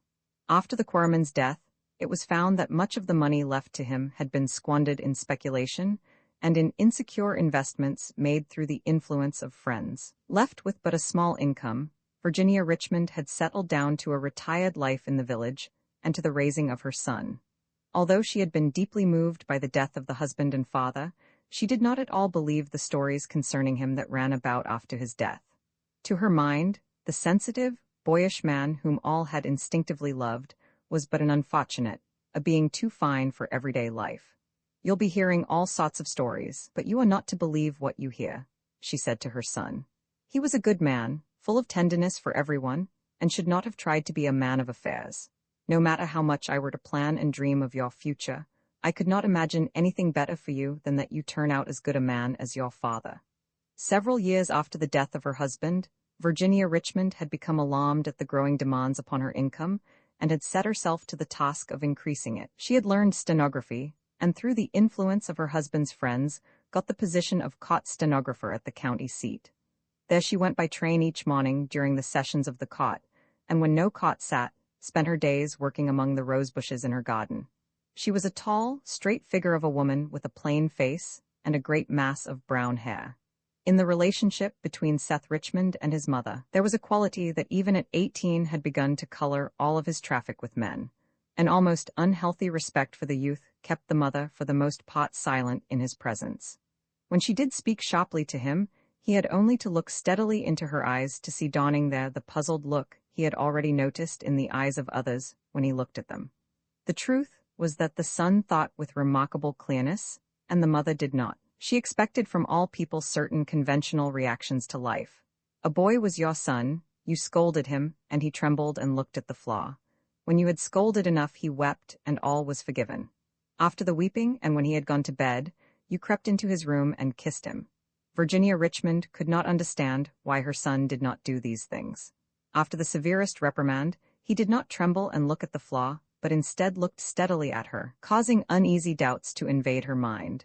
As for creeping into his room, after Seth had passed his 15th year, she would have been half afraid to do anything of the kind. Once when he was a boy of 16, Seth in company with 2 other boys ran away from home. The 3 boys climbed into the open door of an empty freight car and rode some 40 miles to a town where a fair was being held. One of the boys had a bottle filled with a combination of whiskey and blackberry wine, and the 3 sat with legs dangling out of the car door drinking from the bottle. Seth's 2 companions sang and waved their hands to idlers about the stations of the towns through which the train passed. They planned raids upon the baskets of farmers who had come with their families to the fair. "We will live like kings and won't have to spend a penny to see the fair and horse races," they declared boastfully. After the disappearance of Seth, Virginia Richmond walked up and down the floor of her home filled with vague alarms. Although on the next day she discovered, through an inquiry made by the town marshal, on what adventure the boys had gone, she could not quiet herself.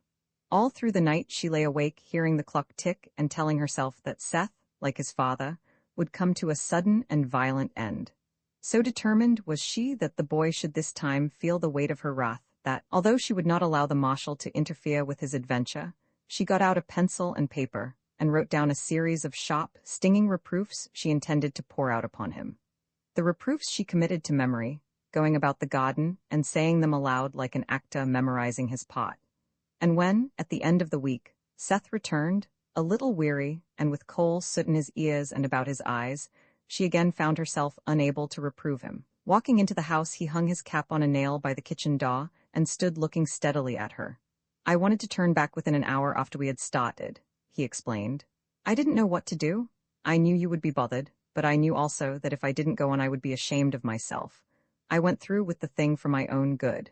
It was uncomfortable, sleeping on wet straw, and 2 drunken Negroes came and slept with us. When I stole a lunch basket out of a farmer's wagon, I couldn't help thinking of his children going all day without food. I was sick of the whole affair, but I was determined to stick it out until the other boys were ready to come back."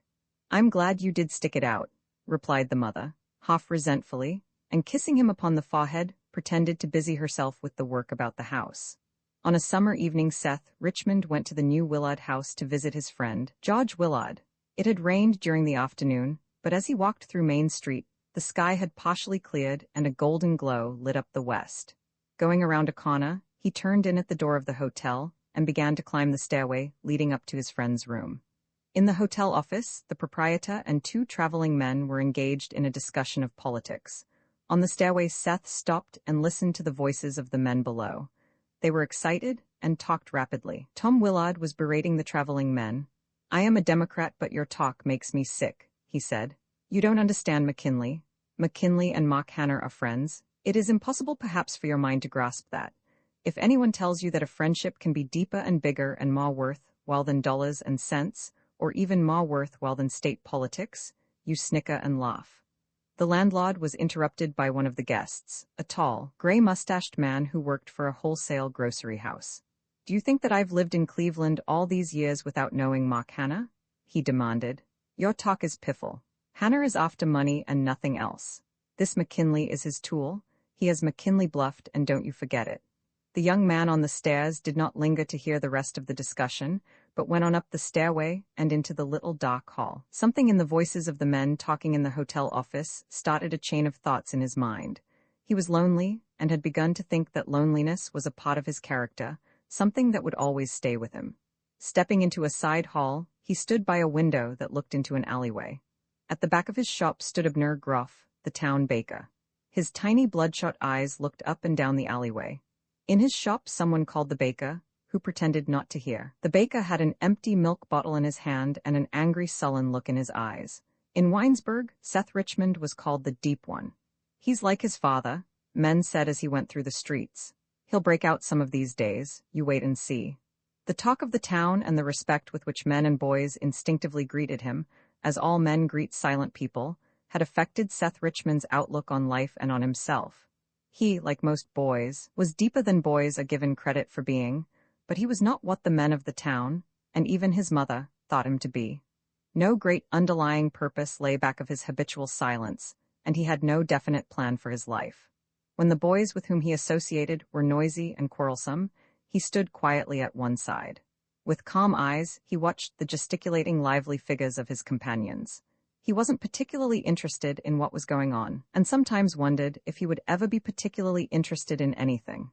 Now, as he stood in the half-darkness by the window watching the baker, he wished that he himself might become thoroughly stirred by something, even by the fits of sullen anger for which Baker Gruff was noted. It would be better for me if I could become excited and wrangle about politics like windy old Tom Willard, he thought, as he left the window and went again along the hallway to the room occupied by his friend, George Willard. George Willard was older than Seth Richmond, but in the rather odd friendship between the two, it was he who was forever cotting and the younger boy who was being cotted. The paper on which George worked had one policy. It strove to mention by name in each issue as many as possible of the inhabitants of the village. Like an excited dog, George Willard ran here and there, noting on his pad of paper who had gone on business to the county seat or had returned from a visit to a neighboring village.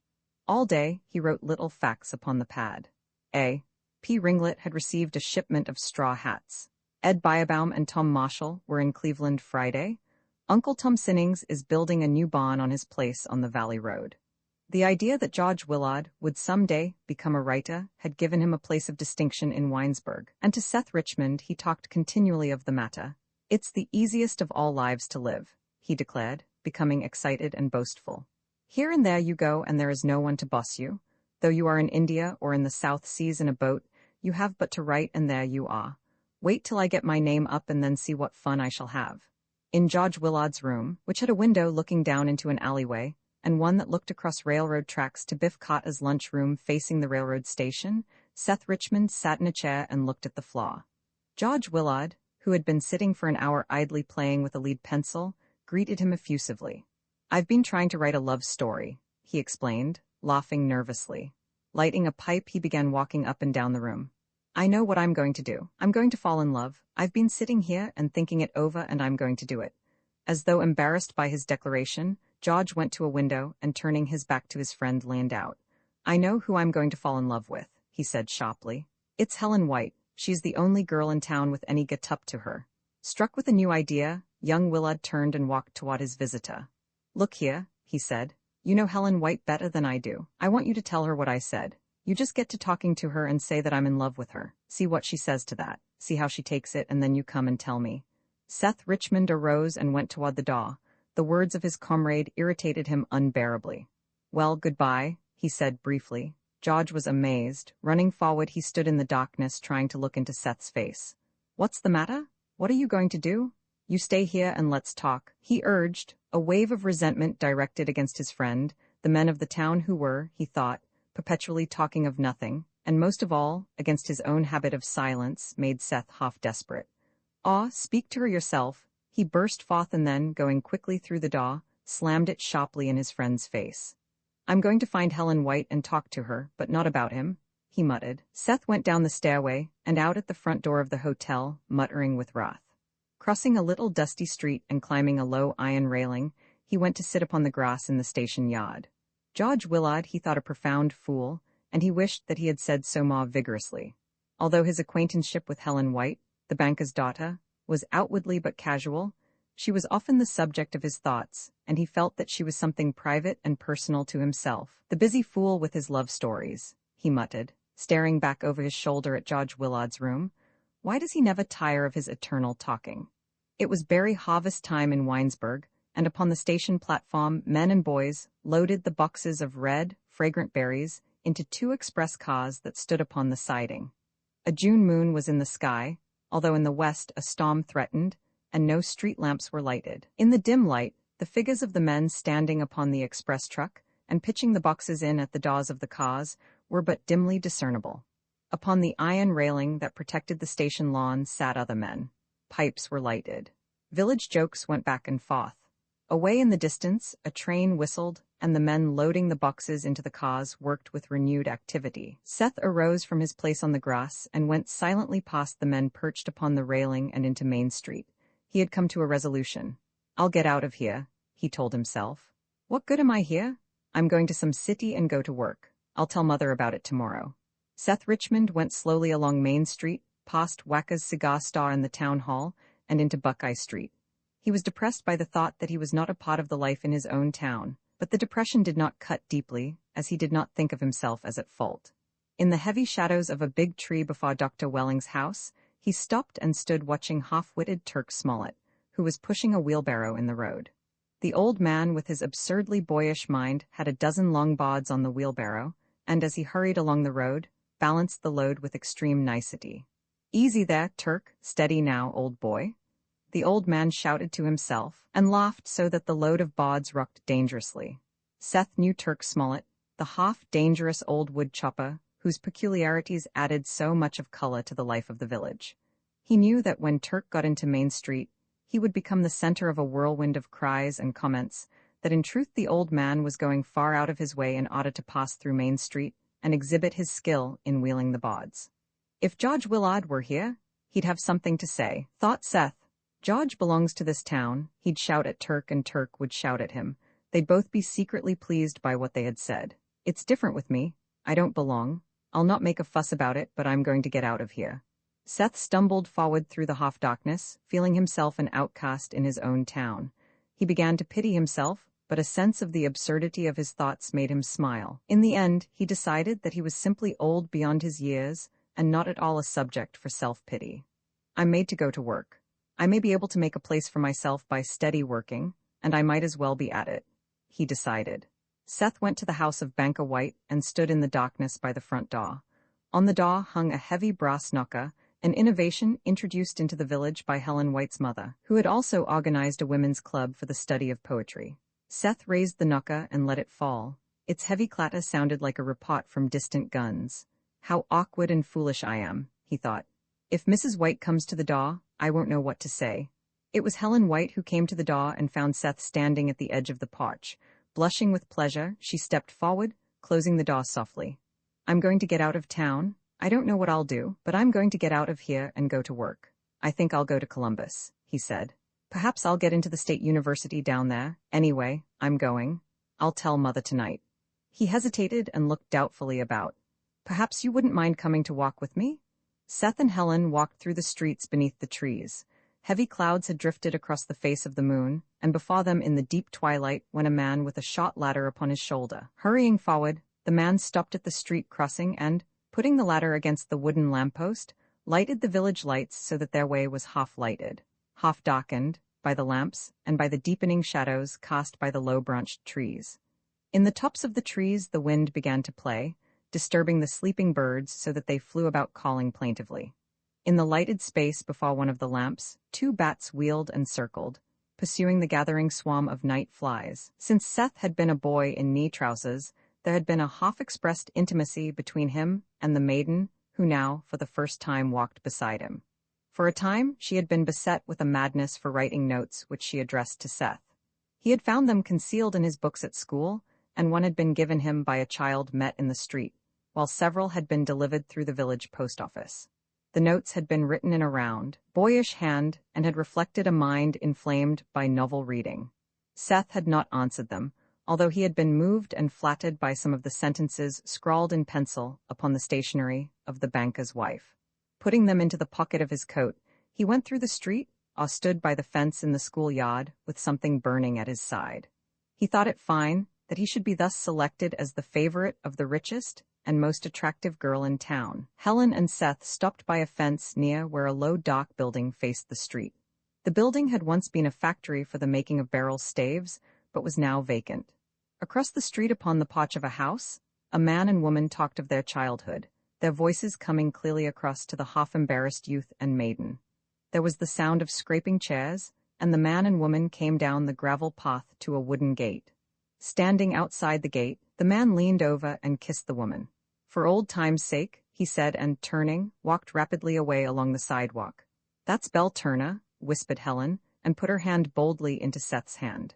"I didn't know she had a fellow. I thought she was too old for that." Seth laughed uneasily. The hand of the girl was warm, and a strange, dizzy feeling crept over him. Into his mind came a desire to tell her something he had been determined not to tell. "George Willard's in love with you," he said, and in spite of his agitation, his voice was low and quiet. "He's writing a story, and he wants to be in love. He wants to know how it feels. He wanted me to tell you and see what you said." Again, Helen and Seth walked in silence. They came to the garden surrounding the old Richmond place, and going through a gap in the hedge, sat on a wooden bench beneath a bush. On the street, as he walked beside the girl, new and daring thoughts had come into Seth Richmond's mind. He began to regret his decision to get out of town. It would be something new and altogether delightful to remain and walk often through the streets with Helen White, he thought. In imagination, he saw himself putting his arm about her waist and feeling her arms clasped tightly about his neck. One of those odd combinations of events and places made him connect the idea of lovemaking with this girl and a spot he had visited some days before. He had gone on an errand to the house of a farmer who lived on a hillside beyond the fair ground and had returned by a path through a field. At the foot of the hill, below the farmer's house, Seth had stopped beneath a sycamore tree and looked about him. A soft humming noise had greeted his ears. For a moment he had thought the tree must be the home of a swarm of bees. And then, looking down, Seth had seen the bees everywhere all about him in the long grass. He stood in a mass of weeds that grew waist-high in the field that ran away from the hillside.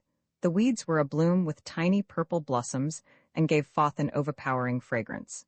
Upon the weeds the bees were gathered in armies, singing as they worked.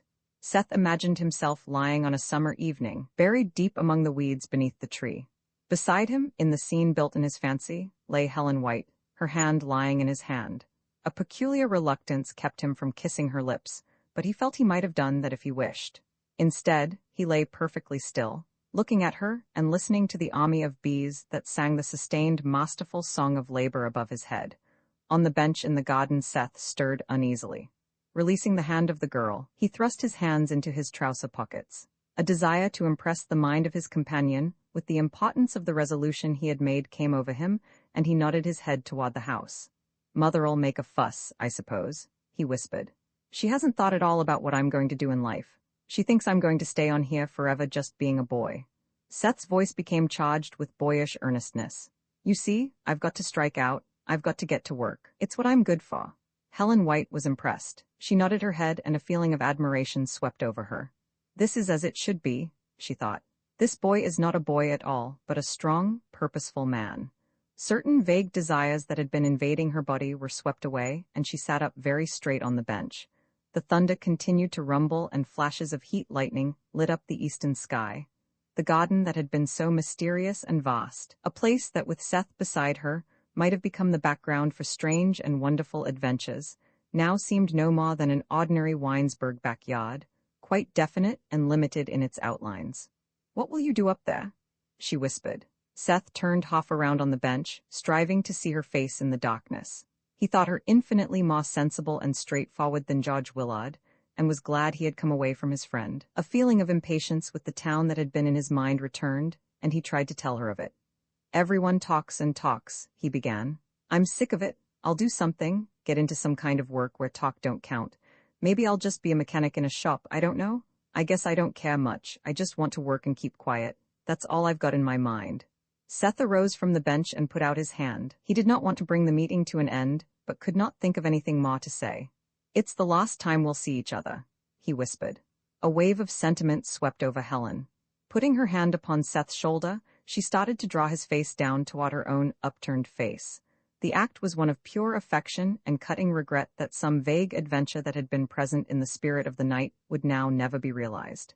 "I think I'd better be going along," she said, letting her hand fall heavily to her side. A thought came to her. Don't you go with me, I want to be alone, she said. You go and talk with your mother, you'd better do that now. Seth hesitated, and as he stood waiting, the girl turned and ran away through the hedge. A desire to run after her came to him, but he only stood staring, perplexed and puzzled by her action, as he had been perplexed and puzzled by all of the life of the town out of which she had come. Walking slowly toward the house, he stopped in the shadow of a large tree and looked at his mother sitting by a lighted window busily sewing. The feeling of loneliness that had visited him earlier in the evening returned and colored his thoughts of the adventure through which he had just passed. Huh? He exclaimed, turning and staring in the direction taken by Helen White. That's how things'll turn out. She'll be like the rest. I suppose she'll begin now to look at me in a funny way. He looked at the ground and pondered this thought. She'll be embarrassed and feel strange when I'm around, he whispered to himself. That's how it'll be. That's how everything'll turn out. When it comes to loving someone, it won't never be me. It'll be someone else, some fool, someone who talks a lot, someone like that George Willard. The untold lie Ray Pearson and Hal Winters were farm hands employed on a farm 3 miles north of Winesburg. On Saturday afternoons, they came into town and wandered about through the streets with other fellows from the country. Ray was a quiet, rather nervous man of perhaps 50 with a brown beard and shoulders rounded by too much and too hard labor. In his nature, he was as unlike Hal Winters as two men can be unlike. Ray was an altogether serious man and had a little sharp-featured wife who had also a sharp voice. The two, with half a dozen thin-legged children, lived in a tumble-down frame house beside a creek at the back end of the Wills farm where Ray was employed. Hal Winters, his fellow employee, was a young fellow. He was not of the Ned Winters family, who were very respectable people in Winesburg, but was one of the 3 sons of the old man called Windpeter Winters, who had a sawmill near Unionville, 6 miles away, and who was looked upon by everyone in Winesburg as a confirmed old reprobate. People from the part of northern Ohio, in which Winesburg lies, will remember old Windpeter by his unusual and tragic death. He got drunk one evening in town and started to drive home to Unionville along the railroad tracks. Henry Brattenberg, the butcher, who lived out that way, stopped him at the edge of the town and told him he was sure to meet the down train, but Windpeter slashed at him with his whip and drove on. When the train struck and killed him and his 2 horses, a farmer and his wife, who were driving home along a nearby road, saw the accident. They said that old Windpeter stood up on the seat of his wagon, raving and swearing at the onrushing locomotive, and that he fairly screamed with delight when the team, maddened by his incessant slashing at them, rushed straight ahead to certain death. Boys like young George Willard and Seth Richmond will remember the incident quite vividly because, although everyone in our town said that the old man would go straight to hell and that the community was better off without him, they had a secret conviction that he knew what he was doing and admired his foolish courage. Most boys have seasons of wishing they could die gloriously instead of just being grocery clerks and going on with their humdrum lives. But this is not the story of Windpeter Winters nor yet of his son Hal, who worked on the Wills farm with Ray Pearson. It is Ray's story. It will, however, be necessary to talk a little of young Hal so that you will get into the spirit of it. Hal was a bad one. Everyone said that. There were 3 of the Winters boys in that family, John, Hal, and Edward, all broad-shouldered big fellows like old Windpeter himself, and all fighters and woman chasers, and generally all-around bad ones. Hal was the worst of the lot, and always up to some devilment. He once stole a load of bods from his father's mill and sold them in Winesburg. With the money, he bought himself a suit of cheap, flashy clothes. Then he got drunk, and when his father came raving into town to find him, they met and fought with their fists on Main Street, and were arrested and put into jail together. Hal went to work on the Wills farm because there was a country school teacher out that way who had taken his fancy. He was only 22 then, but had already been in 2 or 3 of what were spoken of in Winesburg as women's scrapes. Everyone who heard of his infatuation for the school teacher was sure it would turn out badly. He'll only get her into trouble, you'll see, was the word that went around. And so these 2 men, Ray and Hal, were at work in a field on a day in the late October. They were husking corn, and occasionally something was said and they laughed. Then came silence. Ray, who was the more sensitive and always minded things more, had chapped hands and they hurt. He put them into his coat pockets and looked away across the fields. He was in a sad, distracted mood and was affected by the beauty of the country. If you knew the Winesburg country in the fall, and how the low hills are all splashed with yellows and reds, you would understand his feeling. He began to think of the time, long ago, when he was a young fellow living with his father, then a baker in Winesburg, and how on such days he had wandered away into the woods to gather nuts, hunt rabbits, or just to loaf about and smoke his pipe. His marriage had come about through one of his days of wandering. He had induced a girl who waited on trade in his father's shop to go with him, and something had happened. He was thinking of that afternoon and how it had affected his whole life when a spirit of protest awoke in him. He had forgotten about Hal and muttered words. "Tricked by Gad, that's what I was, tricked by life and made a fool of," he said in a low voice. As though understanding his thoughts, Hal Winters spoke up. "Well, has it been worthwhile? What about it, eh? What about marriage and all that?" he asked, and then laughed. Hal tried to keep on laughing, but he too was in an earnest mood. He began to talk earnestly. "Has a fellow got to do it?" he asked. "Has he got to be harnessed up and driven through life like a hoss?" Hal didn't wait for an answer, but sprang to his feet and began to walk back and forth between the corn shocks. He was getting more and more excited. Bending down suddenly, he picked up an ear of the yellow corn and threw it at the fence. "I've got Nell Gunther in trouble," he said. "I'm telling you, but you keep your mouth shut." Ray Pearson arose and stood staring. He was almost a foot shorter than Hal, and when the younger man came and put his 2 hands on the older man's shoulders, they made a picture. There they stood in the big empty field with the quiet corn shocks standing in rows behind them and the red and yellow hills in the distance, and from being just 2 indifferent workmen they had become all alive to each other. Hal sensed it, and because that was his way he laughed. "Well, old daddy," he said awkwardly, "come on, advise me. I've got Nell in trouble. Perhaps you've been in the same fix yourself. I know what everyone would say is the right thing to do, but what do you say? Shall I marry and settle down? Shall I put myself into the harness to be worn out like an old hoss? You know me, Ray. There can't anyone break me, but I can break myself. Shall I do it, or shall I tell Nell to go to the devil? Come on, you tell me. Whatever you say, Ray, I'll do." Ray couldn't answer. He shook Hal's hands loose and turning walked straight away toward the barn. He was a sensitive man, and there were tears in his eyes. He knew there was only one thing to say to Hal Winters, son of old Windpeter Winters. Only one thing that all his own training and all the beliefs of the people he knew would approve. But for his life, he couldn't say what he knew he should say. At 4:30 that afternoon, Ray was puttering about the barnyard when his wife came up the lane along the creek and called him. After the talk with Hal, he hadn't returned to the cornfield, but worked about the barn. He had already done the evening chores and had seen Hal, dressed and ready for a roistering night in town, come out of the farmhouse and go into the road. Along the path to his own house, he trudged behind his wife, looking at the ground and thinking. He couldn't make out what was wrong. Every time he raised his eyes and saw the beauty of the country in the failing light, he wanted to do something he had never done before, shout or scream or hit his wife with his fists, or something equally unexpected and terrifying. Along the path, he went scratching his head and trying to make it out. He looked hard at his wife's back, but she seemed all right. She only wanted him to go into town for groceries, and as soon as she had told him what she wanted, began to scold. "You're always puttering," she said. "Now I want you to hustle. There isn't anything in the house for supper, and you've got to get to town and back in a hurry." Ray went into his own house and took an overcoat from a hook back of the door. It was torn about the pockets, and the collar was shiny. His wife went into the bedroom, and presently came out with a soiled cloth in one hand and $3 silver in the other. Somewhere in the house, a child wept bitterly, and a dog that had been sleeping by the stove arose and yawned. Again the wife scolded. "The children will cry and cry. Why are you always puttering?"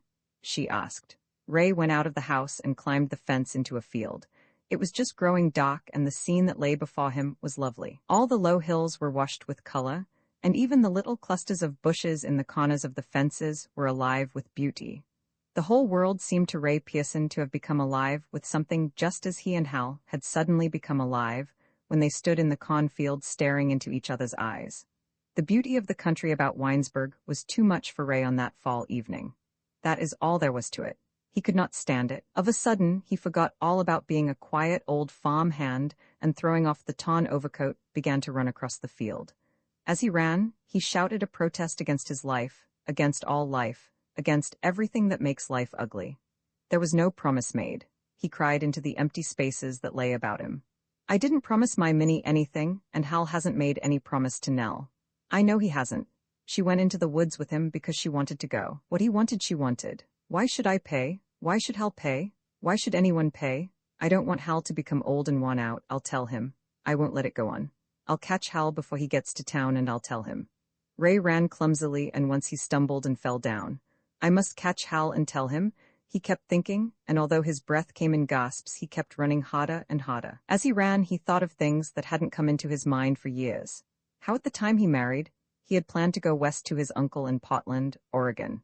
How he hadn't wanted to be a farm hand, but had thought when he got out west he would go to sea and be a sailor, or get a job on a ranch and ride a horse into western towns, shouting and laughing, and waking the people in the houses with his wild cries. Then, as he ran, he remembered his children and in fancy felt their hands clutching at him.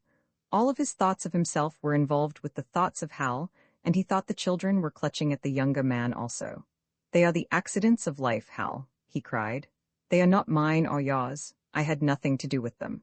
Darkness began to spread over the fields as Ray Pearson ran on and on.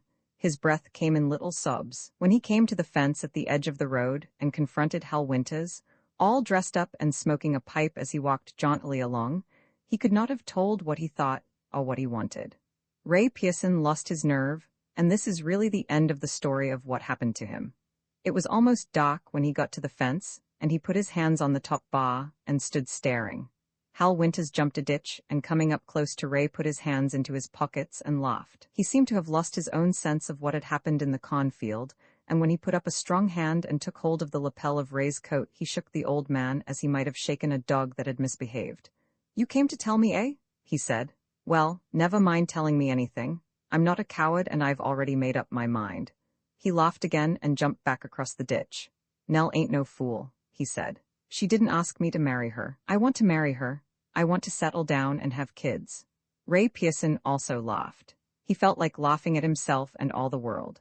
As the farm of Hal Winters disappeared in the dusk that lay over the road that led to Winesburg, he turned and walked slowly back across the fields to where he had left his torn overcoat. As he went, some memory of pleasant evenings spent with the thin-legged children in the tumble-down house by the creek must have come into his mind, for he muttered words. "It's just as well. Whatever I told him would have been a lie," he said softly, and then his farm also disappeared into the darkness of the fields. An awakening Belle Carpenter had a dark skin, gray eyes, and thick lips. She was tall and strong. When black thoughts visited her, she grew angry and wished she were a man and could fight someone with her fists. She worked in the millinery shop kept by Mrs. Kate McHugh, and during the day sat trimming hats by a window at the rear of the store. She was the daughter of Henry Carpenter, bookkeeper in the First National Bank of Winesburg, and lived with him in a gloomy old house far out at the end of Buckeye Street. The house was surrounded by pine trees, and there was no grass beneath the trees. A rusty tin eaves trough had slipped from its fastenings at the back of the house, and when the wind blew, it beat against the roof of a small shed, making a dismal drumming noise that sometimes persisted all through the night. When she was a young girl, Henry Carpenter made life almost unbearable for Belle, but as she emerged from girlhood into womanhood, he lost his power over her. The bookkeeper's life was made up of innumerable little pettinesses. When he went to the bank in the morning, he stepped into a closet and put on a black alpaca coat that had become shabby with age. At night, when he returned to his home, he donned another black alpaca coat. Every evening, he pressed the clothes on in the streets. He had invented an arrangement of bods for the purpose. The trousers to his street suit were placed between the bods, and the bods were clamped together with heavy screws. In the morning, he wiped the bods with a damp cloth and stood them upright behind the dining room door. If they were moved during the day, he was speechless with anger and did not recover his equilibrium for a week. The bank cashier was a little bully and was afraid of his daughter. She, he realized, knew the story of his brutal treatment of her mother and hated him for it. One day she went home at noon and carried a handful of soft mud, taken from the road, into the house. With the mud she smeared the face of the bods used for the pressing of trousers, and then went back to her work, feeling relieved and happy. Belle Carpenter occasionally walked out in the evening with George Willard. Secretly she loved another man, but her love affair, about which no one knew, caused her much anxiety. She was in love with Ed Hanby, bartender in Ed Griffith's saloon, and went about with the young reporter as a kind of relief to her feelings. She did not think that her station in life would permit her to be seen in the company of the bartender, and walked about under the trees with George Willard, and let him kiss her to relieve a longing that was very insistent in her nature. She felt that she could keep the younger man within bounds. About Ed Hanby she was somewhat uncertain. Handby, the bartender, was a tall, broad-shouldered man of 30 who lived in a room upstairs above Griffith's saloon.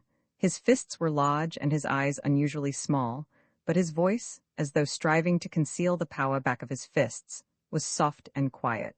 At 25, the bartender had inherited a large farm from an uncle in Indiana. When sold, the farm brought in $8,000, which Ed spent in 6 months. Going to Sandusky, on Lake Erie, he began an orgy of dissipation, the story of which afterward filled his hometown with awe. Here and there, he went throwing the money about, driving carriages through the streets, giving wine parties to crowds of men and women, playing cards for high stakes, and keeping mistresses whose wardrobes cost him hundreds of dollars. One night at a resort called Cedar Point, he got into a fight and ran amok like a wild thing. With his fist, he broke a large mirror in the washroom of a hotel, and later went about smashing windows and breaking chairs in dance halls for the joy of hearing the glass rattle on the floor and seeing the terror in the eyes of clerks who had come from Sandusky to spend the evening at the resort with their sweethearts. The affair between Ed Handby and Belle Carpenter on the surface amounted to nothing. He had succeeded in spending but one evening in her company. On that evening, he hired a horse and buggy at Wesley Moya's livery barn and took her for a drive. The conviction that she was the woman his nature demanded and that he must get her settled upon him, and he told her of his desires. The bartender was ready to marry and to begin trying to earn money for the support of his wife, but so simple was his nature that he found it difficult to explain his intentions. His body ached with physical longing, and with his body he expressed himself. Taking the milliner into his arms and holding her tightly in spite of her struggles, he kissed her until she became helpless. Then he brought her back to town and let her out of the buggy. "When I get hold of you again, I'll not let you go. You can't play with me," he declared as he turned to drive away. Then, jumping out of the buggy, he gripped her shoulders with his strong hands. "I'll keep you for good the next time," he said. "You might as well make up your mind to that. It's you and me for it, and I'm going to have you before I get through." One night in January, when there was a new moon, George Willard, who was in Ed Handby's mind the only obstacle to his getting Belle Carpenter, went for a walk. Early that evening, George went into Ransom Serbeck's pool room with Seth Richmond and Art Wilson, son of the town butcher. Seth Richmond stood with his back against the wall and remained silent, but George Willard talked. The pool room was filled with Winesburg boys, and they talked of women. The young reporter got into that vein. He said that women should look out for themselves, that the fellow who went out with a girl was not responsible for what happened. As he talked, he looked about, eager for attention. He held the floor for 5 minutes, and then Art Wilson began to talk. Art was learning the barber's trade in Cal Prouse's shop and already began to consider himself an authority in such matters as baseball, horse racing, drinking, and going about with women. He began to tell of a night when he with 2 men from Winesburg went into a house of prostitution at the county seat. The butcher's son held a cigar in the side of his mouth, and as he talked spat on the floor. "The women in the place couldn't embarrass me although they tried hard enough," he boasted. "One of the girls in the house tried to get fresh, but I fooled her. As soon as she began to talk, I went and sat in her lap. Everyone in the room laughed when I kissed her. I taught her to let me alone." George Willard went out of the pool room and into Main Street. For days the weather had been bitter cold with a high wind blowing down on the town from Lake Erie, 18 miles to the north.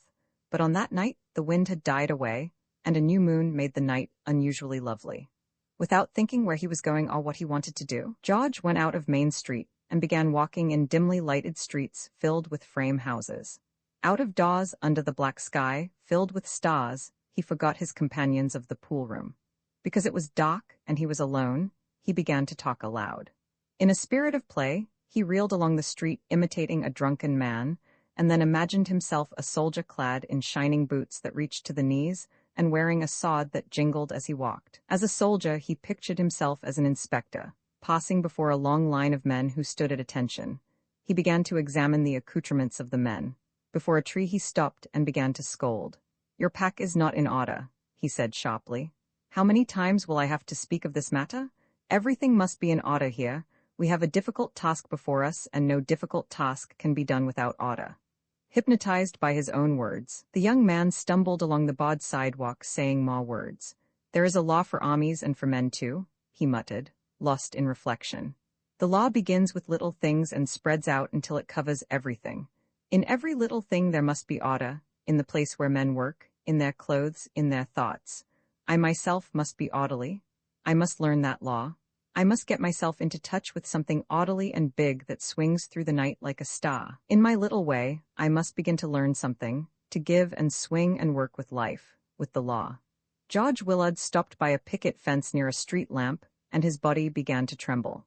He had never before thought such thoughts as had just come into his head, and he wondered where they had come from. For the moment, it seemed to him that some voice outside of himself had been talking as he walked. He was amazed and delighted with his own mind, and when he walked on again, spoke of the matter with fervor. To come out of Ransom Surbeck's pool room and think things like that, he whispered. It is better to be alone. If I talked like Art Wilson, the boys would understand me, but they wouldn't understand what I've been thinking down here. In Winesburg, as in all Ohio towns of 20 years ago, there was a section in which lived day laborers. As the time of factories had not yet come, the laborers worked in the fields or were section hands on the railroads. They worked 12 hours a day and received $1 for the long day of toil. The houses in which they lived were small, cheaply constructed wooden affairs with a garden at the back. The more comfortable among them kept cows and perhaps a pig, housed in a little shed at the rear of the garden. With his head filled with resounding thoughts, George Willard walked into such a street on the clear January night. The street was dimly lighted, and in places there was no sidewalk. In the scene that lay about him, there was something that excited his already aroused fancy. For a year, he had been devoting all of his odd moments to the reading of books and now some tale he had read concerning life in old-world towns of the Middle Ages came sharply back to his mind, so that he stumbled forward with the curious feeling of one revisiting a place that had been a part of some former existence. On an impulse, he turned out of the street and went into a little dark alleyway behind the sheds in which lived the cows and pigs. For a half hour, he stayed in the alleyway, smelling the strong smell of animals too closely housed and letting his mind play with the strange new thoughts that came to him. The very rankness of the smell of manure in the clear, sweet air awoke something heady in his brain. The poor little houses lighted by kerosene lamps, the smoke from the chimneys mounting straight up into the clear air, the grunting of pigs, the women clad in cheap calico dresses and washing dishes in the kitchens, the footsteps of men coming out of the houses and going off to the stores and saloons of Main Street, the dogs barking and the children crying, all of these things made him seem, as he lurked in the darkness, oddly detached and apart from all life. The excited young man, unable to bear the weight of his own thoughts, began to move cautiously along the alleyway. A dog attacked him and had to be driven away with stones, and a man appeared at the door of one of the houses and swore at the dog. George went into a vacant lot and, throwing back his head, looked up at the sky. He felt unutterably big and remade by the simple experience through which he had been passing, and in a kind of fervor of emotion put up his hands, thrusting them into the darkness above his head and muttering words. The desire to say words overcame him, and he said words without meaning, rolling them over on his tongue and saying them because they were brave words, full of meaning. Death, he muttered. Night, the sea, fear, loveliness. George Willard came out of the vacant lot and stood again on the sidewalk facing the houses. He felt that all of the people in the little street must be brothers and sisters to him, and he wished he had the courage to call them out of their houses and to shake their hands. If there were only a woman here, I would take hold of her hand, and we would run until we were both tired out, he thought. That would make me feel better. With the thought of a woman in his mind, he walked out of the street and went toward the house where Belle Carpenter lived. He thought she would understand his mood, and that he could achieve in her presence a position he had long been wanting to achieve. In the past, when he had been with her and had kissed her lips, he had come away filled with anger at himself. He had felt like one being used for some obscure purpose and had not enjoyed the feeling. Now he thought he had suddenly become too big to be used. When George got to Belle Carpenter's house, there had already been a visitor there before him. Ed Hanby had come to the door, and calling Belle out of the house, had tried to talk to her. He had wanted to ask the woman to come away with him and to be his wife, but when she came and stood by the door, he lost his self-assurance and became sullen. You stay away from that kid, he growled, thinking of George Willard, and then, not knowing what else to say, turned to go away. If I catch you together, I will break your bones and his too, he added. The bartender had come to woo, not to threaten, and was angry with himself because of his failure. When her lover had departed, Belle went indoors and ran hurriedly upstairs. From a window at the upper part of the house, she saw Ed Hanby cross the street and sit down on a horse block before the house of a neighbor. In the dim light, the man sat motionless, holding his head in his hands. She was made happy by the sight, and when George Willard came to the door, she greeted him effusively and hurriedly put on her hat. She thought that, as she walked through the streets with young Willard, Ed Hanby would follow, and she wanted to make him suffer. For an hour, Belle Carpenter and the young reporter walked about under the trees in the sweet night air. George Willard was full of big words. The sense of power that had come to him during the hour in the darkness in the alleyway remained with him, and he talked boldly, swaggering along and swinging his arms about. He wanted to make Belle Carpenter realize that he was aware of his former weakness and that he had changed. "You'll find me different," he declared, thrusting his hands into his pockets and looking boldly into her eyes. "I don't know why, but it is so. You've got to take me for a man or let me alone. That's how it is." Up and down the quiet streets under the new moon went the woman and the boy. When George had finished talking, they turned down a side street and went across a bridge into a path that ran up the side of a hill. The hill began at Waterworks Pond and climbed upward to the Winesburg Fair grounds. On the hillside grew dense bushes and small trees, and among the bushes were little open spaces carpeted with long grass, now stiff and frozen. As he walked behind the woman up the hill, George Willard's heart began to beat rapidly, and his shoulders straightened. Suddenly, he decided that Belle Carpenter was about to surrender herself to him. The new force that had manifested itself in him had, he felt, been at work upon her and had led to her conquest. The thought made him half drunk with the sense of masculine power.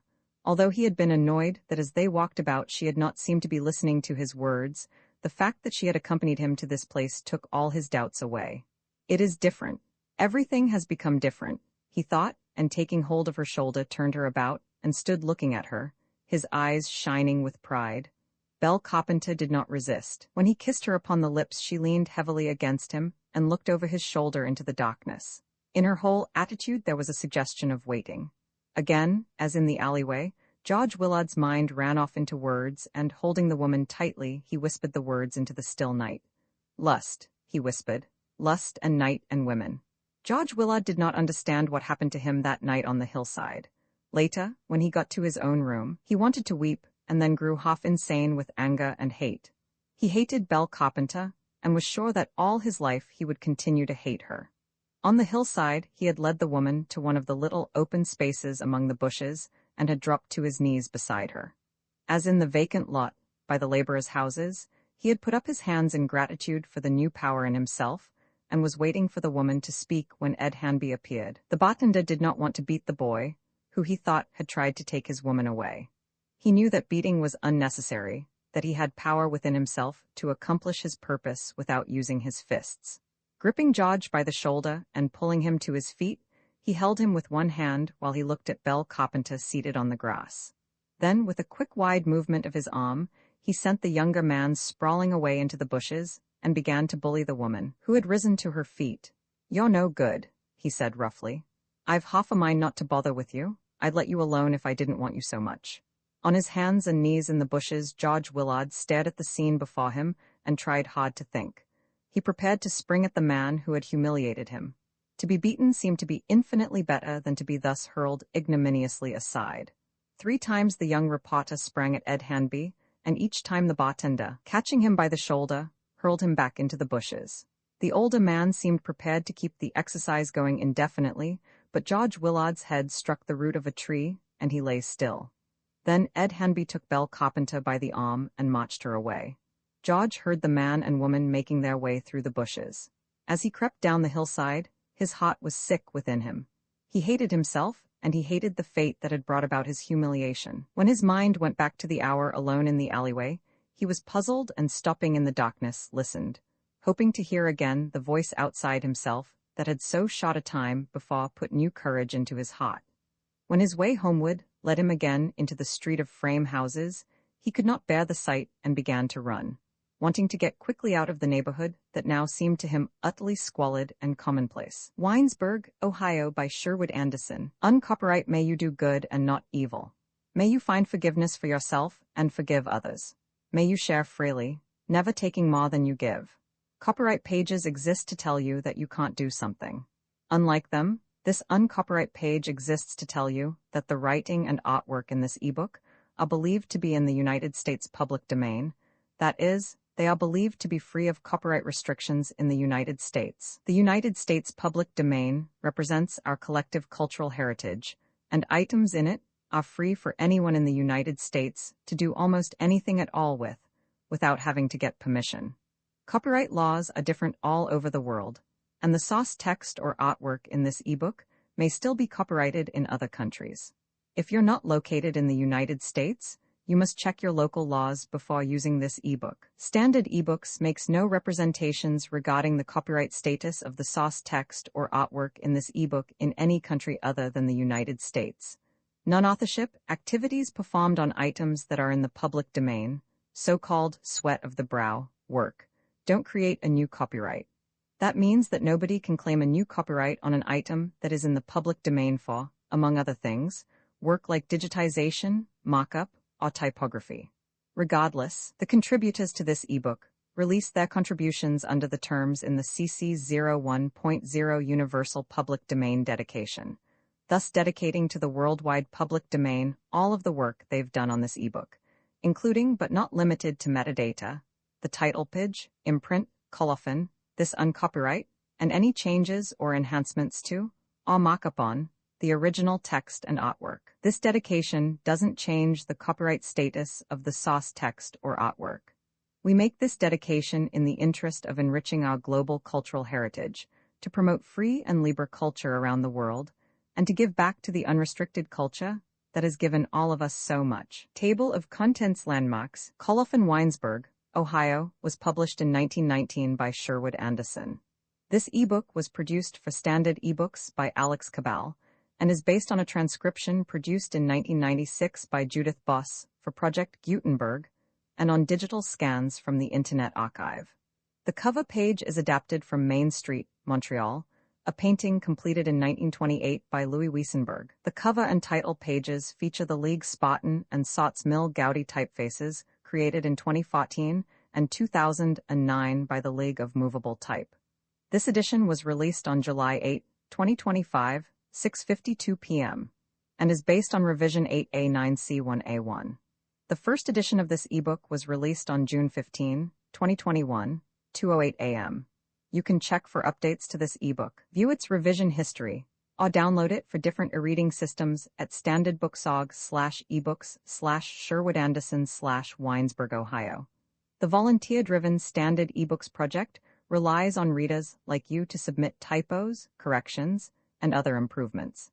Anyone can contribute at Standard Booksorg. Death, the stairway leading up to Dr. Reefy's office, in the Hefner block above the Paris dry goods store, was but dimly lighted. At the head of the stairway hung a lamp with a dirty chimney that was fastened by a bracket to the wall. The lamp had a tin reflector, brown with rust and covered with dust.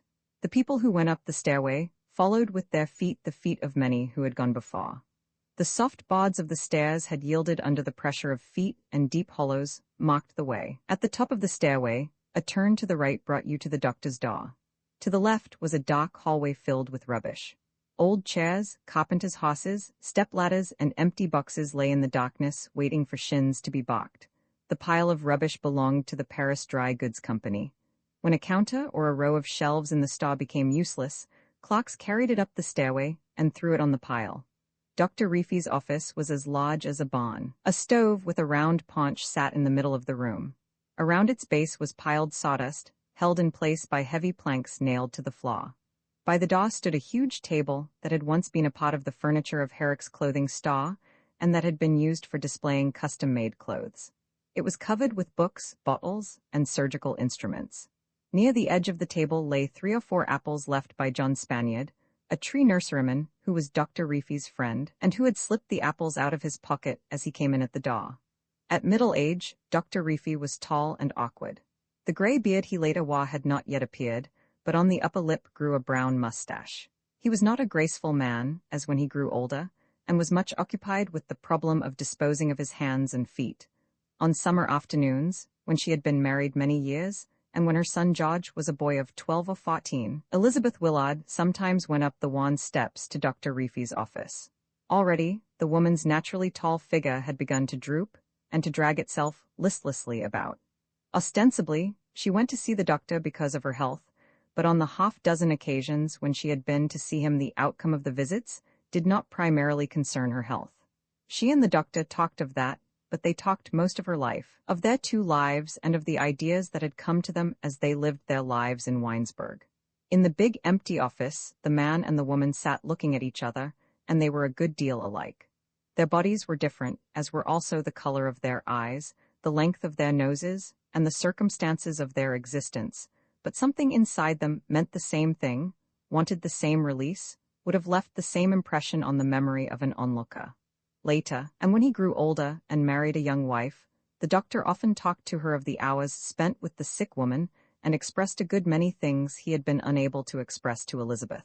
He was almost a poet in his old age, and his notion of what happened took a poetic turn. I had come to the time in my life when prayer became necessary, and so I invented gods and prayed to them, he said. I did not say my prayers in words, nor did I kneel down, but sat perfectly still in my chair. In the late afternoon when it was hot and quiet on Main Street, or in the winter when the days were gloomy, the gods came into the office, and I thought no one knew about them. Then I found that this woman, Elizabeth, knew that she worshipped also the same gods. I have a notion that she came to the office because she thought the gods would be there, but she was happy to find herself not alone, just the same. It was an experience that cannot be explained, although I suppose it is always happening to men and women in all sorts of places. On the summer afternoons when Elizabeth and the doctor sat in the office and talked of their two lives, they talked of other lives also. Sometimes the doctor made philosophic epigrams. Then he chuckled with amusement. Now and then, after a period of silence, a word was said or a hint given that strangely illuminated the life of the speaker. A wish became a desire, or a dream, half dead, flared suddenly into life. For the most part the words came from the woman, and she said them without looking at the man. Each time she came to see the doctor, the hotel keeper's wife talked a little more freely, and after an hour or two in his presence, went down the stairway into Main Street feeling renewed and strengthened against the dullness of her days. With something approaching a girlhood swing to her body, she walked along, but when she had got back to her chair by the window of her room, and when darkness had come on and a girl from the hotel dining room brought her dinner on a tray, she let it grow cold. Her thoughts ran away to her girlhood with its passionate longing for adventure, and she remembered the arms of men that had held her when adventure was a possible thing for her. Particularly, she remembered one who had for a time been her lover, and who in the moment of his passion had cried out to her more than 100 times, saying the same words madly over and over. You dear, you lovely dear." The words, she thought, expressed something she would have liked to have achieved in life. In her room in the shabby old hotel, the sick wife of the hotel keeper began to weep and, putting her hands to her face, rocked back and forth. The words of her one friend, Dr. Reefy, rang in her ears. "Love is like a wind stirring the grass beneath trees on a black night," he had said. "You must not try to make love definite. It is the divine accident of life. If you try to be definite and sure about it and to live beneath the trees, where soft night winds blow, the long hot day of disappointment comes swiftly, and the gritty dust from passing wagons gathers upon lips inflamed and made tender by kisses." Elizabeth Willard could not remember her mother, who had died when she was but 5 years old. Her girlhood had been lived in the most haphazard manner imaginable. Her father was a man who had wanted to be let alone, and the affairs of the hotel would not let him alone. He also had lived and died a sick man. Every day he arose with a cheerful face, but by 10 o'clock in the morning all the joy had gone out of his heart. When a guest complained of the fare in the hotel dining room, or one of the girls who made up the beds got married and went away, he stamped on the floor and swore. At night when he went to bed, he thought of his daughter growing up among the stream of people that drifted in and out of the hotel, and was overcome with sadness. As the girl grew older and began to walk out in the evening with men, he wanted to talk to her, but when he tried was not successful. He always forgot what he wanted to say, and spent the time complaining of his own affairs. In her girlhood and young womanhood, Elizabeth had tried to be a real adventurer in life. At 18 life had so gripped her that she was no longer a virgin, but, although she had a half-dozen lovers before she married Tom Willard, she had never entered upon an adventure prompted by desire alone. Like all the women in the world, she wanted a real lover. Always there was something she sought blindly, passionately, some hidden wonder in life. The tall, beautiful girl with the swinging stride who had walked under the trees with men was forever putting out her hand into the darkness and trying to get hold of some other hand. In all the babble of words that fell from the lips of the men with whom she had ventured, she was trying to find what would be for her the true word. Elizabeth had married Tom Willard, a clerk in her father's hotel, because he was at hand and wanted to marry at the time when the determination to marry came to her. For a while, like most young girls, she thought marriage would change the face of life. If there was in her mind a doubt of the outcome of the marriage with Tom, she brushed it aside. Her father was ill and near death at the time, and she was perplexed because of the meaningless outcome of an affair in which she had just been involved.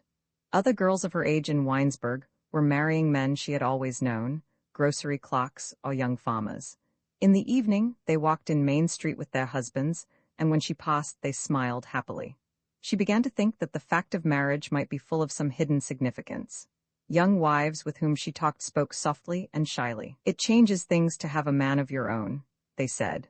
On the evening before her marriage, the perplexed girl had a talk with her father. Later she wondered if the hours alone with the sick man had not led to her decision to marry. The father talked of his life and advised the daughter to avoid being led into another such muddle. He abused Tom Willard, and that led Elizabeth to come to the clerk's defense.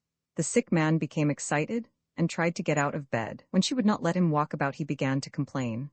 "I've never been let alone," he said. "Although I've worked hard, I've not made the hotel pay. Even now I owe money at the bank. You'll find that out when I'm gone." The voice of the sick man became tense with earnestness. Being unable to arise, he put out his hand and pulled the girl's head down beside his own. "There's a way out," he whispered. "Don't marry Tom Willard or anyone else here in Winesburg. There is $800 in a tin box in my trunk. Take it and go away."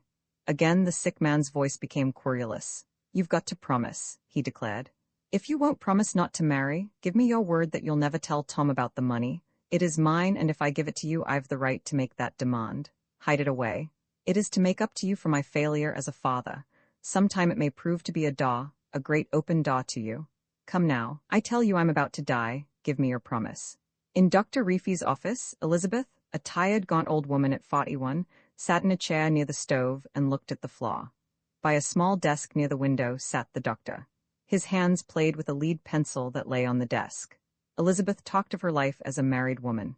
She became impersonal and forgot her husband, only using him as a lay figure to give point to her tale. "And then I was married, and it did not turn out at all," she said bitterly. "As soon as I had gone into it, I began to be afraid. Perhaps I knew too much before, and then perhaps I found out too much during my first night with him. I don't remember. What a fool I was. When father gave me the money and tried to talk me out of the thought of marriage, I would not listen. I thought of what the girls who were married had said of it, and I wanted marriage also. It wasn't Tom I wanted. It was marriage. When father went to sleep, I leaned out of the window and thought of the life I had led. I didn't want to be a bad woman. The town was full of stories about me. I even began to be afraid Tom would change his mind." The woman's voice began to quiver with excitement. To Dr. Reefy, who without realizing what was happening had begun to love her, there came an odd illusion. He thought that as she talked the woman's body was changing, that she was becoming younger, straighter, stronger. When he could not shake off the illusion, his mind gave it a professional twist. "It is good for both her body and her mind, this talking," he muttered. The woman began telling of an incident that had happened one afternoon a few months after her marriage. Her voice became steadier. "In the late afternoon, I went for a drive alone," she said. "I had a buggy and a little gray pony I kept in Moya's livery. Tom was painting and repapering rooms in the hotel. He wanted money, and I was trying to make up my mind to tell him about the $800 father had given to me. I couldn't decide to do it. I didn't like him well enough. There was always paint on his hands and face during those days, and he smelled of paint. He was trying to fix up the old hotel and make it new and smart." The excited woman sat up very straight in her chair and made a quick girlish movement with her hand as she told of the drive alone on the spring afternoon. "It was cloudy and a storm threatened," she said. "Black clouds made the green of the trees and the grass stand out so that the colors hurt my eyes. I went out Trunion Pike a mile or more and then turned into a side road. The little hoss went quickly along uphill and down. I was impatient. Thoughts came and I wanted to get away from my thoughts. I began to beat the hoss. The black clouds settled down and it began to rain. I wanted to go at a terrible speed, to drive on and on forever. I wanted to get out of town, out of my clothes, out of my marriage, out of my body, out of everything. I almost killed the hoss, making him run, and when he could not run any more, I got out of the buggy and ran afoot into the darkness until I fell and hurt my side. I wanted to run away from everything, but I wanted to run towards something too. Don't you see, dear, how it was? Elizabeth sprang out of the chair and began to walk about in the office. She walked as Dr. Reefy thought he had never seen anyone walk before. To her whole body there was a swing, a rhythm that intoxicated him. When she came and knelt on the floor beside his chair, he took her into his arms and began to kiss her passionately. I cried all the way home, she said, as she tried to continue the story of her wild ride, but he did not listen. You dear, you lovely dear, oh you lovely dear. He muttered and thought he held in his arms not the tired-out woman of 41, but a lovely and innocent girl who had been able by some miracle to project herself out of the husk of the body of the tired-out woman.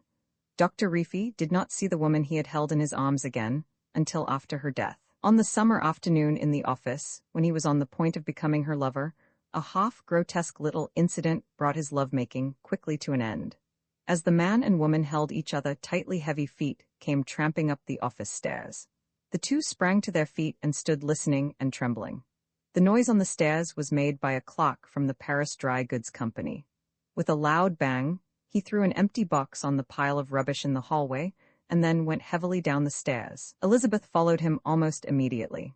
The thing that had come to life in her as she talked to her one friend died suddenly.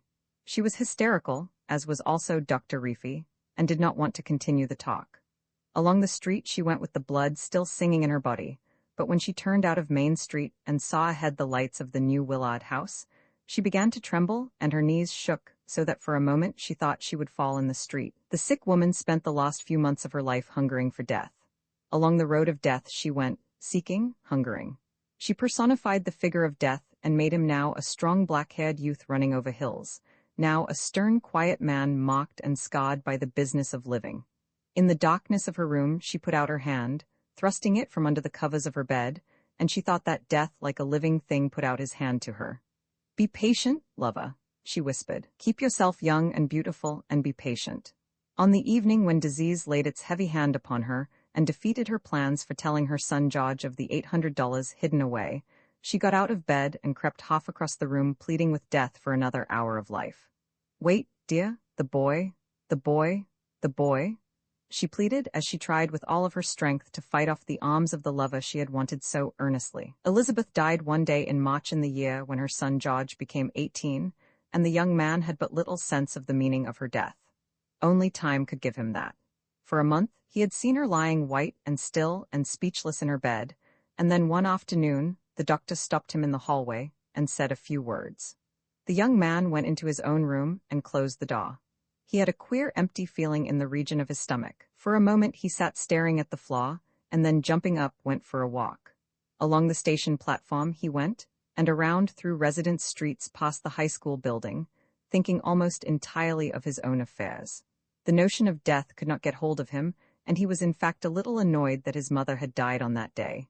He had just received a note from Helen White, the daughter of the town banker, in answer to one from him. Tonight I could have gone to see her, and now it will have to be put off, he thought half angrily. Elizabeth died on a Friday afternoon at 3 o'clock. It had been cold and rainy in the morning, but in the afternoon, the sun came out. Before she died, she lay paralyzed for 6 days, unable to speak or move, and with only her mind and her eyes alive. For 3 of the 6 days she struggled, thinking of her boy, trying to say some few words in regard to his future, and in her eyes there was an appeal so touching that all who saw it kept the memory of the dying woman in their minds for years. Even Tom Willard, who had always half resented his wife, forgot his resentment, and the tears ran out of his eyes and lodged in his mustache. The mustache had begun to turn gray, and Tom colored it with dye. There was oil in the preparation he used for the purpose, and the tears, catching in the mustache and being brushed away by his hand, formed a fine mist-like vapor. In his grief, Tom Willard's face looked like the face of a little dog that has been out a long time in bitter weather. George came home along Main Street at dark on the day of his mother's death, and after going to his own room to brush his hair and clothes, went along the hallway and into the room where the body lay. There was a candle on the dressing table by the door, and Dr. Reefy sat in a chair by the bed. The doctor arose and started to go out. He put out his hand as though to greet the younger man, and then awkwardly drew it back again.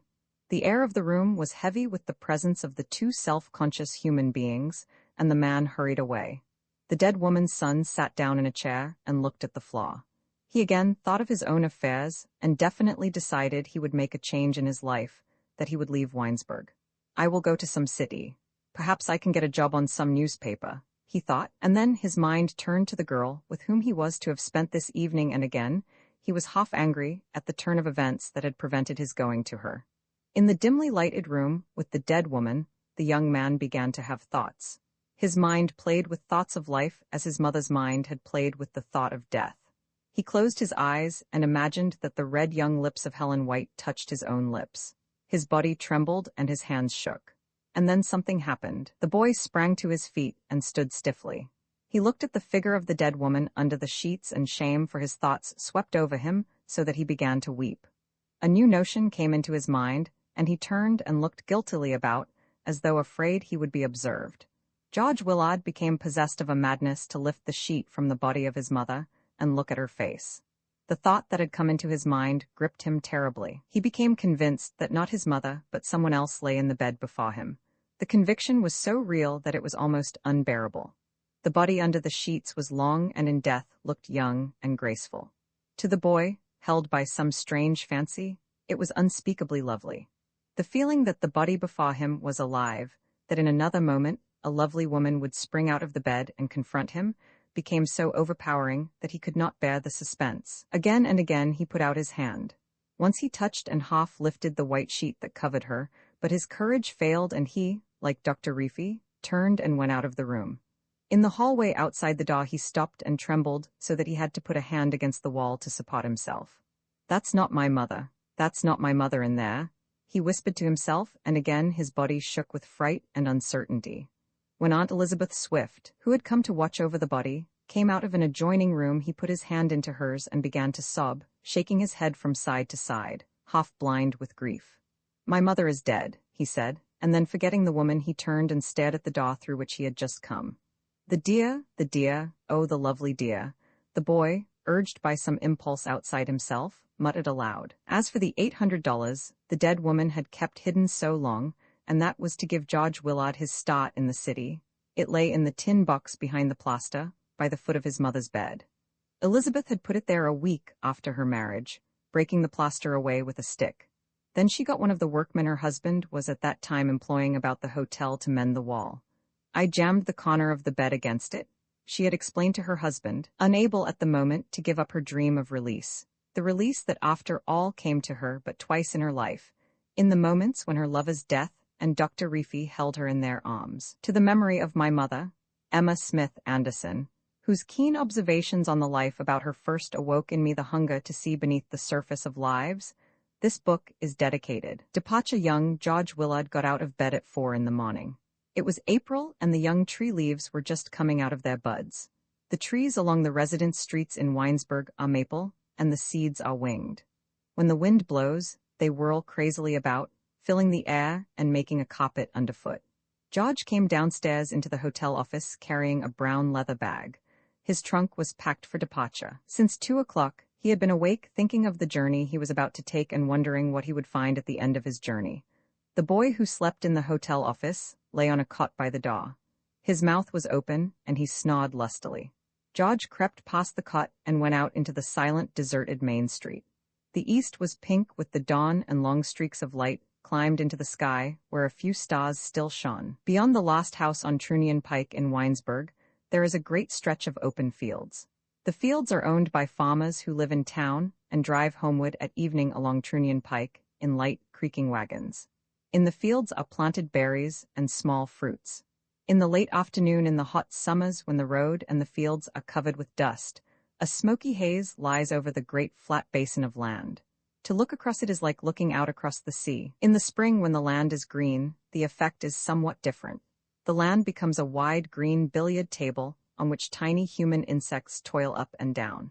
All through his boyhood and young manhood, George Willard had been in the habit of walking on Trunion Pike.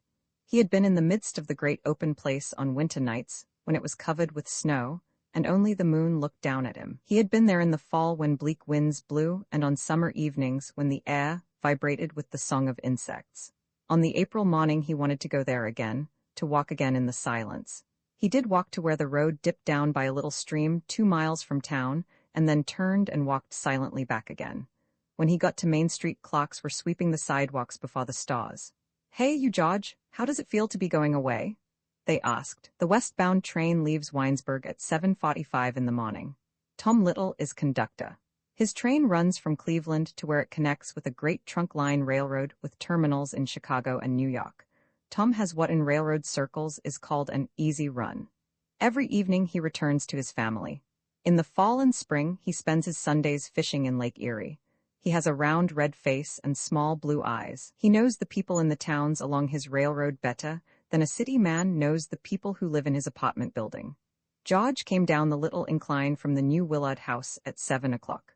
Tom Willard carried his bag. The son had become taller than the father. On the station platform, everyone shook the young man's hand. More than a dozen people waited about. Then they talked of their own affairs. Even Will Henderson, who was lazy and often slept until 9, had got out of bed. George was embarrassed. Gertrude Wilmot, a tall, thin woman of 50 who worked in the Winesburg post office, came along the station platform. She had never before paid any attention to George. Now she stopped and put out her hand. In 2 words she voiced what everyone felt. "Good luck," she said sharply, and then turning went on her way. When the train came into the station, George felt relieved. He scampered hurriedly aboard. Helen White came running along Main Street, hoping to have a parting word with him, but he had found a seat and did not see her. When the train started, Tom Little punched his ticket, grinned, and, although he knew George well and knew on what adventure he was just setting out, made no comment. Tom had seen 1,000 George Willards go out of their towns to the city. It was a commonplace enough incident with him. In the smoking car, there was a man who had just invited Tom to go on a fishing trip to Sandusky Bay. He wanted to accept the invitation and talk over details.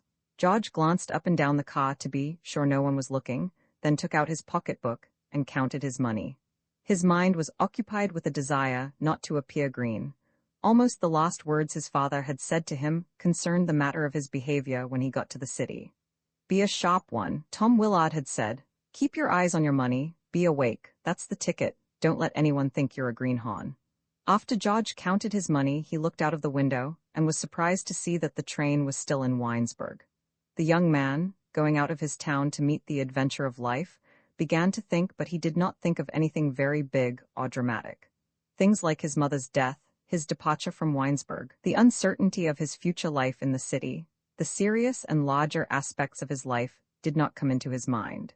He thought of little things, Turk Smollett wheeling bods through the main street of his town in the morning, a tall woman, beautifully gowned, who had once stayed overnight at his father's hotel, Butch Wheeler, the lamplighter of Winesburg, hurrying through the streets on a summer evening and holding a torch in his hand, Helen White standing by a window in the Winesburg post office and putting a stamp on an envelope.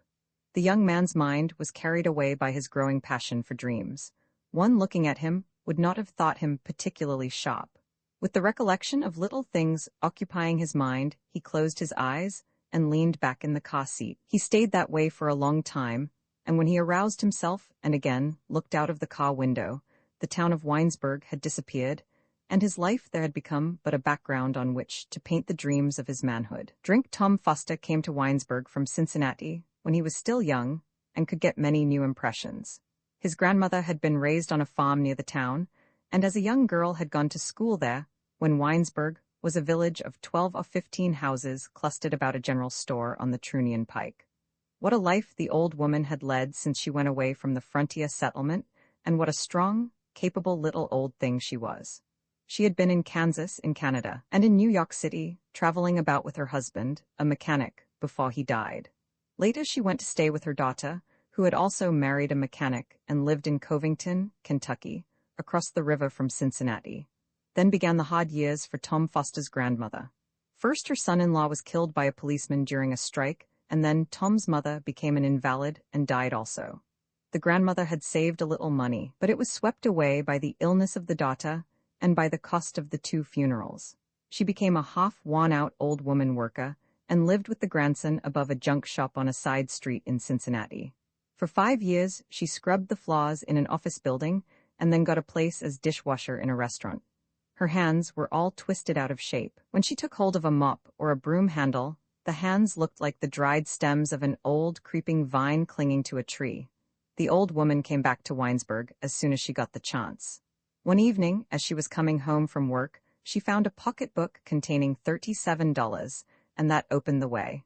The trip was a great adventure for the boy. It was past 7 o'clock at night when the grandmother came home with the pocketbook held tightly in her old hands, and she was so excited she could scarcely speak.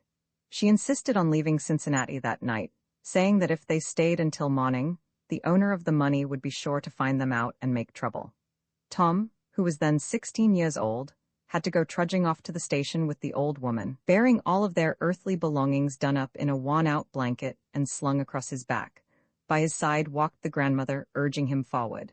Her toothless old mouth twitched nervously, and when Tom grew weary and wanted to put the pack down at a street crossing, she snatched it up, and if he had not prevented, would have slung it across her own back. When they got into the train, and it had run out of the city, she was as delighted as a girl and talked as the boy had never heard her talk before. All through the night as the train rattled along, the grandmother told Tom tales of Winesburg, and of how he would enjoy his life working in the fields and shooting wild things in the woods there. She could not believe that the tiny village of 50 years before had grown into a thriving town in her absence, and in the morning when the train came to Winesburg did not want to get off. "It isn't what I thought. It may be hard for you here," she said. And then the train went on its way, and the two stood confused, not knowing where to turn in the presence of Albert Longworth, the Winesburg baggage master. But Tom Foster did get along all right. He was one to get along anywhere. Mrs. White, the banker's wife, employed his grandmother to work in the kitchen, and he got a place as stable boy in the banker's new brick barn. In Winesburg, servants were hard to get. The woman who wanted help in her housework employed a hired girl who insisted on sitting at the table with the family. Mrs. White was sick of hired girls and snatched at the chance to get hold of the old city woman. She furnished a room for the boy Tom upstairs in the barn. "He can mow the lawn and run errands when the horses do not need attention," she explained to her husband. Tom Foster was rather small for his age and had a large head covered with stiff black hair that stood straight up. The hair emphasized the bigness of his head. His voice was the softest thing imaginable, and he was himself so gentle and quiet that he slipped into the life of the town without attracting the least bit of attention. One could not help wondering where Tom Foster got his gentleness.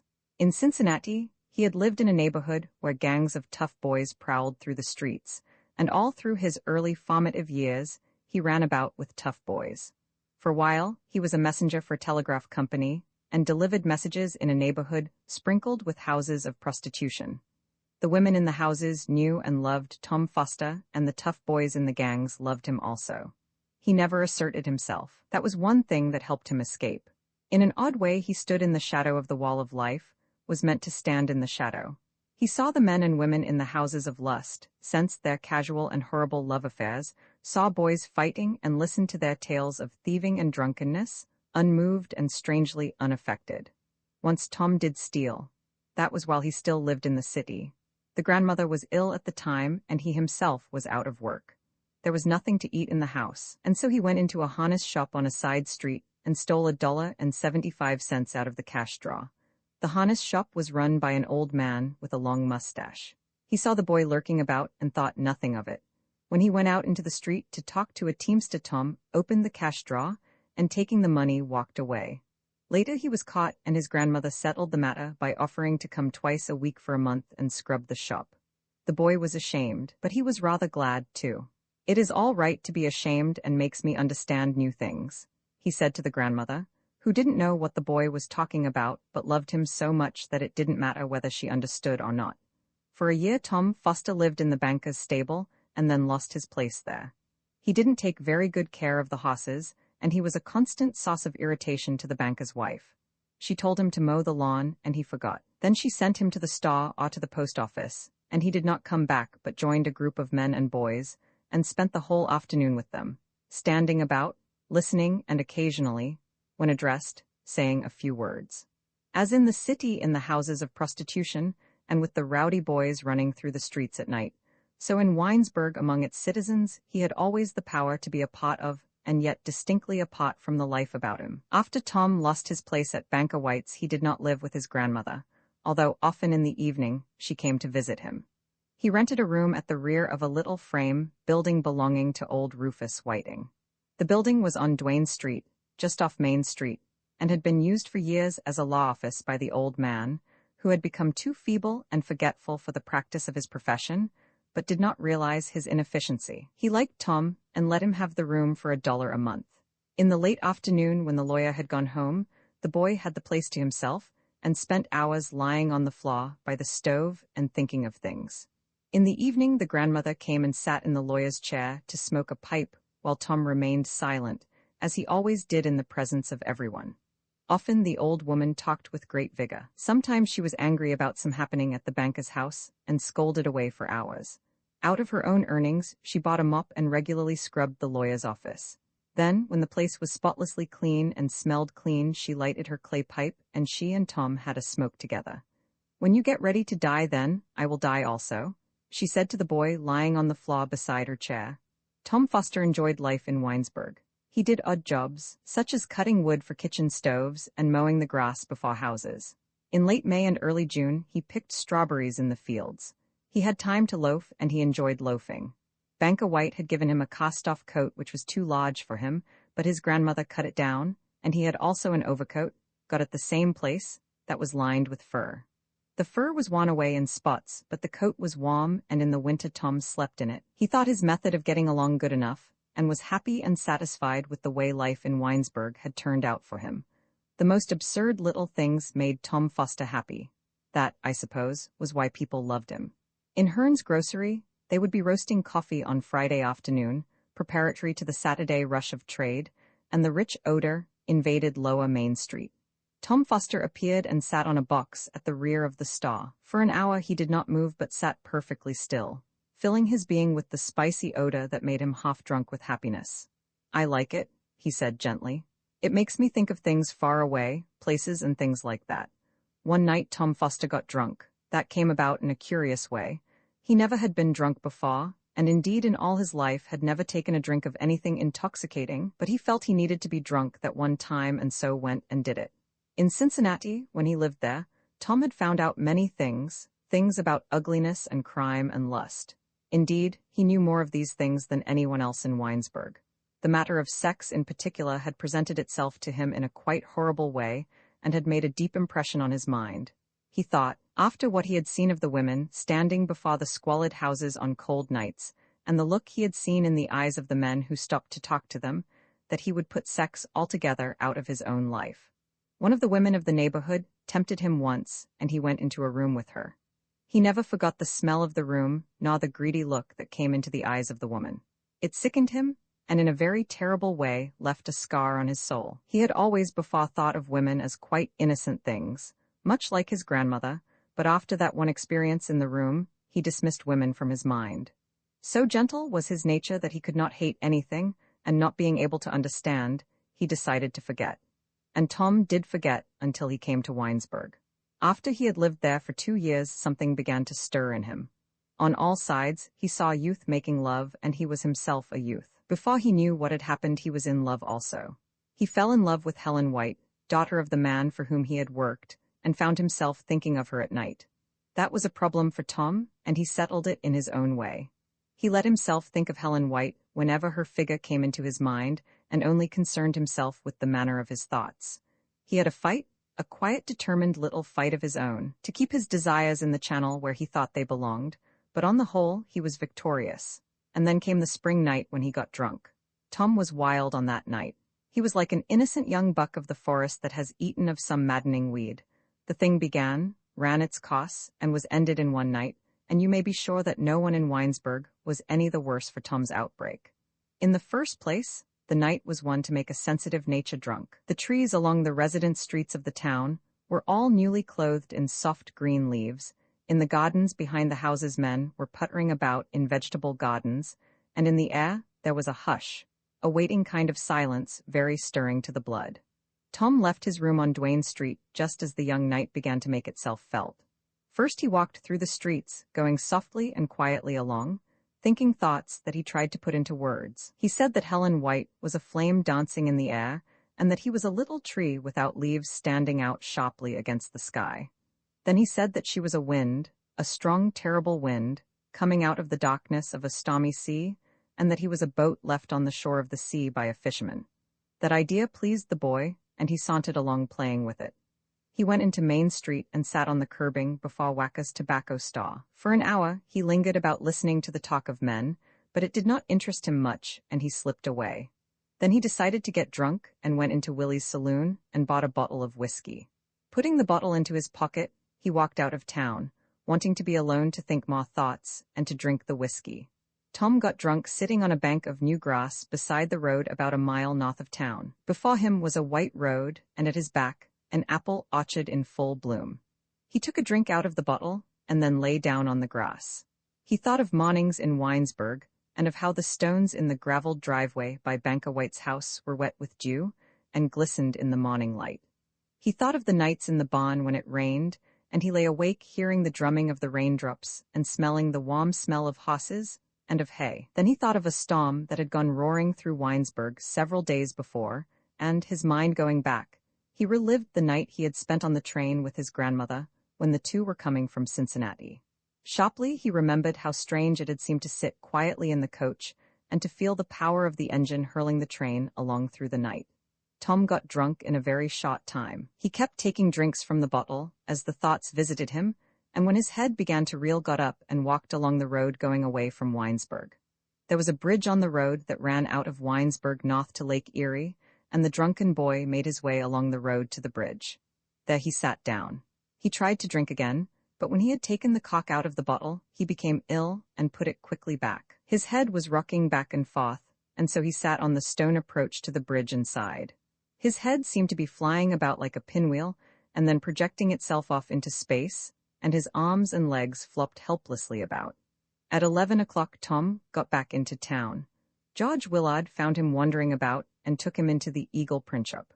Then he became afraid that the drunken boy would make a mess on the floor and helped him into the alleyway. The reporter was confused by Tom Foster. The drunken boy talked of Helen White and said he had been with her on the shore of a sea and had made love to her. George had seen Helen White walking in the street with her father during the evening and decided that Tom was out of his head. A sentiment concerning Helen White that lurked in his own heart flamed up and he became angry. "Now you quit that," he said. "I won't let Helen White's name be dragged into this. I won't let that happen." He began shaking Tom's shoulder, trying to make him understand. "You quit it," he said again. For 3 hours the two young men, thus strangely thrown together, stayed in the print shop. When he had a little recovered, George took Tom for a walk. They went into the country and sat on a log near the edge of a wood. Something in the still night drew them together, and when the drunken boy's head began to clear they talked. "It was good to be drunk," Tom Foster said. "It taught me something. I won't have to do it again. I will think more clearly after this. You see how it is." George Willard did not see, but his anger concerning Helen White passed, and he felt drawn toward the pale, shaken boy as he had never before been drawn toward anyone. With motherly solicitude, he insisted that Tom get to his feet and walk about. Again, they went back to the print shop and sat in silence in the darkness. The reporter could not get the purpose of Tom Foster's actions straightened out in his mind. When Tom spoke again of Helen White, he again grew angry and began to scold. "You quit that," he said sharply. "You haven't been with her. What makes you say you have? What makes you keep saying such things? Now you quit it, do you hear?" Tom was hurt. He couldn't quarrel with George Willard because he was incapable of quarreling, so he got up to go away. When George Willard was insistent, he put out his hand, laying it on the older boy's arm, and tried to explain. "Well," he said softly, "I don't know how it was. I was happy. You see how that was. Helen White made me happy and the night did too. I wanted to suffer, to be hurt somehow. I thought that was what I should do.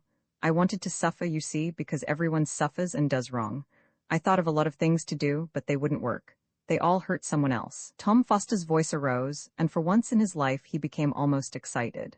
"It was like making love, that's what I mean," he explained. "Don't you see how it is? It hurt me to do what I did and made everything strange. That's why I did it. I'm glad too. It taught me something, that's it. That's what I wanted. Don't you understand? I wanted to learn things, you see. That's why I did it." Godliness a tale in Farpot's pot. There were always 3 or 4 old people sitting on the front porch of the house, or puttering about the garden of the Bentley farm. 3 of the old people were women and sisters to Jessie. They were a colorless, soft-voiced lot. Then there was a silent old man with thin white hair who was Jessie's uncle. The farmhouse was built of wood, a bod outer covering over a framework of logs. It was in reality not one house, but a cluster of houses joined together in a rather haphazard manner. Inside, the place was full of surprises. One went up steps from the living room into the dining room, and there were always steps to be ascended or descended in passing from one room to another. At meal times, the place was like a beehive. At one moment, all was quiet, then doors began to open, feet clattered on stairs, a murmur of soft voices arose, and people appeared from a dozen obscure corners. Besides the old people, already mentioned, many others lived in the Bentley house. There were 4 hired men, a woman named Aunt Callie Beebe, who was in charge of the housekeeping, a dull-witted girl named Eliza Stoughton, who made beds and helped with the milking, a boy who worked in the stables, and Jesse Bentley himself, the owner and overlord of it all. By the time the American Civil War had been over for 20 years, that part of northern Ohio, where the Bentley farms lay, had begun to emerge from pioneer life. Jesse then owned machinery for harvesting grain. He had built modern barns, and most of his land was drained with carefully laid tile drain, but in order to understand the man, we will have to go back to an earlier day.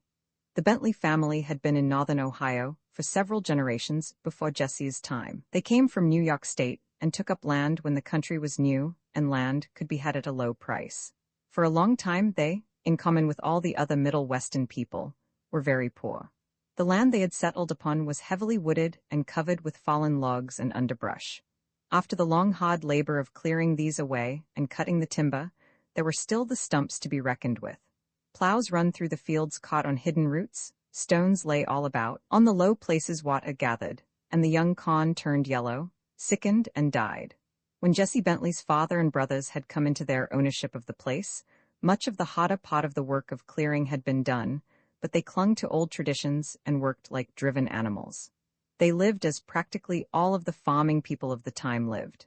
In the spring and through most of the winter, the highways leading into the town of Winesburg were a sea of mud. The 4 young men of the family worked hard all day in the fields. They ate heavily of coarse, greasy food, and at night slept like tired beasts on beds of straw.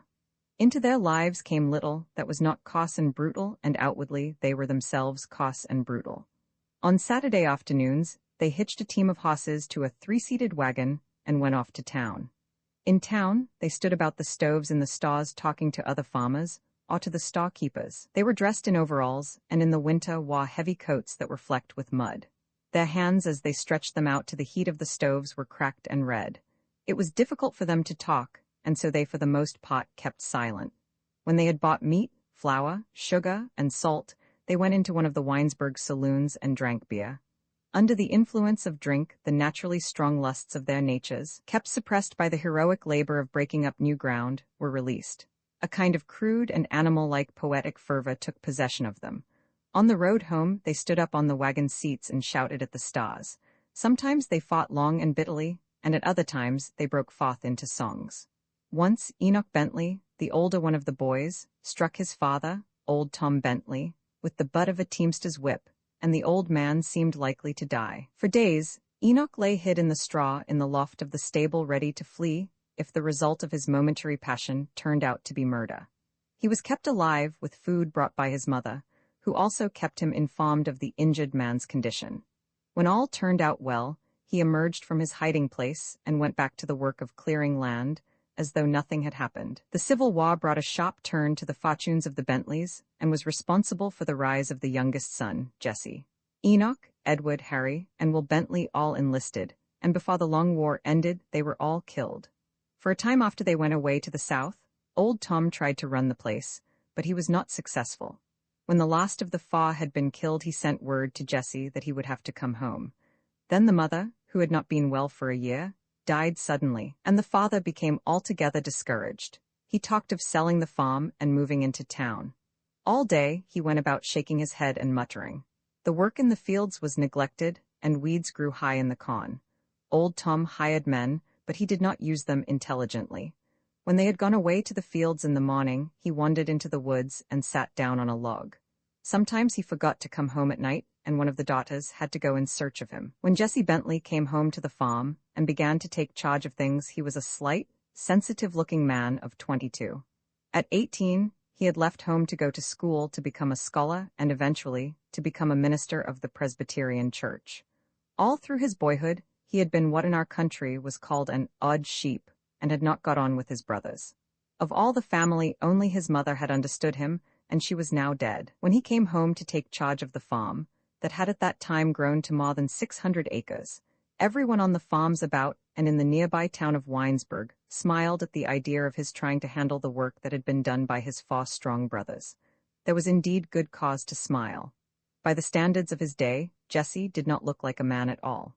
He was small and very slender and womanish of body, and, true to the traditions of young ministers, wore a long black coat and a narrow black string tie. The neighbors were amused when they saw him, after the years away, and they were even more amused when they saw the woman he had married in the city. As a matter of fact, Jesse's wife did soon go under. That was perhaps Jesse's fault. A farm in northern Ohio, in the hard years after the Civil War, was no place for a delicate woman, and Catherine Bentley was delicate. Jesse was hard with her, as he was with everybody about him in those days. She tried to do such work as all the neighbor women about her did, and he let her go on without interference. She helped to do the milking and did part of the housework. She made the beds for the men and prepared their food. For a year, she worked every day from sunrise until late at night, and then after giving birth to a child she died. As for Jesse Bentley, although he was a delicately built man, there was something within him that could not easily be killed. He had brown curly hair and gray eyes that were at times hard and direct, at times wavering and uncertain. Not only was he slender, but he was also short of stature. His mouth was like the mouth of a sensitive and very determined child. Jesse Bentley was a fanatic. He was a man born out of his time and place, and for this he suffered and made others suffer. Never did he succeed in getting what he wanted out of life, and he did not know what he wanted. Within a very short time after he came home to the Bentley farm, he made everyone there a little afraid of him, and his wife, who should have been close to him as his mother had been, was afraid also.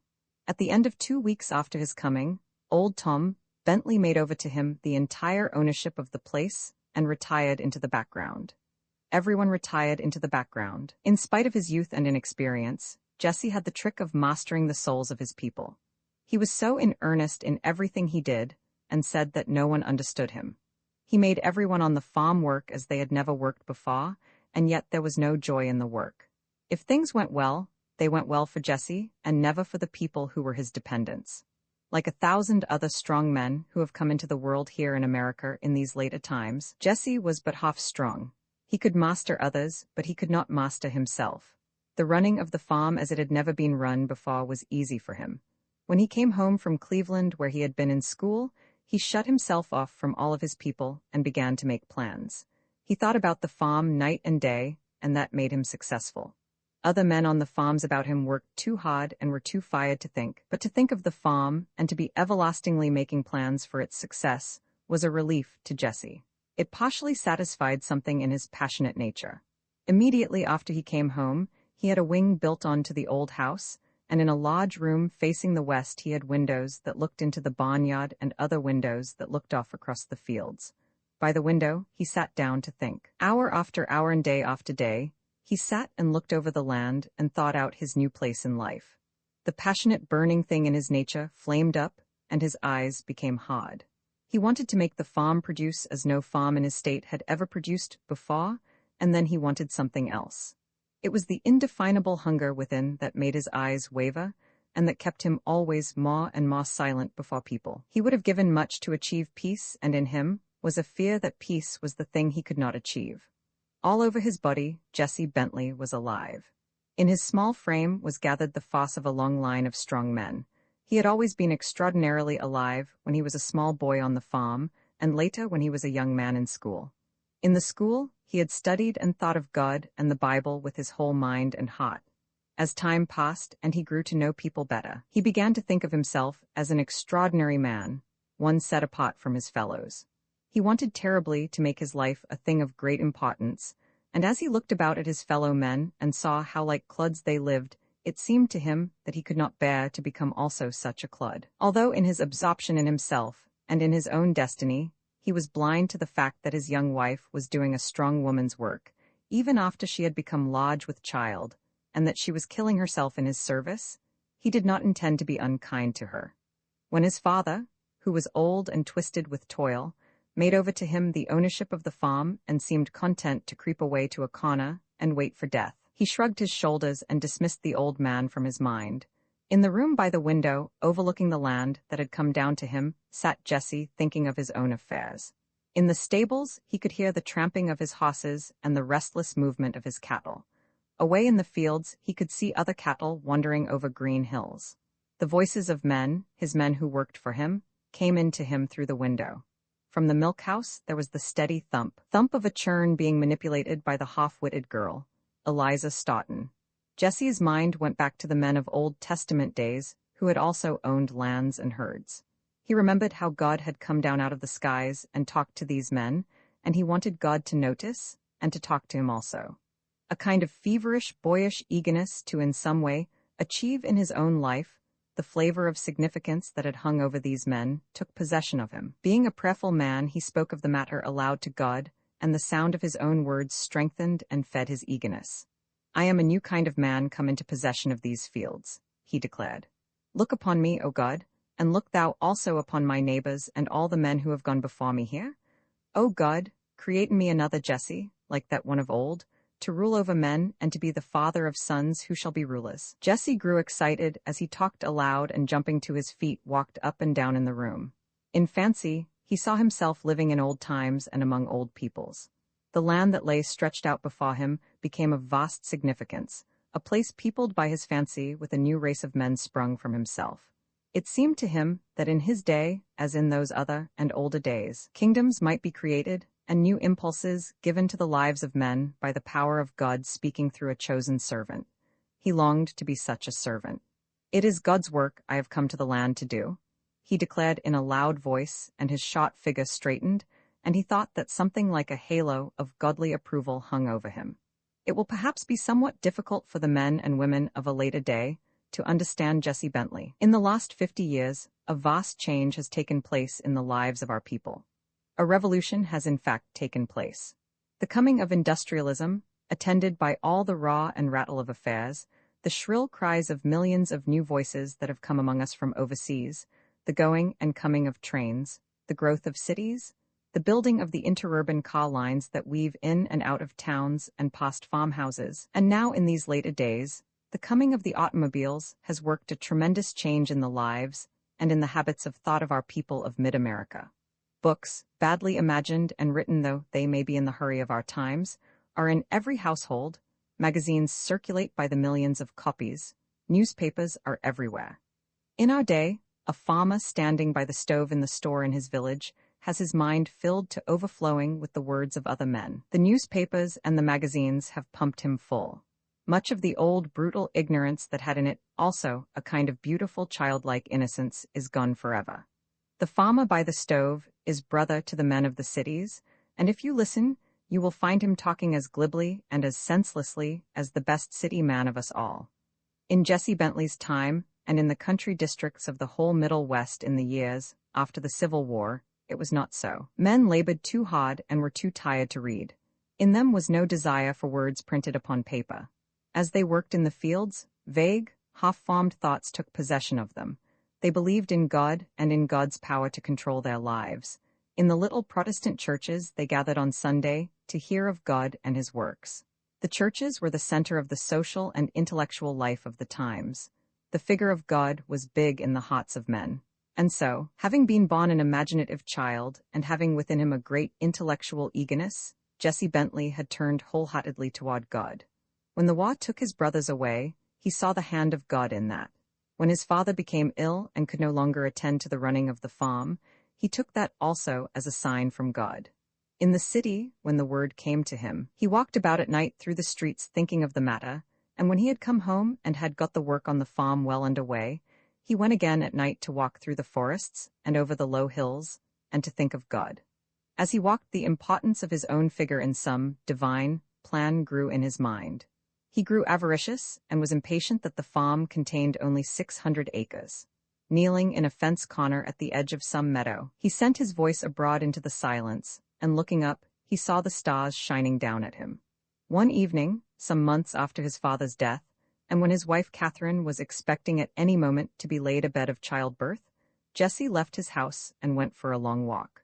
The Bentley farm was situated in a tiny valley watered by Wine Creek, and Jesse walked along the banks of the stream to the end of his own land and on through the fields of his neighbors. As he walked, the valley broadened and then narrowed again. Great open stretches of field and wood lay before him. The moon came out from behind clouds, and, climbing a low hill, he sat down to think. Jesse thought that as the true servant of God, the entire stretch of country through which he had walked should have come into his possession. He thought of his dead brothers and blamed them that they had not worked harder and achieved more. Before him in the moonlight, the tiny stream ran down over stones, and he began to think of the men of old times who, like himself, had owned flocks and lands. A fantastic impulse, half fear, half greediness, took possession of Jesse Bentley. He remembered how in the old Bible story the Lord had appeared to that other Jesse and told him to send his son David to where Saul and the men of Israel were fighting the Philistines in the valley of Elah. Into Jesse's mind came the conviction that all of the Ohio farmers who owned land in the valley of Wine Creek were Philistines and enemies of God. Suppose, he whispered to himself, there should come from among them one who, like Goliath the Philistine of Gath, could defeat me and take from me my possessions. In fancy, he felt the sickening dread that he thought must have lain heavy on the heart of Saul before the coming of David. Jumping to his feet, he began to run through the night. As he ran, he called to God. His voice carried far over the low hills. Jehovah of hosts, he cried, send to me this night out of the womb of Catherine, a son. Let thy grace alight upon me. Send me a son to be called David, who shall help me to pluck at last all of these lands out of the hands of the Philistines and turn them to thy service and to the building of thy kingdom on earth. Potterman David Hardy of Winesburg, Ohio, was the grandson of Jesse Bentley, the owner of Bentley Farms. When he was 12 years old, he went to the old Bentley place to live. His mother, Louise Bentley, the girl who came into the world on that night when Jesse ran through the fields crying to God that he be given a son, had grown to womanhood on the farm and had married young John Hardy of Winesburg, who became a banker. Louise and her husband did not live happily together, and everyone agreed that she was to blame. She was a small woman with sharp gray eyes and black hair. From childhood, she had been inclined to fits of temper, and when not angry, she was often morose and silent. In Winesburg, it was said that she drank. Her husband, the banker, who was a careful, shrewd man, tried hard to make her happy. When he began to make money, he bought for her a large brick house on Elm Street in Winesburg, and he was the first man in that town to keep a manservant to drive his wife's carriage. But Louise could not be made happy. She flew into half-insane fits of temper during which she was sometimes silent, sometimes noisy and quarrelsome. She swore and cried out in her anger. She got a knife from the kitchen and threatened her husband's life. Once she deliberately set fire to the house, and often she hid herself away for days in her own room and would see no one. Her life, lived as a half recluse, gave rise to all sorts of stories concerning her. It was said that she took drugs, and that she hid herself away from people because she was often so, under the influence of drink, that her condition could not be concealed. Sometimes on summer afternoons, she came out of the house and got into her carriage. Dismissing the driver, she took the reins in her own hands and drove off at top speed through the streets. If a pedestrian got in her way, she drove straight ahead, and the frightened citizen had to escape as best he could. To the people of the town, it seemed as though she wanted to run them down. When she had driven through several streets, tearing around corners and beating the horses with the whip, she drove off into the country. On the country roads, after she had gotten out of sight of the houses, she let the horses slow down to a walk and her wild, reckless mood passed. She became thoughtful and muttered words. Sometimes tears came into her eyes, and then, when she came back into town, she again drove furiously through the quiet streets. But for the influence of her husband and the respect he inspired in people's minds, she would have been arrested more than once by the town marshal. Young David Hardy grew up in the house with this woman, and as can well be imagined, there was not much joy in his childhood. He was too young then to have opinions of his own about people, but at times it was difficult for him not to have very definite opinions about the woman who was his mother. David was always a quiet, orderly boy, and for a long time was thought by the people of Winesburg to be something of a dullard. His eyes were brown, and as a child he had a habit of looking at things and people a long time without appearing to see what he was looking at. When he heard his mother spoken of harshly, or when he overheard her berating his father, he was frightened and ran away to hide. Sometimes he could not find a hiding place, and that confused him. Turning his face toward a tree, or if he was indoors toward the wall, he closed his eyes and tried not to think of anything. He had a habit of talking aloud to himself, and early in life, a spirit of quiet sadness often took possession of him. On the occasions when David went to visit his grandfather on the Bentley farm, he was altogether contented and happy. Often he wished that he would never have to go back to town, and once when he had come home from the farm after a long visit, something happened that had a lasting effect on his mind. David had come back into town with one of the hired men. The man was in a hurry to go about his own affairs, and left the boy at the head of the street in which the Hardy house stood. It was early dusk of a fall evening, and the sky was overcast with clouds. Something happened to David. He could not bear to go into the house where his mother and father lived, and on an impulse he decided to run away from home. He intended to go back to the farm and to his grandfather, but lost his way, and for hours he wandered weeping and frightened on country roads. It started to rain and lightning flashed in the sky. The boy's imagination was excited, and he fancied that he could see and hear strange things in the darkness. Into his mind came the conviction that he was walking and running in some terrible void where no one had ever been before. The darkness about him seemed limitless. The sound of the wind blowing in trees was terrifying. When a team of horses approached along the road in which he walked, he was frightened and climbed a fence. Through a field he ran until he came into another road, and getting upon his knees, felt of the soft ground with his fingers. But for the figure of his grandfather, whom he was afraid he would never find in the darkness, he thought the world must be altogether empty. When his cries were heard by a farmer who was walking home from town, and he was brought back to his father's house, he was so tired and excited that he did not know what was happening to him. By chance, David's father knew that he had disappeared. On the street, he had met the farm hand from the Bentley place and knew of his son's return to town. When the boy did not come home, an alarm was set up, and John Hardy with several men of the town went to search the country. The report that David had been kidnapped ran about through the streets of Winesburg. When he came home, there were no lights in the house, but his mother appeared and clutched him eagerly in her arms. David thought she had suddenly become another woman. He could not believe that so delightful a thing had happened. With her own hands, Louise Hardy bathed his tired young body and cooked him food. She would not let him go to bed, but, when he had put on his nightgown, blew out the lights and sat down in a chair to hold him in her arms. For an hour, the woman sat in the darkness and held her boy. All the time she kept talking in a low voice. David could not understand what had so changed her. Her habitually dissatisfied face had become, he thought, the most peaceful and lovely thing he had ever seen. When he began to weep, she held him more and more tightly. On and on went her voice. It was not harsh or shrill as when she talked to her husband, but was like rain falling on trees. Presently men began coming to the door to report that he had not been found, but she made him hide and be silent until she had sent them away. He thought it must be a game his mother and the men of the town were playing with him, and laughed joyously. Into his mind came the thought that his having been lost and frightened in the darkness was an altogether unimportant matter. He thought that he would have been willing to go through the frightful experience 1,000 times to be sure of finding at the end of the long black road a thing so lovely as his mother had suddenly become. During the last years of young David's boyhood he saw his mother but seldom, and she became for him just a woman with whom he had once lived. Still, he could not get her figure out of his mind, and as he grew older, it became more definite. When he was 12 years old, he went to the Bentley farm to live. Old Jesse came into town and fairly demanded that he be given charge of the boy. The old man was excited and determined on having his own way. He talked to John Hardy in the office of the Winesburg Savings Bank, and then the two men went to the house on Elm Street to talk with Louise. They both expected her to make trouble, but were mistaken. She was very quiet, and when Jesse had explained his mission and had gone on at some length about the advantages to come through having the boy out of doors and in the quiet atmosphere of the old farmhouse, she nodded her head in approval. "It is an atmosphere not corrupted by my presence," she said sharply. Her shoulders shook and she seemed about to fly into a fit of temper.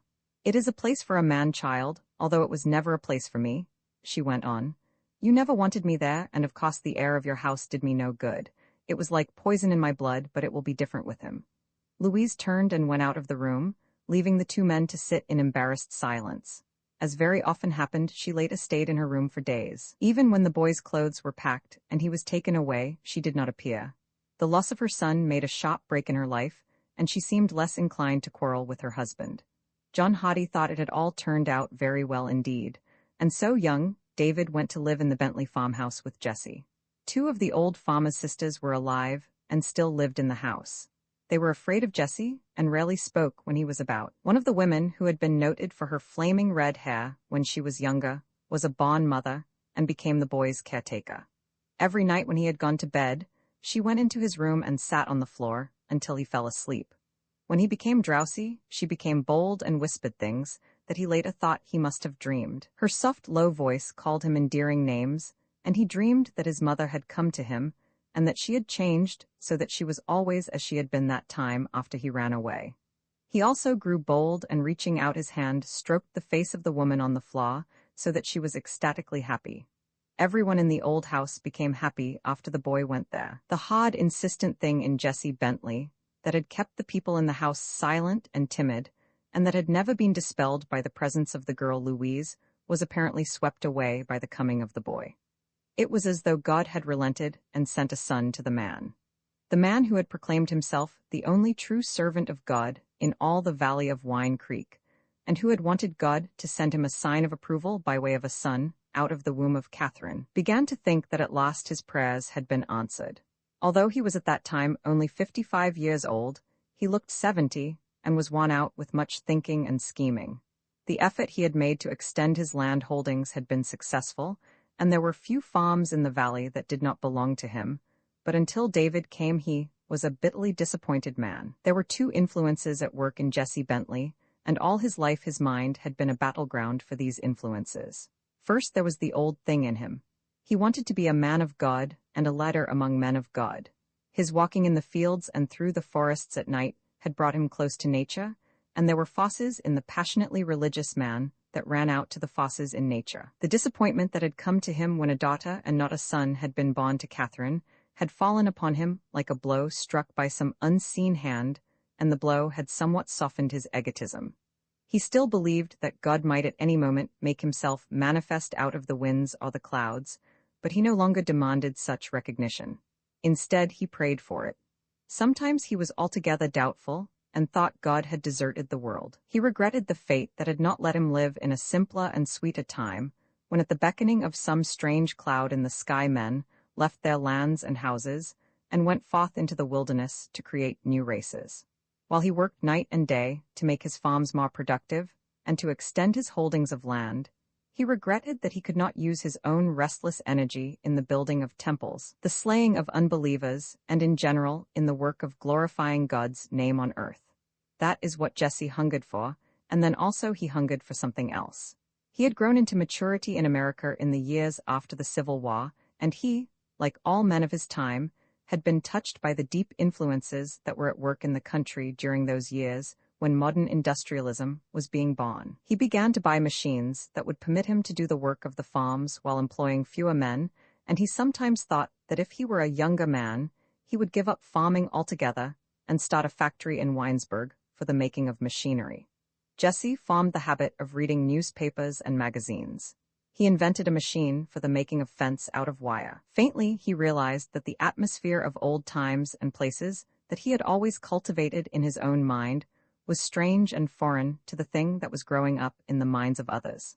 The beginning of the most materialistic age in the history of the world, when wars would be fought without patriotism, when men would forget God and only pay attention to moral standards, when the will to power would replace the will to serve, and beauty would be well nigh forgotten in the terrible headlong rush of mankind toward the acquiring of possessions, was telling its story to Jessie the man of God as it was to the men about him. The greedy thing in him wanted to make money faster than it could be made by tilling the land. More than once he went into Winesburg to talk with his son-in-law John Hottie about it.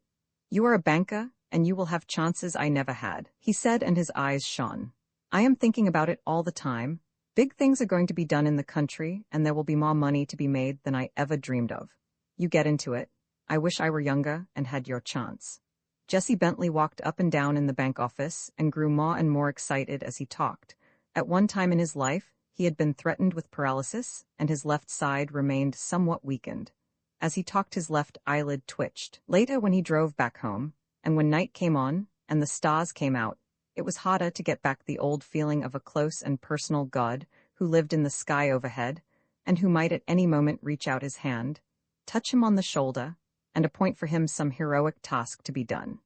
Jesse's mind was fixed upon the things read in newspapers and magazines, on fortunes to be made almost without effort by shrewd men who bought and sold. For him, the coming of the boy David did much to bring back with renewed force the old faith, and it seemed to him that God had at last looked with favor upon him. As for the boy on the farm, life began to reveal itself to him in 1,000 new and delightful ways. The kindly attitude of all about him expanded his quiet nature, and he lost the half-timid, hesitating manner he had always had with his people. At night when he went to bed after a long day of adventures in the stables, in the fields, or driving about from farm to farm with his grandfather, he wanted to embrace everyone in the house. If Shirley Bentley, the woman who came each night to sit on the floor by his bedside, did not appear at once, he went to the head of the stairs and shouted, his young voice ringing through the narrow halls where for so long there had been a tradition of silence. In the morning when he awoke and lay still in bed, the sounds that came in to him through the windows filled him with delight. He thought with a shudder of the life in the house in Winesburg and of his mother's angry voice that had always made him tremble. There in the country, all sounds were pleasant sounds. When he awoke at dawn, the barnyard back of the house also awoke. In the house, people stirred about. Eliza Stoughton, the half-witted girl, was poked in the ribs by a farm hand and giggled noisily. In some distant field, a cow bawled and was answered by the cattle in the stables, and one of the farm hands spoke sharply to the horse he was grooming by the stable door. David leaped out of bed and ran to a window. All of the people stirring about excited his mind, and he wondered what his mother was doing in the house in town. From the windows of his own room, he could not see directly into the barnyard, where the farm hands had now all assembled to do the morning chores, but he could hear the voices of the men and the neighing of the horses. When one of the men laughed, he laughed also. Leaning out at the open window, he looked into an orchard where a fat sow wandered about with a litter of tiny pigs at her heels. Every morning he counted the pigs. 4, 5, 6, 7, he said slowly, wetting his finger and making straight up and down marks on the window ledge. David ran to put on his trousers and shirt. A feverish desire to get out of doors took possession of him. Every morning he made such a noise coming downstairs that Aunt Callie, the housekeeper, declared he was trying to tear the house down. When he had run through the long old house, shutting the doors behind him with a bang, he came into the barnyard and looked about with an amazed air of expectancy. It seemed to him that in such a place tremendous things might have happened during the night. The farm hands looked at him and laughed. Henry Strader, an old man who had been on the farm since Jesse came into possession, and who before David's time had never been known to make a joke, made the same joke every morning. It amused David so that he laughed and clapped his hands. "See, come here and look," cried the old man. "Grandfather Jesse's white mare has torn the black stocking she wears on her foot. Day after day through the long summer, Jesse Bentley drove from farm to farm up and down the valley of Wine Creek, and his grandson went with him. They rode in a comfortable old phaeton drawn by the white horse. The old man scratched his thin white beard and talked to himself of his plans for increasing the productiveness of the fields they visited and of God's part in the plans all men made.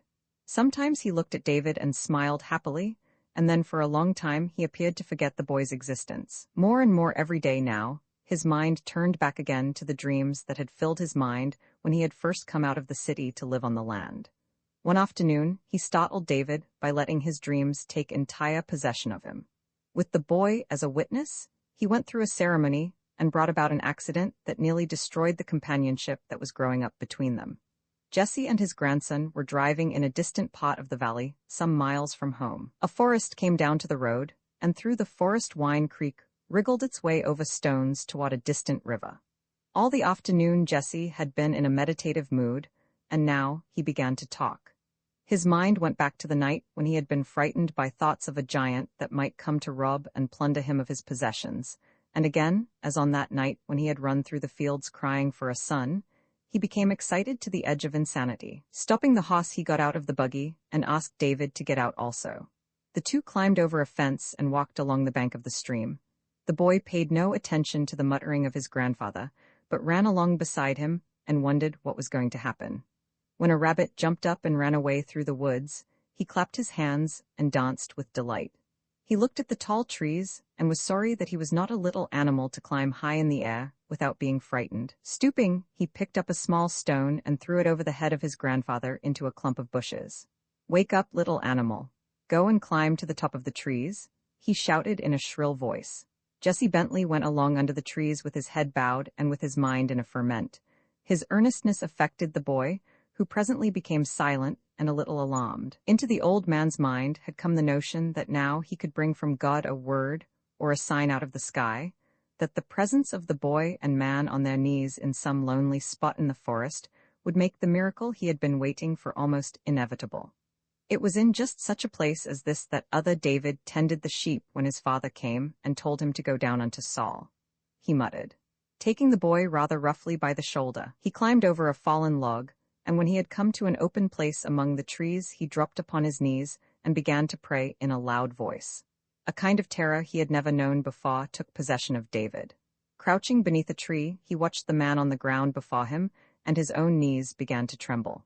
It seemed to him that he was in the presence not only of his grandfather, but of someone else, someone who might hurt him, someone who was not kindly but dangerous and brutal. He began to cry and reaching down picked up a small stick, which he held tightly gripped in his fingers. When Jesse Bentley, absorbed in his own idea, suddenly arose and advanced toward him, his terror grew until his whole body shook. In the woods an intense silence seemed to lie over everything, and suddenly out of the silence came the old man's harsh and insistent voice. Gripping the boy's shoulders, Jesse turned his face to the sky and shouted. The whole left side of his face twitched, and his hand on the boy's shoulder twitched also. "Make a sign to me, God," he cried. "Here I stand with the boy David. Come down to me out of the sky and make thy presence known to me." With a cry of fear, David turned and, shaking himself loose from the hands that held him, ran away through the forest. He did not believe that the man who turned up his face and in a harsh voice shouted at the sky was his grandfather at all. The man did not look like his grandfather. The conviction that something strange and terrible had happened, that by some miracle a new and dangerous person had come into the body of the kindly old man, took possession of him. On and on he ran down the hillside, sobbing as he ran. When he fell over the roots of a tree, and in falling struck his head, he arose and tried to run on again. His head hurt so that presently he fell down and lay still, but it was only after Jesse had carried him to the buggy, and he awoke to find the old man's hand stroking his head tenderly, that the terror left him. "Take me away. There is a terrible man back there in the woods," he declared firmly, while Jesse looked away over the tops of the trees, and again his lips cried out to God. "What have I done that thou dost not approve of me?" he whispered softly, saying the words over and over, as he drove rapidly along the road with the boy's cut and bleeding head held tenderly against his shoulder.